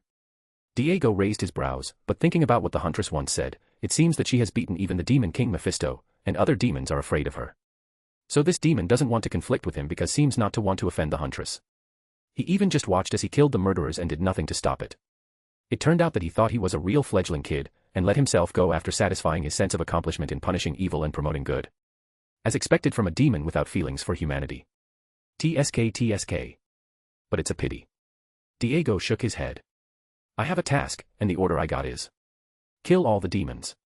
When the last word fall, the ground under his feet cracked suddenly, and his figure pierced the air instantly, and the silver sword in his hand slashed at the old man with boundless momentum. The old man's expression changed when he looked at the silver sword that appeared instantly in front of him, but his hand grasped the blade of the sword precisely. Boom. Even with all the massive power in the sword, the old man didn't back down at all. He just grasped the sword blade and all the ground under the old man's feet was cracked like spider webs. The impacting air waves swept in all directions. The weaving platform behind him was lifted and destroyed pieces, also the weaving cloth was flying in the sky. Diego's pupils shrank, and he stared at the old man's eyes, that turned completely dark like a devil at some point. There was no hesitation. A ray of blue appeared under his eyes, the body twisted, and the right knee aimed at the old man's head and slammed hard. The knee mixed with terrifying force hit the old man's head. Boom. Boom. Boom. Under the impact of this kick, the old man shot backwards like a cannonball, smashing countless walls along the way. Seeing that the attack was successful, Diego did not pursue, but rushed to Wesley instantly. Wesley raised his gun to counterattack with a look of fear, but Diego ignored it and grabbed his neck with enough force to immobilize him. Wesley had no room to resist and was lifted abruptly. The suffocation made Wesley lose his combat power. His face turned purple from lack of air, and the gun fell to the ground. He grabbed Diego's hand with both hands and tried to struggle, but nothing worked. No. Diego pierced Wesley's heart with a sword, indifferently and mercilessly. A hoarse and deep roar resounded throughout the night sky. Hey, why? Blood spurted from Wesley's mouth, even as a drop splashed onto the Diego's face and just casually cleaned it. Poof. Throwing Wesley's body on the ground casually, Diego didn't feel the slightest discomfort from killing. Maybe he was born that way. These people were the first he killed, but he didn't felt guilty or a feeling to vomit. In Diego's mind. These people are contaminated with the breath of demons, and everyone has a strong bloody breath, there is no reason to let them live. Most importantly, it was the Huntress's order. Rumbling. The moment he killed Wesley, a dense black mist enveloped the textile factory, and all the light bulbs and candles that emitted light were extinguished. The darkness engulfed the factory and everyone. Including Diego. The boy turned his head and looked forward. Inside the collapsed wall, a terrifying and evil aura was rising. The darkness couldn't stop his sight. Inside the wall, a dark and ugly figure is getting up from the ruins. It seems as if the old man was turning into an aberration. Pieces of black scales broke through the old skin, the layers of the skin were cracked, and a ferocious head filled with countless sharp teeth and huge demon wings stretched out from behind. In just a few seconds, a demon with a height of 3 to 4 meters appeared. The scarlet and bloodthirsty gaze made people feel tense. Saliva dripped from his mouth, corroding the ground and making an unpleasant sound. Chapter 147, Chapter 145, Sword vs. Demon. TSK, you are finally willing to show your disgusting side. Diego raised his eyebrows. It was the first time he had seen a demon, and it was really ugly, but it also seemed powerful. That's why he was more cautious with the demon in front of him. Damn human, I gave in again and again because I didn't want to disturb the people behind you. But since you killed him and destroyed my plan, I will drag your soul back to hell and I will torture you for 10,000 years. Roar. With a roar, the demon lost his mind because of his anger, and the black mist surged, with the desire to kill the damn human in front of him. Boom. The huge devil's wings spread out, and the fist of the devil was directed into the textile factory with boundless power. The air waves seemed like they could devastate everything, but Diego did not wait for the attack to arrive. His eyes were covered again with a blue light, and he took action. His figure stepped on the ground with his toes and he flew up like a sharp sword resisting the fist that was falling with high speed and power. Diego's speed was amazing, but the demon reacted faster than him, and without giving him time, the demon attacked mercilessly with his fists again, but before the huge fist with black scales was to hit him, he quickly raised the silver sword in front of him. An unrivaled force knocked Diego into the air, crashing into the wall of the textile factory, and finally was embedded in the wall of an old building in the street not far away. Rumble. The original textile factory couldn't bear this kind of impact at all at this moment. The dust and smoke filled the air, and the entire factory collapsed completely. The huge explosion of the textile factory alarmed the residents in the distant residential area. All they opened their windows to look at what that explosion was. What's wrong? An earthquake. It seems that the building over the textile factory has collapsed. What is that? Why do I seem to see a huge figure? What the fuck, look, what's that? Aliens, an invasion like in New York. I thought it was just a small earthquake. After all, it is not uncommon in Chicago to have minor earthquakes. There aren't people around the textile factory, and the residential area is a few kilometers away. That means that Northwest 1 comes close to this area, just that there is a textile factory here. But through the night sky, a huge figure that can be seen in the mist, which left everyone surprised. Even if they can't see exactly what's in that place, even if they are thousands of meters away, they can still feel a frightening aura. Thinking of a series of events in the past few months, like the invasion of aliens in New York or the incident in Texas, they felt bad in their hearts. Some people are daring and not afraid of death, and they want to see up close what is happening and take some photos, but most people called the police of the Chicago Police Department. Some people drove away from this place with their families. They have families and don't want to die here. At that moment, a huge roar of anger exploded at night sky. Damn humans, it's not over yet, it's just the beginning. Rumbling. A stone with a diameter of more than 10 meters blasted towards Diego that was embedded in the wall. The terrifying sonic boom set off waves of air along the way. Diego pulled himself out of the wall and landed on the ground, and he let out a sigh of relief, but facing the boulder that was falling, his eyes turned sharp and glowing with a wisp of blue light. In the next second, when the boulder was only 5 or 6 meters away, a silver ray of light cut through the night sky, forming a bunch of sword images. Diego slashed dozens of times with the silver sword within a few tenths of a second. The speed, strength, and skill of swordsmanship are revealed at this moment. The boulder just stopped in front of him against the laws of physics. The sword in his hand was also placed horizontally in front of him, and the hair moved with the powerful gusts of wind. Under the dark silence of the night, in a collapsed textile factory, a demon was attacking a guy with a huge stone, but that guy with his sword didn't even bat an eyelid because many silver lines appeared on the surface of the boulder. Russ. Russ. Russ. In the end, the huge boulder turned into a pile of broken pieces on the ground. For him, this movement is nothing. He remembered everything his master told him and taught him. Diego, always keep this in your mind. If you want to bring out your swordsmanship to the extreme, your instinct, consciousness, speed, eyesight, and muscle strength must be integrated, then nothing can stop your sword. Thinking back to the time when he was on the island, he wore a weighted vest that also sealed his magic power and had to break a pile of rocks with just his one silver sword.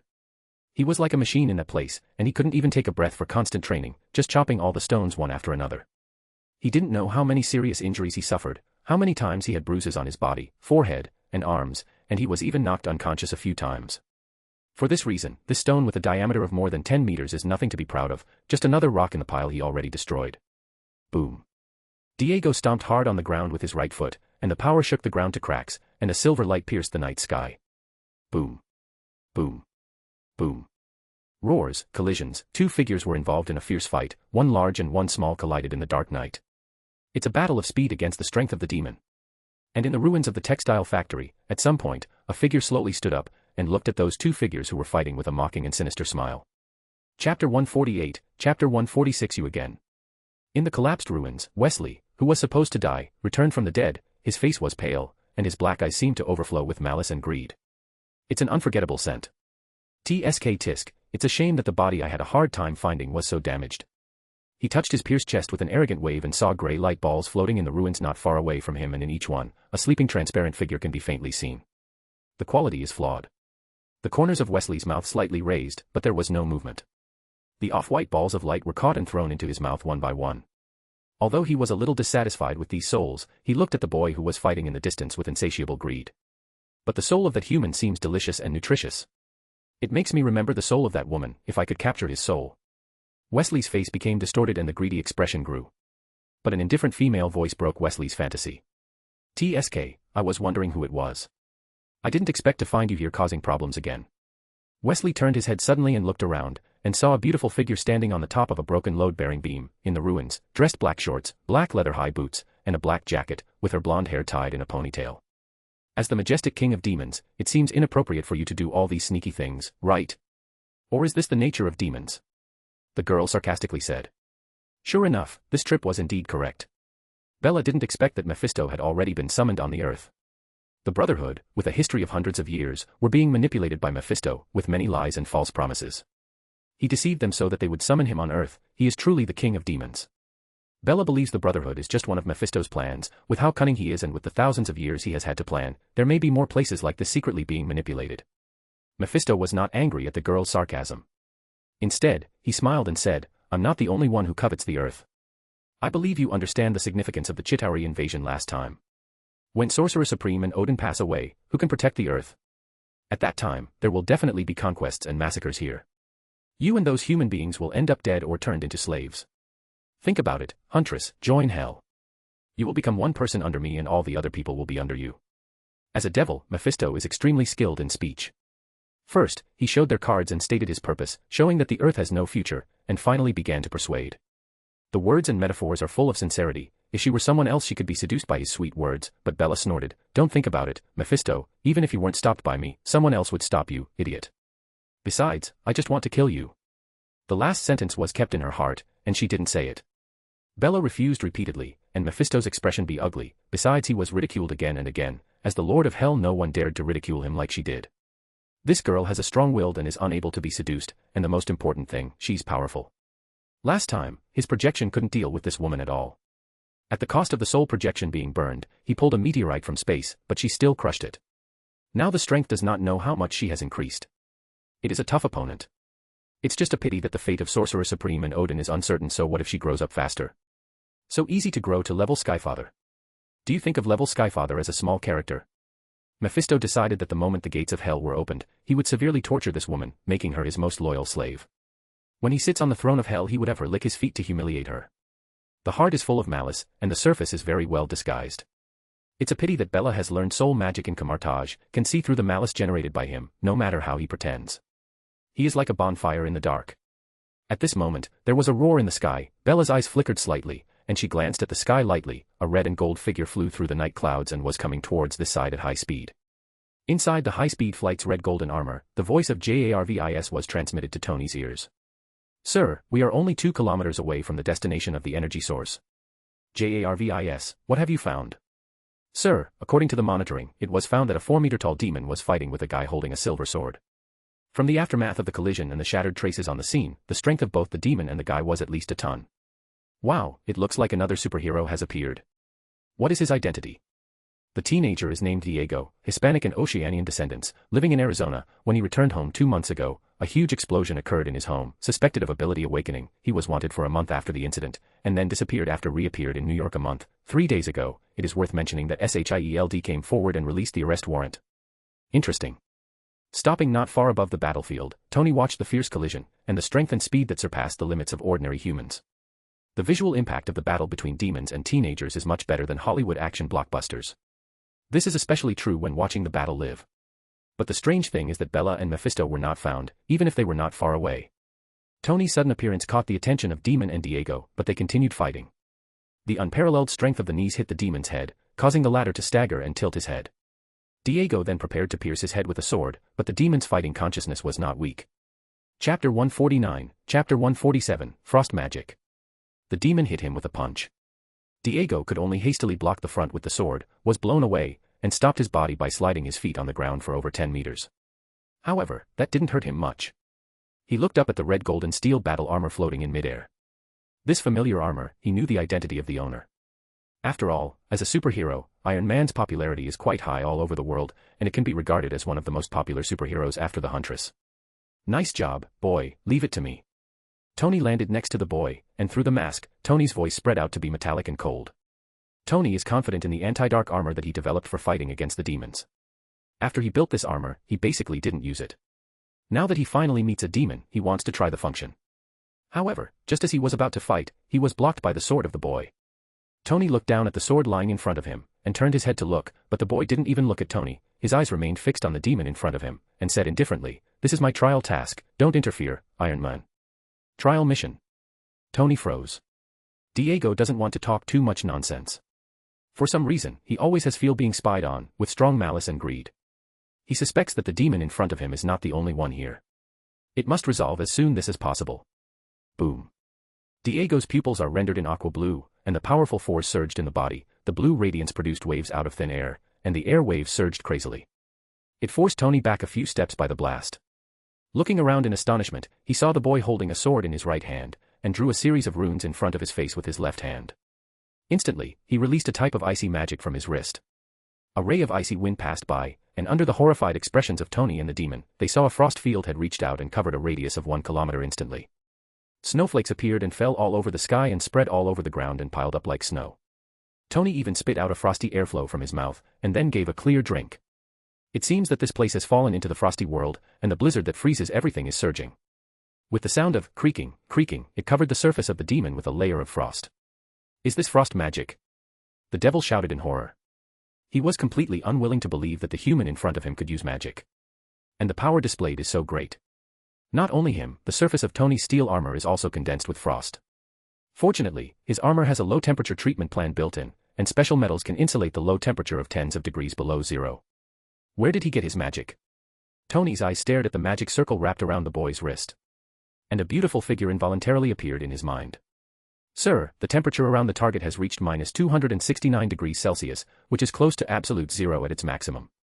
The low temperature on the surface of the armor is less than -100 degrees Celsius, so it can stop some armor processes because of temperature drop. The temperature is still dropping. It is recommended to leave immediately. But Tony couldn't hear it at all, and just stared at the boy not far away, who exuded an icy breath. What is the concept of absolute zero? At this condition, all molecules and atoms that make up a substance stop moving. In the depths of interstellar space known to humans, the pure temperature there is -268 and -253 degrees. This boy can achieve this level of magic, especially seems to control this element. The temperature around him and the condition around the devil present two very different low temperatures. How terrible is this? There is magic in this world, and Tony knows it very well. It was shown when Thor and Loki fought for the scepter in the SHIELD headquarters underground. But it showed not much. And that is the magic of the known gods. Now, the boy in front of him was just an ordinary human 2 months ago, and when he disappeared for a month and reappeared, he showed such skill. That was absolutely unthinkable few years ago. And from that hand, this is not the so-called super ability, but magic, and that the demon yelled out in horror confirmed this point. The ability to change tiny atoms or the structure of elements out of thin air is completely different from science. While Tony was thinking, the demon struggled to unleash his dark powers to stop the icing. But unfortunately, it is not possible at all. He is not a high-level demon, nor can he cast hellfire, so naturally he cannot resist the power of frost magic. Tony watched how the demon, helplessly, condensed into a 4-meter-high ice sculpture in the endless frost storm. Under the ice layer, he can still see the ugly face of the demon struggling and twisting. Bang. Bang. Seeing that the cast of frost magic had achieved results, Diego would not let him go. The magic circle wrapped around his left wrist changed with a magic power that blessed his body. Diego jumped into the sky, and after jumping a distance of 100 meters, he stepped on the void with his right foot and an ice-blue magic circle appeared under his feet. In a swooping pose, his leg blooming with a bright blue light like a flame that fell towards the devil. The terrible wind pressure blew away the snowflakes accumulated on the ground. Tony raised his head, the blue light reflected in his eyelids. No need to calculate, under accelerating force, how horrifying is this power. Tony didn't even bother to think about it. The propellers erupted, and the armor flew back at high speed. Boom. In the end, amidst the demon's desperate gaze on the ice sheet, a terrifying roar exploded in the sky. Air waves swept across the desert along with gravel and smoke, and violent vibrations made people unable to stand up. They could be felt hundreds of meters away. People who were thousands of meters distantly and tried to get close to their windows to look because they did not know what was going on, but suddenly, they felt the cold wind pass by and saw a blue light fall from the sky, followed by a gut-wrenching roar in the next second with shock wave hit them and threw them backwards. Hi guys, although it's a bit late, Happy New Year. I'm going to be posting a daily chapter from here on out, Monday through Friday. If I have time on the weekends, I'll also post chapters. Thank you for your power stones. Have a nice day, bye. Chapter 150, Chapter 148 My King. Boom boom. Horrified screams and howls made the night sky even louder. After a while, the terrifying movement calmed down. In a collapsed and abandoned factory a few hundred meters away, a steel arm stretched out from the ruins. The armor shot out into the sky, spewing piles of rock and dust. Tony saw up and looked ahead. It can be seen that it has completely cut the original ground off by a layer, and it has sunk in a pit with a diameter of nearly 100 meters in the center. The pit was not deep, and Tony could see the figure of the boy in the pit at a glance, and there were dozens of pieces of ice scattered because had been frozen and shattered. Inside the ice is the dismembered body of the demon. Bending down, staring at the pair of bloodthirsty and resentful eyes in the ice layer, he said softly, "Dirty garbage, death is where you belong. Go back to your hell." Bang. Using light force, the guy stepped on the frozen head of the demon and crushed it with a cold kick. And the red eyeballs like a ice cube lost its light after being crushed. Wow, I like his style. The combat style is decisive and ruthless, and the behavior, which made Tony raise his eyebrows and admire. He grew into more and more sure of his conjecture. The guy could be related to her. On the other side, the aftermath did not affect the collapsed textile factory. Witnessing what Diego had done, Mefisto grew into more and more greedy. There was a vague urge to make a move. However, the figure standing on the broken load-bearing beam not far away made him dare not move. This woman seems to enjoy the battle, but in fact, her eyes are always on him. Mefisto knows that once he shows any movement, it will greet him with a merciless attack from her. The cost of burning the soul was not high last time, but this moment it is different. The vitality of his body was weakening. He couldn't last long. Once the battle begins, it is not possible to beat this woman with mere projections. If his soul dissipated this time, it would take at least a few decades to recover. Decades are nothing, but it is related to future plans. The slight movement of Mefisto's head caused a slight ripple in Bella's eyes. She is now more and more sure that Mefisto must be planning something. Slightly frowning, a killing intent had already appeared in her heart. There was a slight invisible change in the surrounding air, and the venue atmosphere became murderous. A strong sense of danger was transmitted, and Mefisto sensed this. There was no hesitation. Mefisto, who was occupying Wesley's body, disappeared into the air in the blink of an eye. "Hey, run fast enough." Bella snorted softly, keeping this matter in mind. It's just a slight change in mood that the opponent can catch. He is really top-notch in cunning and running. Maybe it's because he was beaten by the Ancient One a lot. So he runs at the first sense of danger. Originally, she wanted to eliminate this projection of him, although it was only a projection, and it can't help her much to improve her strength compared to killing the original body, but it's still an improvement. But it was a pity that Mefisto ran too fast, so she didn't care. Ancient One has not fallen, no matter what the devil leader wants to do, he has to go back a little bit. There is at least 1 or 2 years before Ancient One's demise, and after 1 or 2 years have passed, her strength will not be the same. When the time comes, she will be the one to beat up Mefisto. When Mefisto fled from here, the movement was captured by Diego from a distance. The boy tried his best to kill the demon, just to deal with the existence that had been staring at him secretly, but he never noticed it until Mefisto left, and he caught the fluctuation. As a result, he turned around and saw Bella, who was standing on the broken load-bearing beam and unhidden. Immediately, Diego's face burst into joy and ran over with a trace of excitement, followed by Tony, who was watching the battle. The distance of several hundred meters is but a blink of an eye for the two of them. "Master." I said, "Don't call me a master. My king." Looking at the boy with a look of exasperation, Bella only felt a headache. When she was on the island, the little guy knew that the name of the sword in her hand was Sword of Promised Victory, Excalibur. He thought she was the legendary Night King. She herself said that she wanted to form a team, and she just mentioned the Knights of the Round Table without giving much importance when naming them. As a result, this brat became more and more convinced that she must be related to the King of Knights. It's just that she was too lazy to refute. In fact, it's not just Diego. Many of her exclusive fan posts have also had such speculations. After all, in New York, she shouted the phrase, Excalibur. In addition, the model of her Sword of Promised Victory, Excalibur, is like the legendary King of Knights recorded in ancient books. So everyone guessed she might be the Night King. There are also many people who question why the King of Knights is a woman. The King of Knights is just a legend, but fans don't care so much, and firmly believe that their guess is correct. Some people think that she is the Night King, and some people think that she is a descendant of the Night King's blood, which is why she has such devastating power. But more than just fans. Many forces have similar speculations. As a loyal believer, Diego believes in this. According to the records, the Night King's mentor is the great magician Merlin. It fits perfectly with Bella, as she is also a powerful magic user. In fact, Shield and Tony are half-believing, but they know something else that ordinary people don't. Her sword was forged by King Dwarf ordered by Frigga, the queen of the Asgardians. Thor once mentioned it. They also checked the identity of Bella's ancestors, and in fact they are all from the United States. So Bella's bloodline doesn't have a sliver of connection. The source of her power that Thor and God Queen Frigga have been amazed by is indeed more mysterious. For this reason, Shield and many forces searched to locate the legendary King Arthur's royal city, and even the ruins of the Round Table. It's just that it disappointed them that they couldn't find any useful information on any of the monuments or any of the cultural relics. Chapter 151, Chapter 149. Are you serious?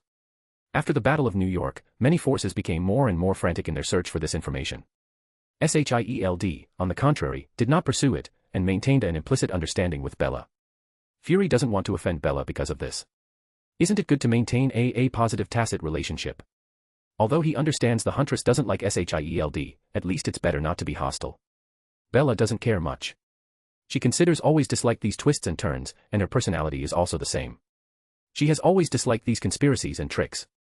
If she has that time, she'd better go on a trip with Angie and little Sally. If they insist on scheming, she could pay them a not-so-pleasant visit. The results speak for themselves. Bella is quite satisfied with Diego's performance in this battle, even if it's the first time he's killed a demon with his bare hands. It's quite remarkable that he can kill a demon after only a month of training. She will not criticize too much. What satisfies her most is Diego's outstanding sense of combat. Mental quality is also good. Obviously, his 1-month training was not in vain. The Huntress's eyes with apparent admiration made Diego happy, very different from when he was fighting the demon. He was completely ruthless. Tony, who saw this change, was quite surprised. As expected of you, you can train him like this in just 1 month. Tony raised his head, opened his visor, and talked to Bella in a sour tone. As a billionaire and a genius scientist, he spent days and nights to create the MK armor so he could turn into a superhero. Still, the combat power is far from top-notch. But this boy can surpass him in combat power in just 2 months, and he can continue to become stronger. How can he not make him jealous? It's also fortunate that Tony originally wasn't a jealous character, but just a little sour and not serious. Instead of being jealous of others, he is confident that one day he will definitely develop a more powerful armor. Bella felt helpless. How could she not see that he was just joking? Well, it looks like that look doesn't flatter your appearance. Tony was very satisfied with Bella's helpless eyes, and then asked with a serious face. Just now, JARVIS detected unusual magnetic field fluctuations and captured a blurry picture. No wonder I felt wrong from the beginning. The boy also said he felt something strange. Based on Tony's understanding of her, whether it's strength or decisive character, there must be a reason for coming forward in person every time. And judging from the video, although the face can't be seen clearly, that pair of black eyes is not something that human beings can have. It seems to be another big boss monster. Facing the boy's and Tony's eyes, Bella hid nothing, saying, it was Mefisto's setup. Diego, this time you messed up his plan, and he also targeted you. Demon King. Both the boy and Tony were shocked. Did he appear again? What is the plan? Do we have to prepare to fight? Tony's complexion changed, and he asked quickly. Tony still remembers when Mefisto throwing a meteorite when they met for the first time, his terrifying strength and cunning character. Tony couldn't believe that Mefisto was summoned into the world again. The visit of this king of demons puts a lot of precision on Tony, and the earth is in trouble. Diego also feels a lot of pressure. He knows that with his current strength, he is not qualified to fight against Mefisto at all. Especially this time, he is being targeted by him. Don't be too nervous. He can only do some sneaky things. Just pay more attention. Bella raised her hand and tapped lightly in the void, and saw a projected image appear in front of the two of them, which was the full-body image of Wesley. This is what he looks like now. She told Tony that he would pay attention, but in fact Bella didn't have any confidence in him. If Mefisto wanted to hide himself, it would be impossible to track him with current human technology. Even Heimdall couldn't find him. It is estimated that the Ancient One can find the other party. Hee, are you serious with that indifferent expression on your face? Tony complained secretly. But the relaxed look made Tony a lot more relaxed. Thinking about it, Mefisto is indeed strong, but the Earth is not in the Hell dimension, and the Demon King can't come down in person even if he is strong.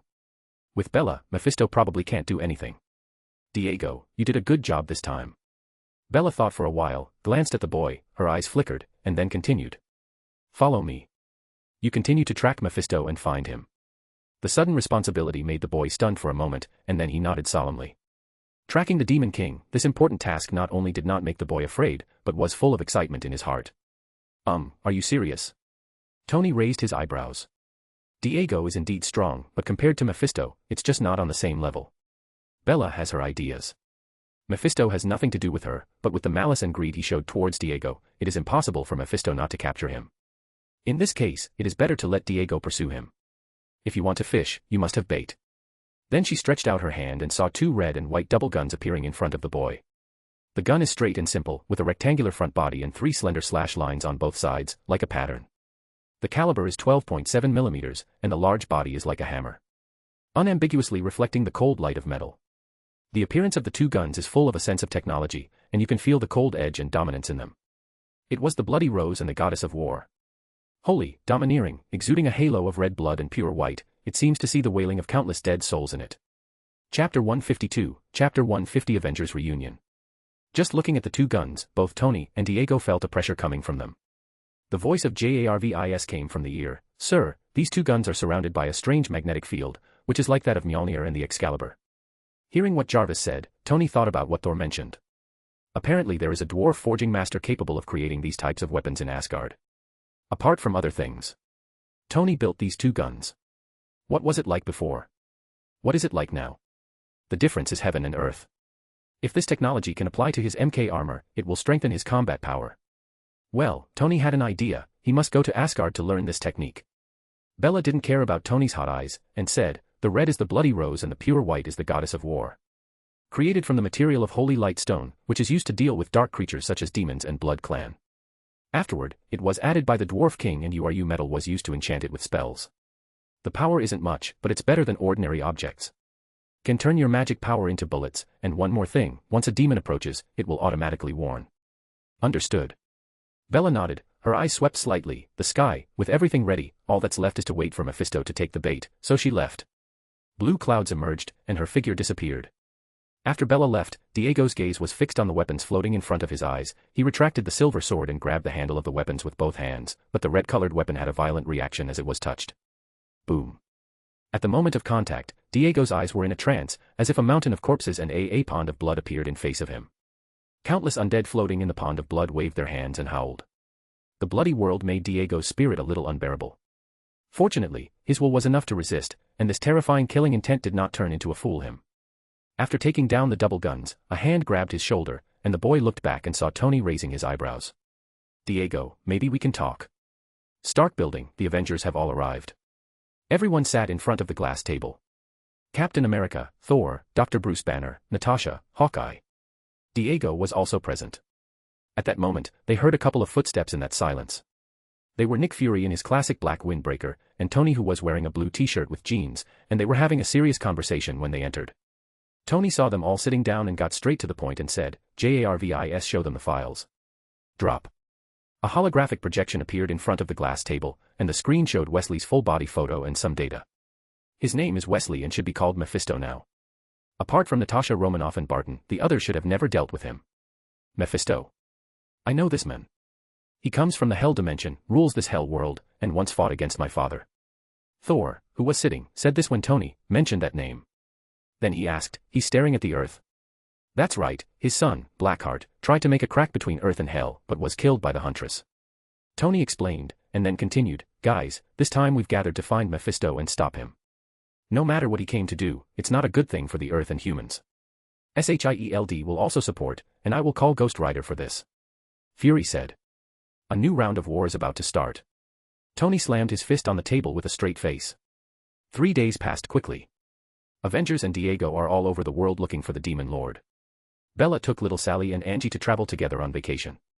Since Angie's vacation is not long, only about 4 days, the destination of the trip is near the USA. Bella bought a large luxury yacht. The length of the yacht is over 35 meters. It equipped the boat with the most modern communication and navigation systems. It equipped the cabin with high-level materials such as teak, leather, gold-plated hardware, stainless steel handrails, high-level carpets, high-end furniture, and modern electrical equipment. The yacht cost her $11.3 million. Spending money to improve quality is Bella's life philosophy. Although the annual maintenance cost of luxury yachts is high, does Bella care? Seeing the little Sally laughing and playing with the cat and dog on the deck, the picture is harmonious, and the corners of Bella's mouth raised. At the moment, as if feeling something, Bella raised her eyebrows. Is this the use of guns? It seems that he has encountered a powerful enemy. Her eyes were slightly rippling, and she felt Diego's vitality and exuberance through the two guns, so he didn't pay too much attention to it. This is the best time for Diego to gain experience, and with her guns in his hand. As long as Mefisto doesn't show up, she doesn't need to take action. Even if Mefisto takes action himself, it is impossible to win in a short time. Sister, what are we eating today? Currently, a soft little body threw itself into Bella's arms. Bella's contemplation was interrupted. She lowered her head to meet a pair of lamentable eyes. On the side are the cat Nina and the golden retriever Cosmo. Even Angie had the same lamentable expression. Bella rolled her eyes, entirely ignoring her best friend's performance. She still doesn't know this girl. Hungry is not necessarily hungry, but acting like a baby is real. The other family members grow up and become more mature.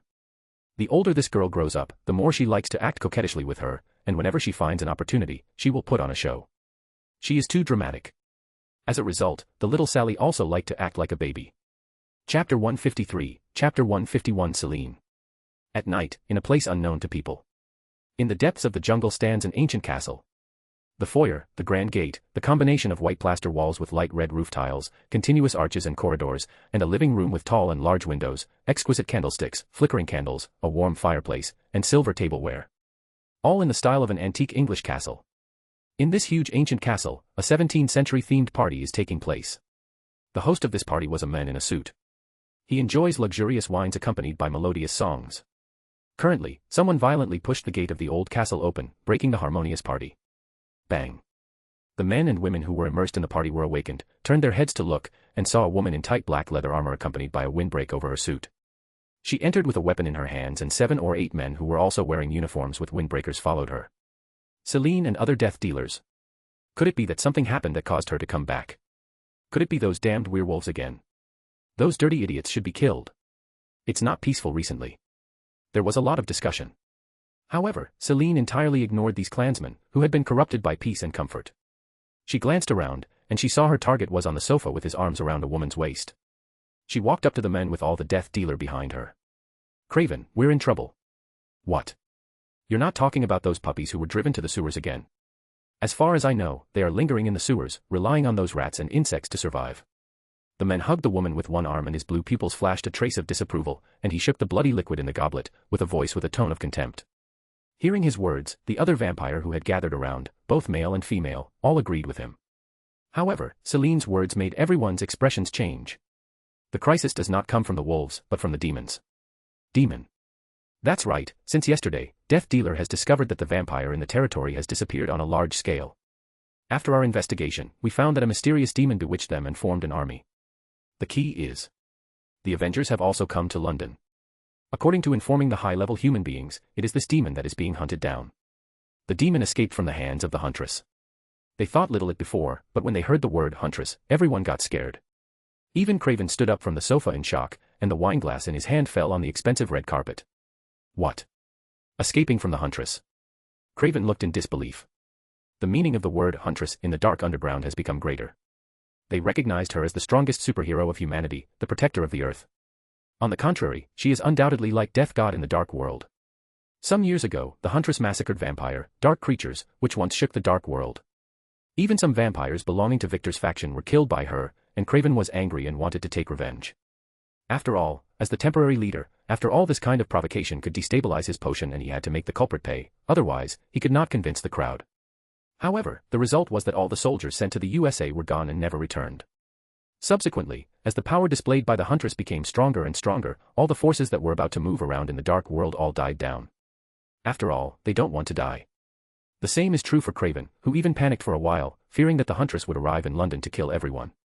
For that reason, he hid deep in the forest out of everyone's sight. It's not just him. Other leaders of the dark forces also kept a low profile for a long time. From this, it can also be seen that the Huntress is a plague in the dark world. He is grateful to her for not bringing the massacre to his house. But the fate, with a terrible sense of humor that brought a damned demon capable of escaping the hands of the Huntress. Even if it is not as strong as the Huntress, it's bad news for him. No wonder, Celine is so serious. Craven walked back and forth to show his agitation, and the others watched Craven awaiting his decision order. Victor, the Supreme, went down into a deep sleep, and Craven was the leader. As one of the most powerful vampires, Victor did not die in the long river of time, but went down into a deep sleep. Everyone has to listen to him, including the Death Dealer, who has always looked down on Craven. His footsteps paused, and Craven turned around and walked in front of Celine. Looking into these cold eyes, he said in a serious voice, immediately recall all the Death Dealer, regardless of whether or not they are performing missions. Everyone. Then he looked at one of his subordinates and continued to order, in addition, call all the allies in other cities in the name of Victor. Tell them the news, and they can't just sit idly by in this crisis. Celine, where are those Avengers now? The small town of Weybridge, Surrey, 8 miles southwest of London. Keep an eye on them, and search for the demon's location with all your strength. Once you find it, find an opportunity to inform the Avengers. With them as the vanguard, we don't need to take action. Orders were issued from Craven's mouth, clearly. Even the Death Dealer felt that there was nothing wrong with Craven's order.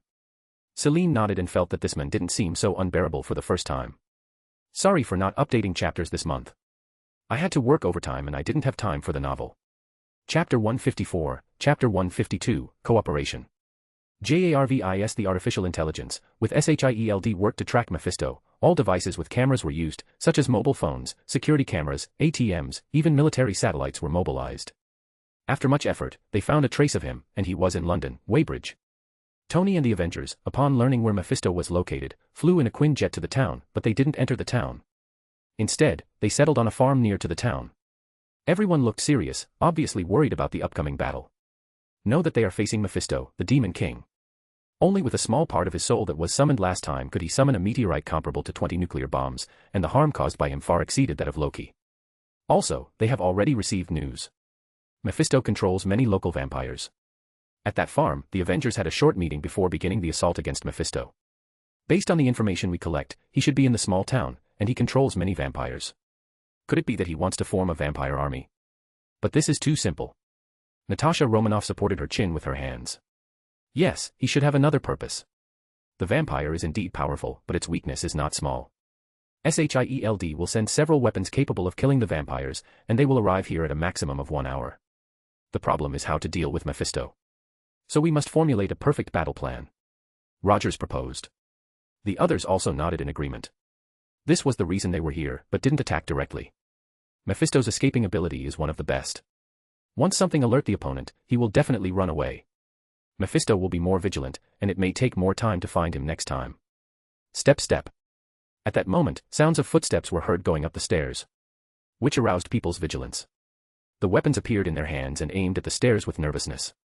But a boy in a brown jacket showed up in front of everyone.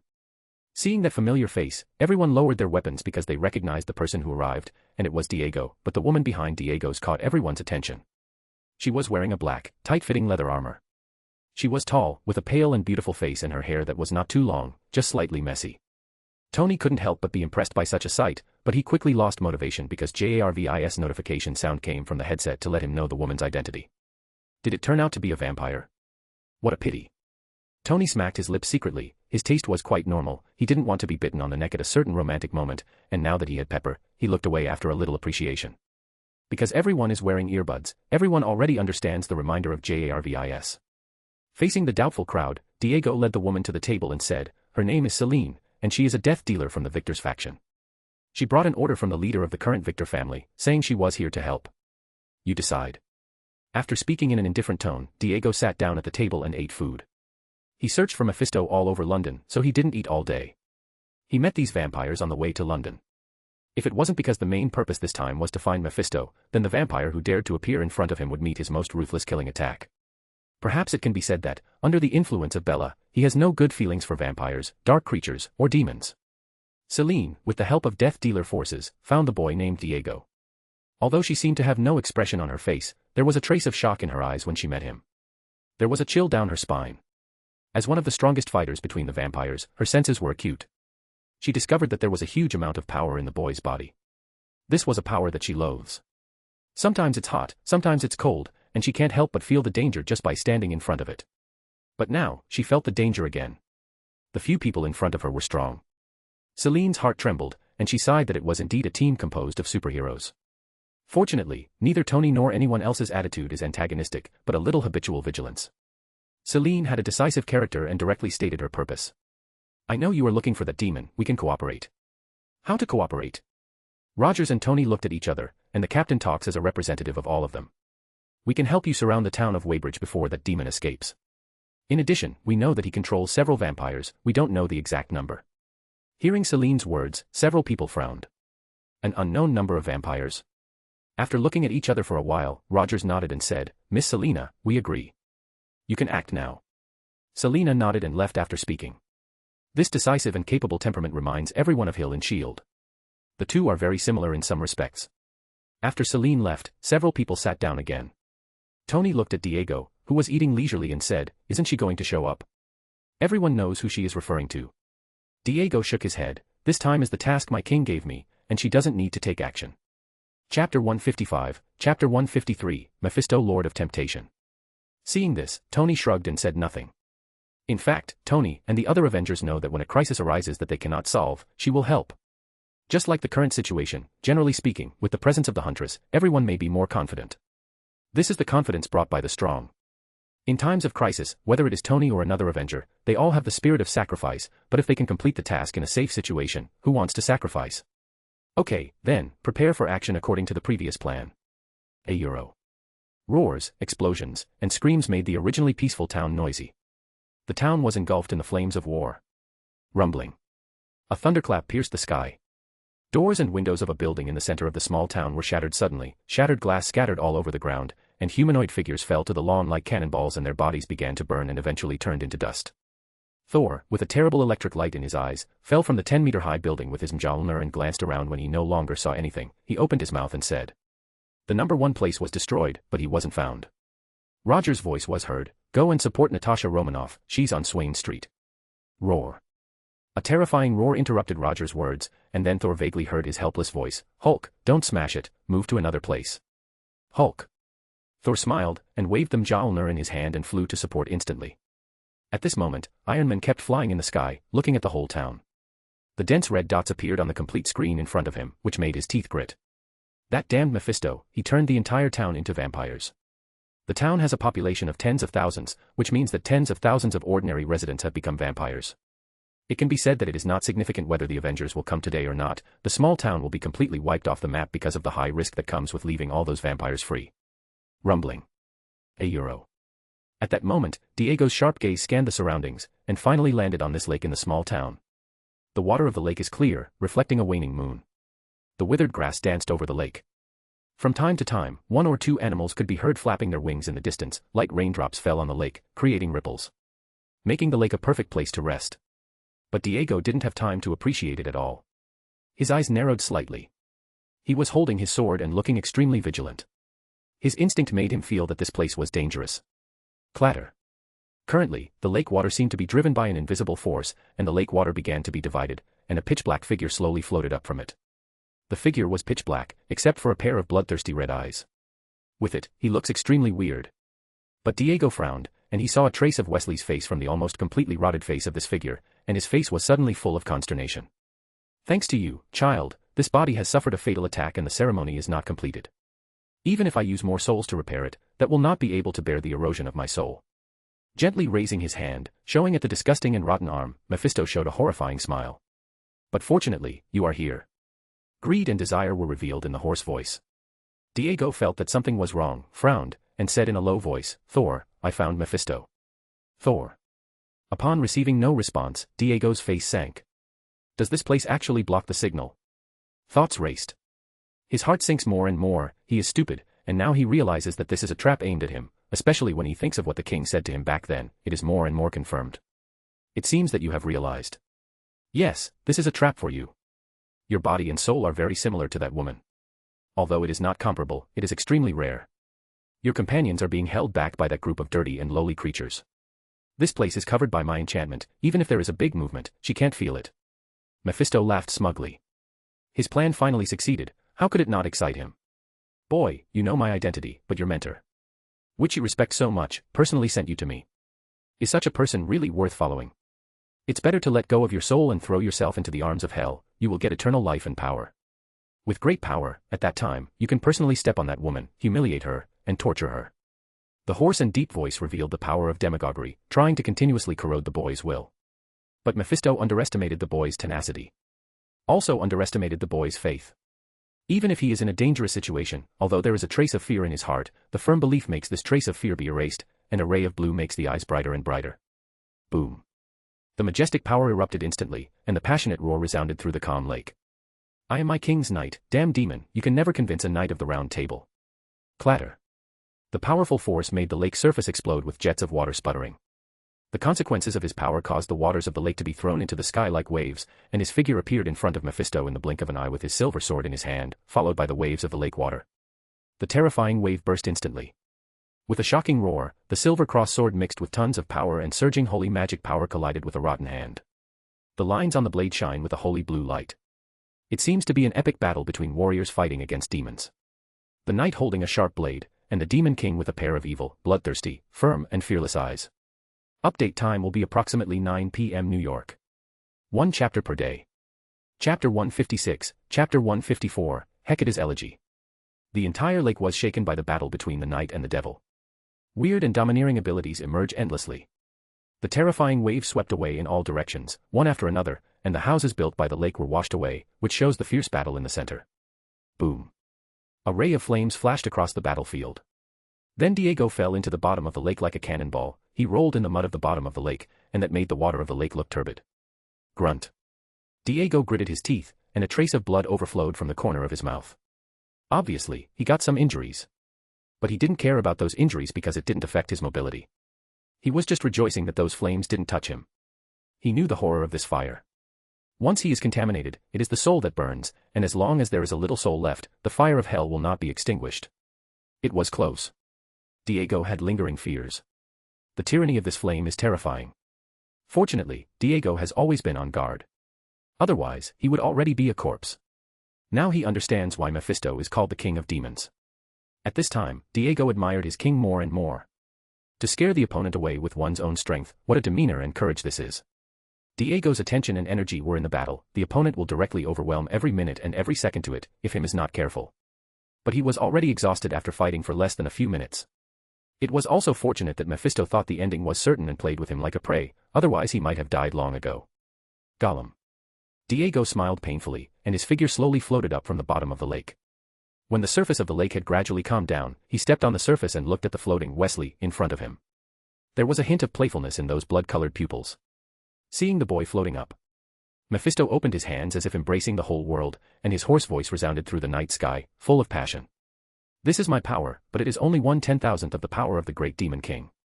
Throwing yourself into the embrace of hell, I will give you the power to surpass everything, and you will become the god of this world, the god who dominates all. Mefisto is still bewitching without giving up. But the response he received was indeed Diego's disdainful sneer, beyond everything. Including surpassing you. The only one in my heart is my king. This kind of evil of yours will only end in ashes under the judgment of my king. As soon as the words fell, the slightly damaged silver sword in Diego's hand disappeared, and a blue circle of about 1 meter formed on the surface of the lake. The holy aura swept over everything instantly, and 2 gorgeous guns floated from the magic circle respectively. One of them was white, and the other was red. The moment he saw these 2 guns, Mefisto's bloody pupils shrank, and his expression changed. He seems to hear the raging roar from those guns. It turned out to be 2 pseudo-Skyfather artifacts comparable to that of a Skyfather artifact, and those weapons have the blessing of Asgard and Camartage. Where did that damn woman come from?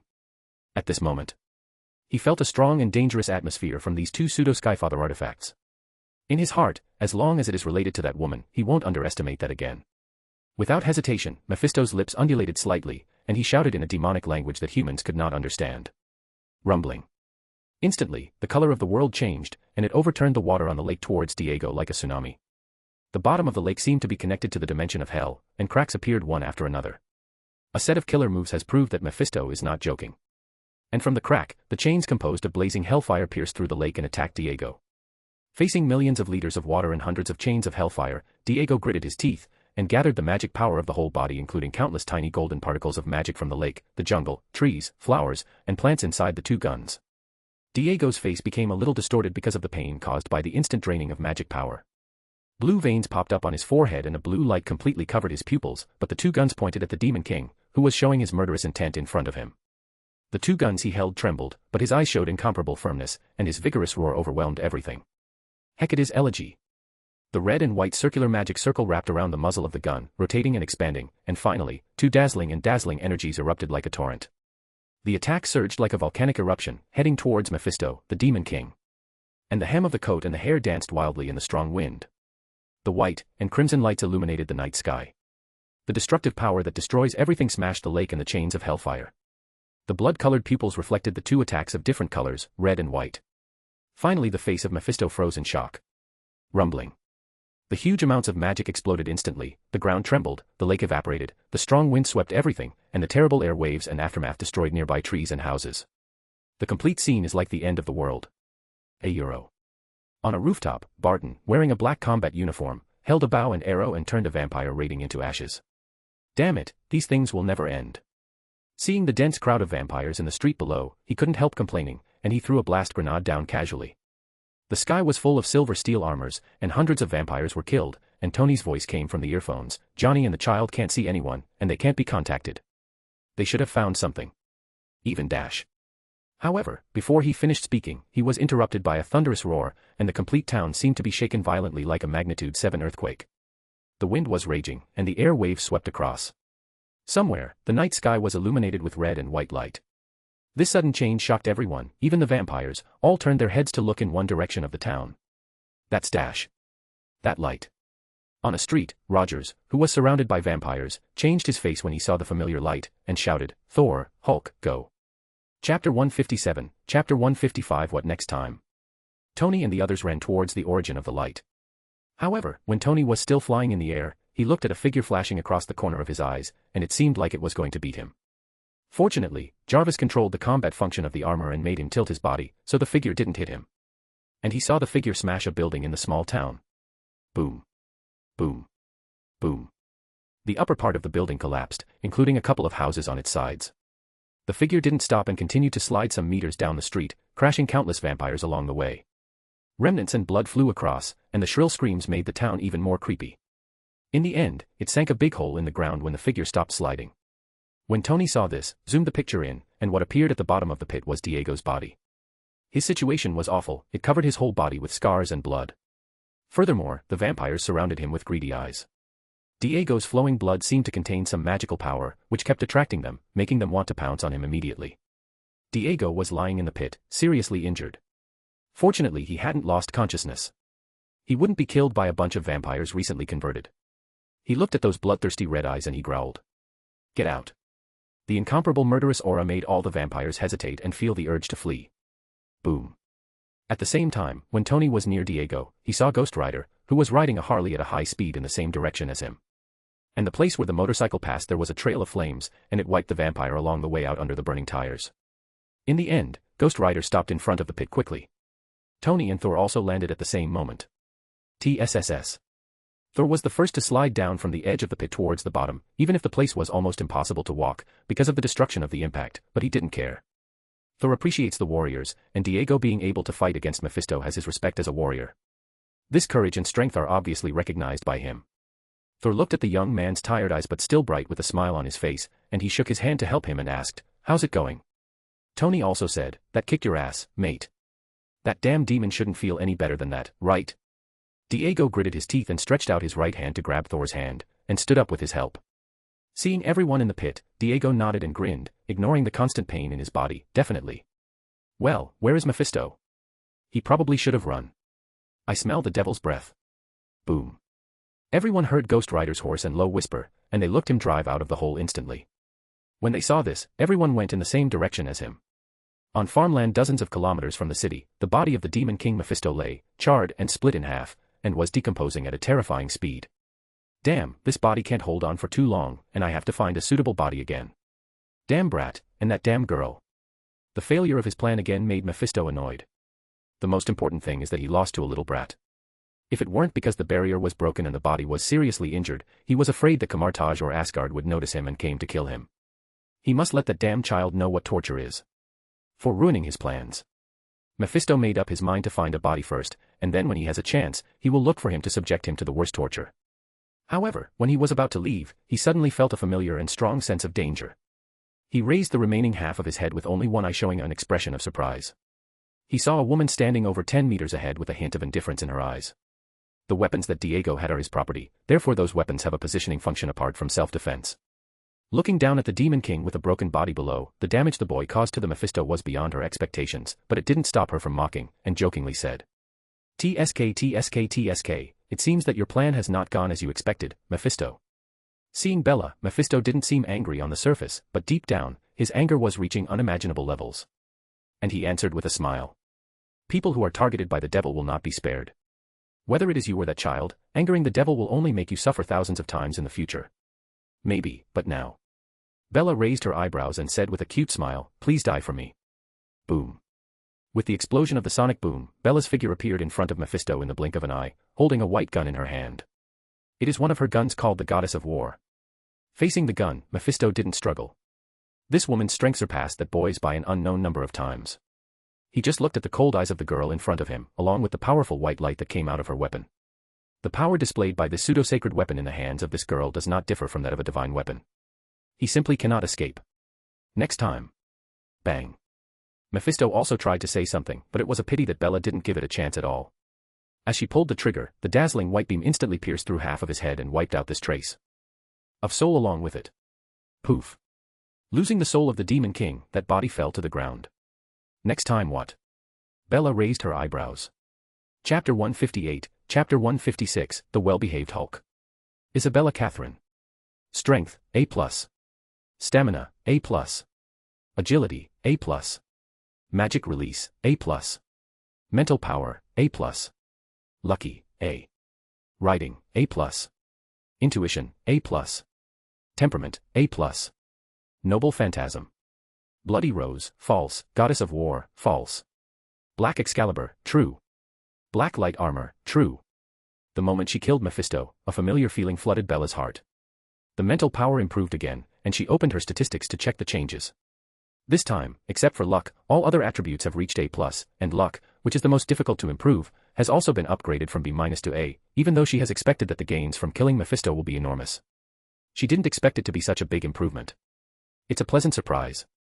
Sure enough, the Demon King is definitely a good aim, and the experience she got is quite nice. After analyzing her statistics, Bella pointed her gun towards the side of the road. Get out. The icy voice removed any doubt in the hidden people's minds about their dreadful end if they tried to escape, so they stepped out of the shadows. Surprisingly, they were Selene, the female vampire, and a group of death dealers, as well as the temporary leader of the Victor clan, Craven. Craven is very ambitious. This time he summoned most of the alliance of dark forces to surround the town and kill all the demons, to show his courage and power to other vampires, just like the last time he personally killed the werewolf king hundreds of years ago. Everything was going well, but unexpectedly, the Demon King appeared here. This made Craven secretly feel that his luck was unlucky. Craven groaned inwardly, his only way left is to try to kill the Demon King. But unexpectedly, the Huntress appeared and killed Mefisto with one shot. Craven just cried without tears, Huntress, that is the existence called Death God in the dark world. She has the reputation of killing all dark creatures. Originally, he secretly prayed that the Huntress would never find themselves. Result.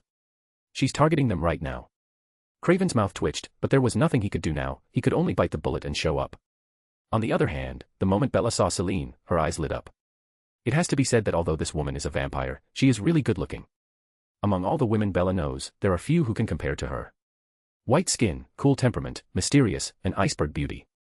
Apart from Bella herself, Natasha Romanoff is the only one who can make a little comparison. Should I kill them? But it's a pity to kill this beautiful girl. Bella fell into consideration. Craven and all the death dealers, including Selena, began to get nervous. It can be said that the life and death of them depend on this woman. Resistance. In front of this person, not to mention resistance, there is no possibility of running away. Not to mention Craven, even Selena, who is the most powerful vampire, can't escape.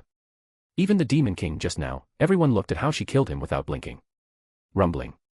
At that moment, the sound of a motor came from the distance, and everyone looked subconsciously and saw a skeleton covered in fire riding a Harley towards them. Followed by Tony and others, Captain America and Natasha Romanoff obviously found a vehicle. The Avengers and Ghost Rider made Craven and others even more nervous. Not only that, a bunch of vampires who were recently transformed also followed. But not many people care about them. Bang. Tony and Thor fell to the ground in a superhero pose, and Hulk had a less impressive entrance and was actually more violent. He just smashed 10 death dealers who had no time to evade. Roar. Hulk sensed something was wrong, looked down, and found a mass of meat paste that seemed to be startled and growled in a low voice. As if complaining. The death dealers, Tony, and others were speechless. A little sympathy for these unlucky guy. But as soon as he saw Bella, Hulk, who was grumpy, became much more obedient instantly, and stood obediently beside Bella, like a child who was afraid of his mother scolding. Hulk remembered how this girl beat him up. That left a deep shadow on Hulk's young heart. Although it was controlled by Loki, the memory is still there. The smart Hulk didn't want to provoke this monster, especially when she beat him with no room for retaliation. This is just a minor episode. The death dealers dared not speak out and stand aside obediently, waiting for the judgment. Rogers was relieved to see the half-body of Mefisto slowly turning into thick, smelly black water on the ground. The enemy was eliminated. He almost ran away. You guys did a good job. Bella nodded. Tony and the others looked at each other and smiled wryly. They almost did nothing at all. The heaviest task was done by Diego and Bella successively. At that moment, Diego got off the off-road vehicle and his face was pale because of excessive blood loss, but still, he gave the other weapon to Bella. Chapter 159, Chapter 157 Go with peace of mind. Seeing that Diego had scars all over his body, the corners of her mouth slightly raised. This time you did an impressive job. If you had killed the Demon King, maybe I would have been to consider rewarding you with Rose and War. She wasn't joking. With her current powers, the Bloody Rose and the Goddess of War can't keep up. After all, she has stronger killing moves. The atomic collapse, there is still the supernova that is still being perfected. Also, she has her main attack with her sword, EX. As pseudo-artifacts, Rose and War spears can be said to have been eliminated from her capable weapons. The two guns were built from the Holy Light Stone to destroy demons, also the Dwarf King adding metal URU, Bella further added many enchanting spells. In essence, it is already a pseudo-artifact comparable to an artifact. Gifting it to Diego is also not a problem. It's just that these two guns have killed countless lives, and the killing intent in them is beyond the boy's ability to bear. Holding them for a long time will affect him. To put it bluntly, the boy isn't strong enough and isn't qualified to hold it. Diego himself is also aware of this. Facing Mefisto's danger, he summoned two guns, but as soon as he got them, the killing intent almost overwhelmed his will. Anyway, when the strength is sufficient, the king will naturally give something better. That's why he returned the weapons without complaints. You. However, a roar interrupted Bella's words, causing her to frown. A wave of vampires was approaching in the distance. Apparently, their bloodthirsty instinct made these vampires completely lose their minds. The only thing that seemed to matter to them was blood. Thor was the first who turned around, his body and his eyes flashing with lots of lightning, and held the Mjolnir in his hand ready to fight. The others did not sit idly and were also prepared to fight. Bella sighed slightly. These people are innocent and victims of Mefisto. The reality is so cruel, they are no longer human beings, after being transformed into vampires. Vampires will follow the instinct to hunt and kill humans. She is not a god, nor does she have the time to save these people. Bella could only give them a fast death. She raised her slender hand, and a hot sun emerged in the midair, with raging flames, spreading the light across the earth, dispelling the night sky, evaporating the rain that poured down. Although it was only a simulated sun, the energy it contained was similar at the real sun. Ah. Selena and Craven reacted fast.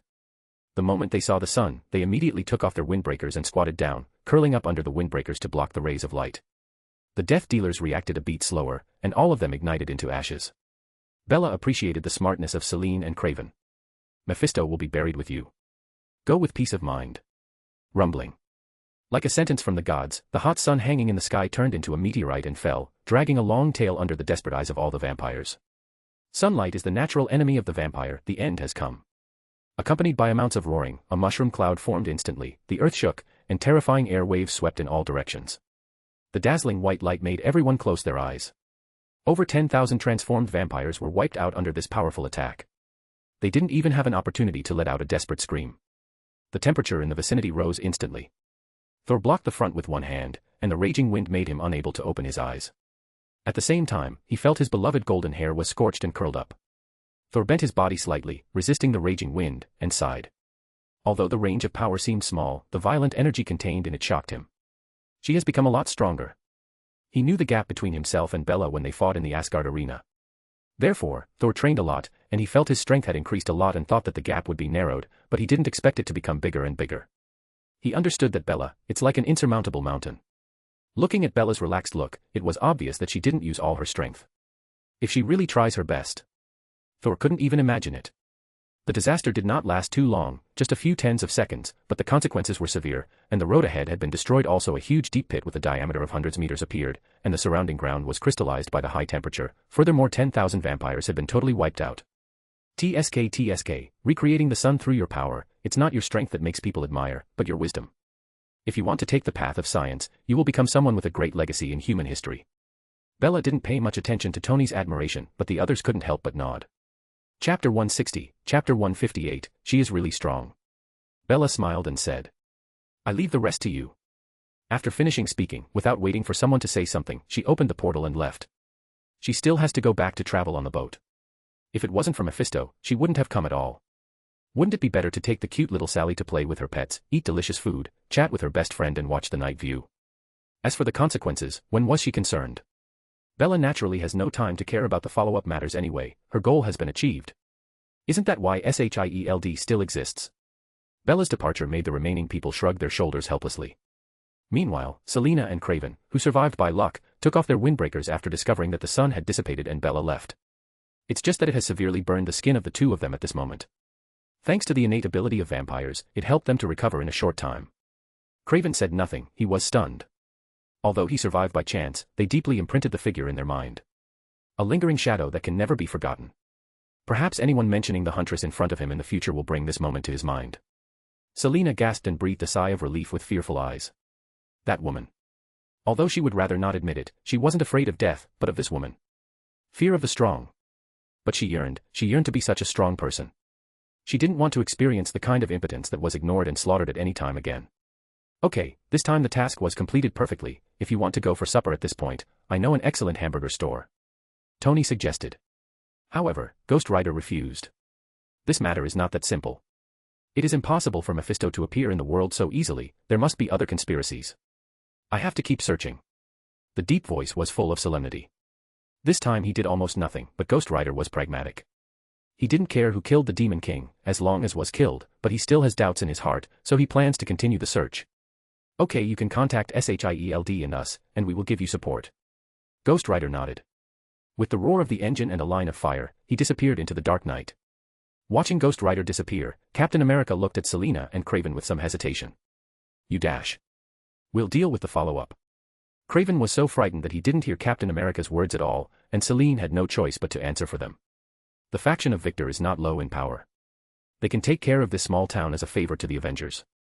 Selene doesn't expect them to give her a reward, she just hopes the Avengers will not make trouble. After all, she has seen the strength of the Avengers team before. If they regard the faction of Victor Manor as an enemy, they may not bear it. Captain America agreed. Although his attitude towards Victor Clan is not as indifferent as Bella's, he doesn't have much affection either. A race that can transform a small town into a vampire overnight is dangerous.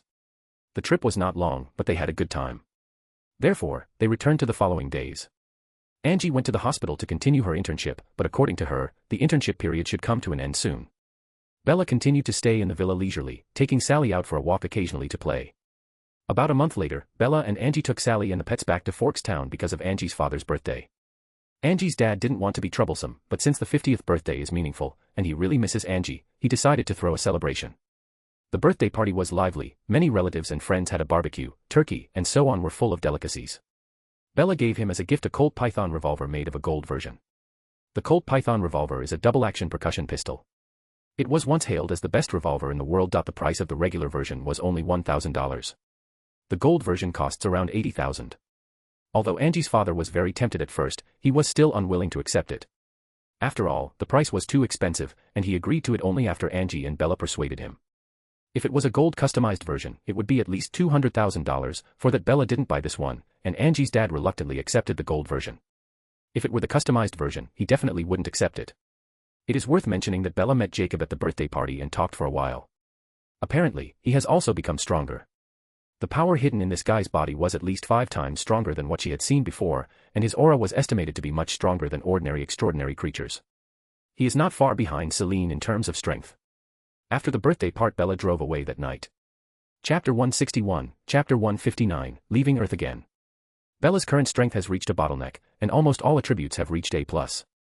Thinking of the people she knows, Thor and Hulk can no longer help her improve her strength since they are not strong enough. Ancient One is a good candidate. To be honest, Ancient One's power is terrifying. She has the Eye of Agamotto and various artifacts. If she wants to defeat Ancient One, Bella must at least reach level Skyfather. Moreover, the good relationship between them is still there, so she is embarrassed to raise this condition. Therefore there is no room for her to improve on Earth. So she's ready to go to the universe. After thinking about it, the original plan to go to the universe in half a year has also been advanced. Back in New York this day, in her house, there were Bella, Angie, Sally, and 2 pets. The atmosphere is a little quiet. Sally was eating ice cream on the sofa with a cat and a dog lying down. Her eyes were wide open, she looked left and right, and her eyes flicked across them. Say, are you a spy or assassin? Do you have another family? Why will you suddenly leave for another 2 months? Angie asked righteously. Bella rolled her eyes helplessly. Speak well, believe it or not, I'll beat you up. Hey, look at you, you've to go out for another 2 months, what should I do? Without you, I would eat those unpalatable things outside every day. Angie covered her face and wept in a very pitiful gesture. Seeing Angie crying, Sally immediately ran down from the sofa, and came to Angie's and held up the unfinished ice cream to comfort her. Sister, don't cry, I'll give it to you. Woo woo woo woo. Seeing this, Angie acted more dramatically, and hugged little Sally as if Bella didn't love them. I feel that you should not go for a medical doctor's degree, but go to Hollywood, and you can definitely become an Oscar winner. Angie was not angry when she was exposed. She hugged Sally and sat next to Bella, rubbed her shoulders against Bella, and teased. You will disappear for 2 months. Tell me, did you really fall in love with that guy? Not really, and it's not like you don't know that I didn't mean it before. You're not interested in men. Are you into women? Angie acted like she hadn't noticed before and looked at her best friend in horror, with an expression as if she had never known. Scary. Bella snorted lightly, her best friend didn't cooperate, and continued mocking her. Angie smiled awkwardly, coughed dryly, and then sighed. Hey, that means I'll have to eat takeaway for another 2 months, I mean, poor Sally. She will have to eat foods that are not healthy. Don't you agree? Sitting on Angie's lap, she dangled her short legs leisurely and nodded her head, but her attention was completely focused on the delicious ice cream. She just subconsciously agreed. Angie pinched the little guy's face helplessly. Don't worry, I'll be back in my spare time. At this point, Bella smiled and comforted her. Why did she forcefully withhold the space gem in the first place? Isn't it just for return to Earth at any time? The ability of 6 Infinity Stones are extremely powerful, and Space Gem naturally is also powerful. Bella became adept at controlling the Space Stone and can open the portal to return to Earth as long as she has the coordinates for wherever she goes. Angie didn't mind. Anyway, it was 2 months, not a long time. She's not a delicate girl, but she's used to trusting Bella. The little Sally later realized that Sister Bella was going to leave, and she was very reluctant, but she was very well behaved, and she spent most of her time with Bella before she left. The next day, on a deserted and uninhabited island, she called Heimdall to activate the Bifrost and head to the planet where the spaceship is stored. The places she visited had a very specific purpose. The first place was the black market. She needed to find specific information, and the black market is the right place. In the X4396 galaxy, a solar system is found with a nearly dead star that has lost most of its brightness. Here, in this unique location, a planet is located. The size of the planet is very large. It is one of the largest planets in all galaxies. There is a very terrifying race here, called the Massa Behemoth. The Massa Behemoth is the top of the planet's biological chain. The number is not large, there are only less than 100 of them, and each one has several meters of height. Approximately more than 100 meters. Their blood, flesh, bones, and hard shells are extremely rare in the universe. But it is very difficult to hunt them. Although their personalities are aggressive, their unique physical habits make them have a connection. Whenever one of them is in any danger or attacked, the Massas in other territories will rush to help. Eventually unite to tear the enemy to shreds. Huge and burly body, each part structure is evolved for hunting. Speed, strength, sharp teeth, hard skin, and a kind of energy will be generated in the body to emit flames. That's why, even though there are only a few hundred of them, they are at the top of the planet's food chain. It is pitiful due to the fact that the reproduction of the Massa giants is very difficult. The lack of resources and the harsh environment make their cubs have a very low birth rate. Otherwise, when the time comes, they will definitely eat up all other species on this planet. Chapter 162, Chapter 160 Peter Quill. The Massas are very popular in the universe. Their body structure makes their blood and flesh have a particular genetic structure, which can increase strength and senses to a level higher than their original species. If it were on Earth, it would be like a super soldier serum. However, there are very few mercenaries who can really hunt them down. This planet contains a peculiar magnetic field. When spaceships enter into the planet, they will be directly destroyed by the erratic magnetic field, so that the spaceships cannot directly approach. If you want to land, you need to rely on the development of a special spaceship. That is why civilizations that have developed this special technology can make a lot of money. In addition, the fighting power of the Massas are strong. All this caused the value of the Massa Behemoth to skyrocket. Being able to hunt Massas is one of the hallmarks of a cunning and strong mercenary. Peter Quill, a lonely mercenary who spent a huge sum of money to buy this special spaceship and came to this planet, but he believes that he is smart enough and has planned something big. He was not focusing on hunting the adult Massas, instead he just wanted to get the Massas cub. He is not focusing on adult Massas, instead the purpose of his coming today is only to obtain the cub of the Massa. Just like their parents, Massas cubs are extremely valuable. The lairs of the Massas are located very high, on the top of mountains. Getting to that place takes a lot of effort, but Peter Quill was fully prepared. He was wearing a black coat with an invisibility effect, a helmet that can provide night vision, and a backpack. Peter Quill climbed up the mountain, and it took a full hour to finally reach the top of the mountain. Leaning behind a huge black boulder on the top of the mountain, he took out a heat detection telescope and looked towards the huge cave entrance. I've got an opportunity, they're not there. The hot spot of the mosses was not detected through the heat detection telescope. Peter Quill's face brightened, he cautiously ran into the cave. The interior was huge, it took Quill a few minutes to reach the interior of the nest. Peter Quill looked at the beast nest composed of unknown huge plants, bones of different sizes and the most important thing, a huge white oval beast egg that was more than 1 meter long. The face under the helmet beamed with joy. Without hesitation, he put down the backpack on the ground, he pulled out what looked like some kind of plastic and he put it on the egg. Finally, he pressed a button on the plastic.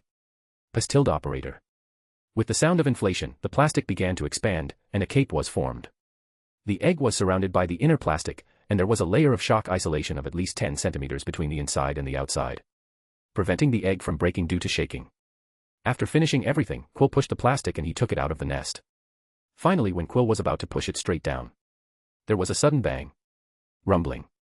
What followed was an earthquake, which made Quill couldn't stand up, and the black plastic ball beside him was shaken and fell from the slope of the mountain top. But Quill didn't care about these at all, but grabbed the rock beside him, withstood the shock with difficulty, and looked up into the distance. The earthquake broke the originally peaceful environment. Boom. Boom. Boom. Seeing ahead through night glasses, the pupils under Quill's helmet suddenly shrank. Damn. Quill yelled out in shock. He saw at least hundreds of mosses appear several miles away, waving their powerful forelimbs angrily, as if besieging someone. Quill was not surprised by this, but he saw that the besieged was a small figure. It's just that the small figure is calm among the hundreds of giant beasts. Every time it swings its fist, a Mosesa will be blown away. The air blast from the punch impact on the hard shell is enough to prove the horror of this fist. Quill couldn't make out what the figure looked like, but it seemed to be a woman. A woman fighting hundreds of mosses. Is this a joke? Quill froze in place with a look of disbelief. A giant mosa that flies hundreds of meters high with one punch, is the kind of power really possessed by this tiny figure? While Quill was watching, the woman floating in midair suddenly punched, and with a blast of air, a giant mosa roared angrily and flew towards the mountain where Quill was. Seeing this, Quill's eyes widened suddenly. The giant beast flew more than 10 miles and was about to hit Quill. The giant beast was so huge that it fell so overwhelmingly that Quill had no time to escape. He can only watch death come. Damn. Quill murmured bitterly. Just watching the battle is enough to kill him. The woman who was fighting more than 10 miles away frowned slightly, and tilted her head to avoid a terrifying pillar of flames. The terrifying heat and impact caused her golden hair to sway. Is there anyone else at this time? With a whisper, the woman hesitated for a moment, and a look of surprise suddenly flashed across her expression. A terrifying power erupted on the head of a mosa, and the giant beast exploded without any resistance. Then a sonic boom exploded, and the woman's figure disappeared instantly. The sonic boom went through the air and rushed towards the top of the mountain. Just at the moment when the giant mosa was about to fall to the top of the mountain, the sonic boom in Quill's ears grew louder. A flash of golden light was reflected in the eyelids, and then faded away, and a slender figure appeared in front of him at some point. The blonde hair danced wildly in front of his eyes, and a wisp of fragrance crossed the bridge of the nose. Quill stared blankly at the scene. He could only see a glimpse of the side face of the woman, and she was the most beautiful he had ever seen in his life. For some reason, his heart was suddenly shaken. Then he saw the woman gently raise her hand. Shield of Seraphim.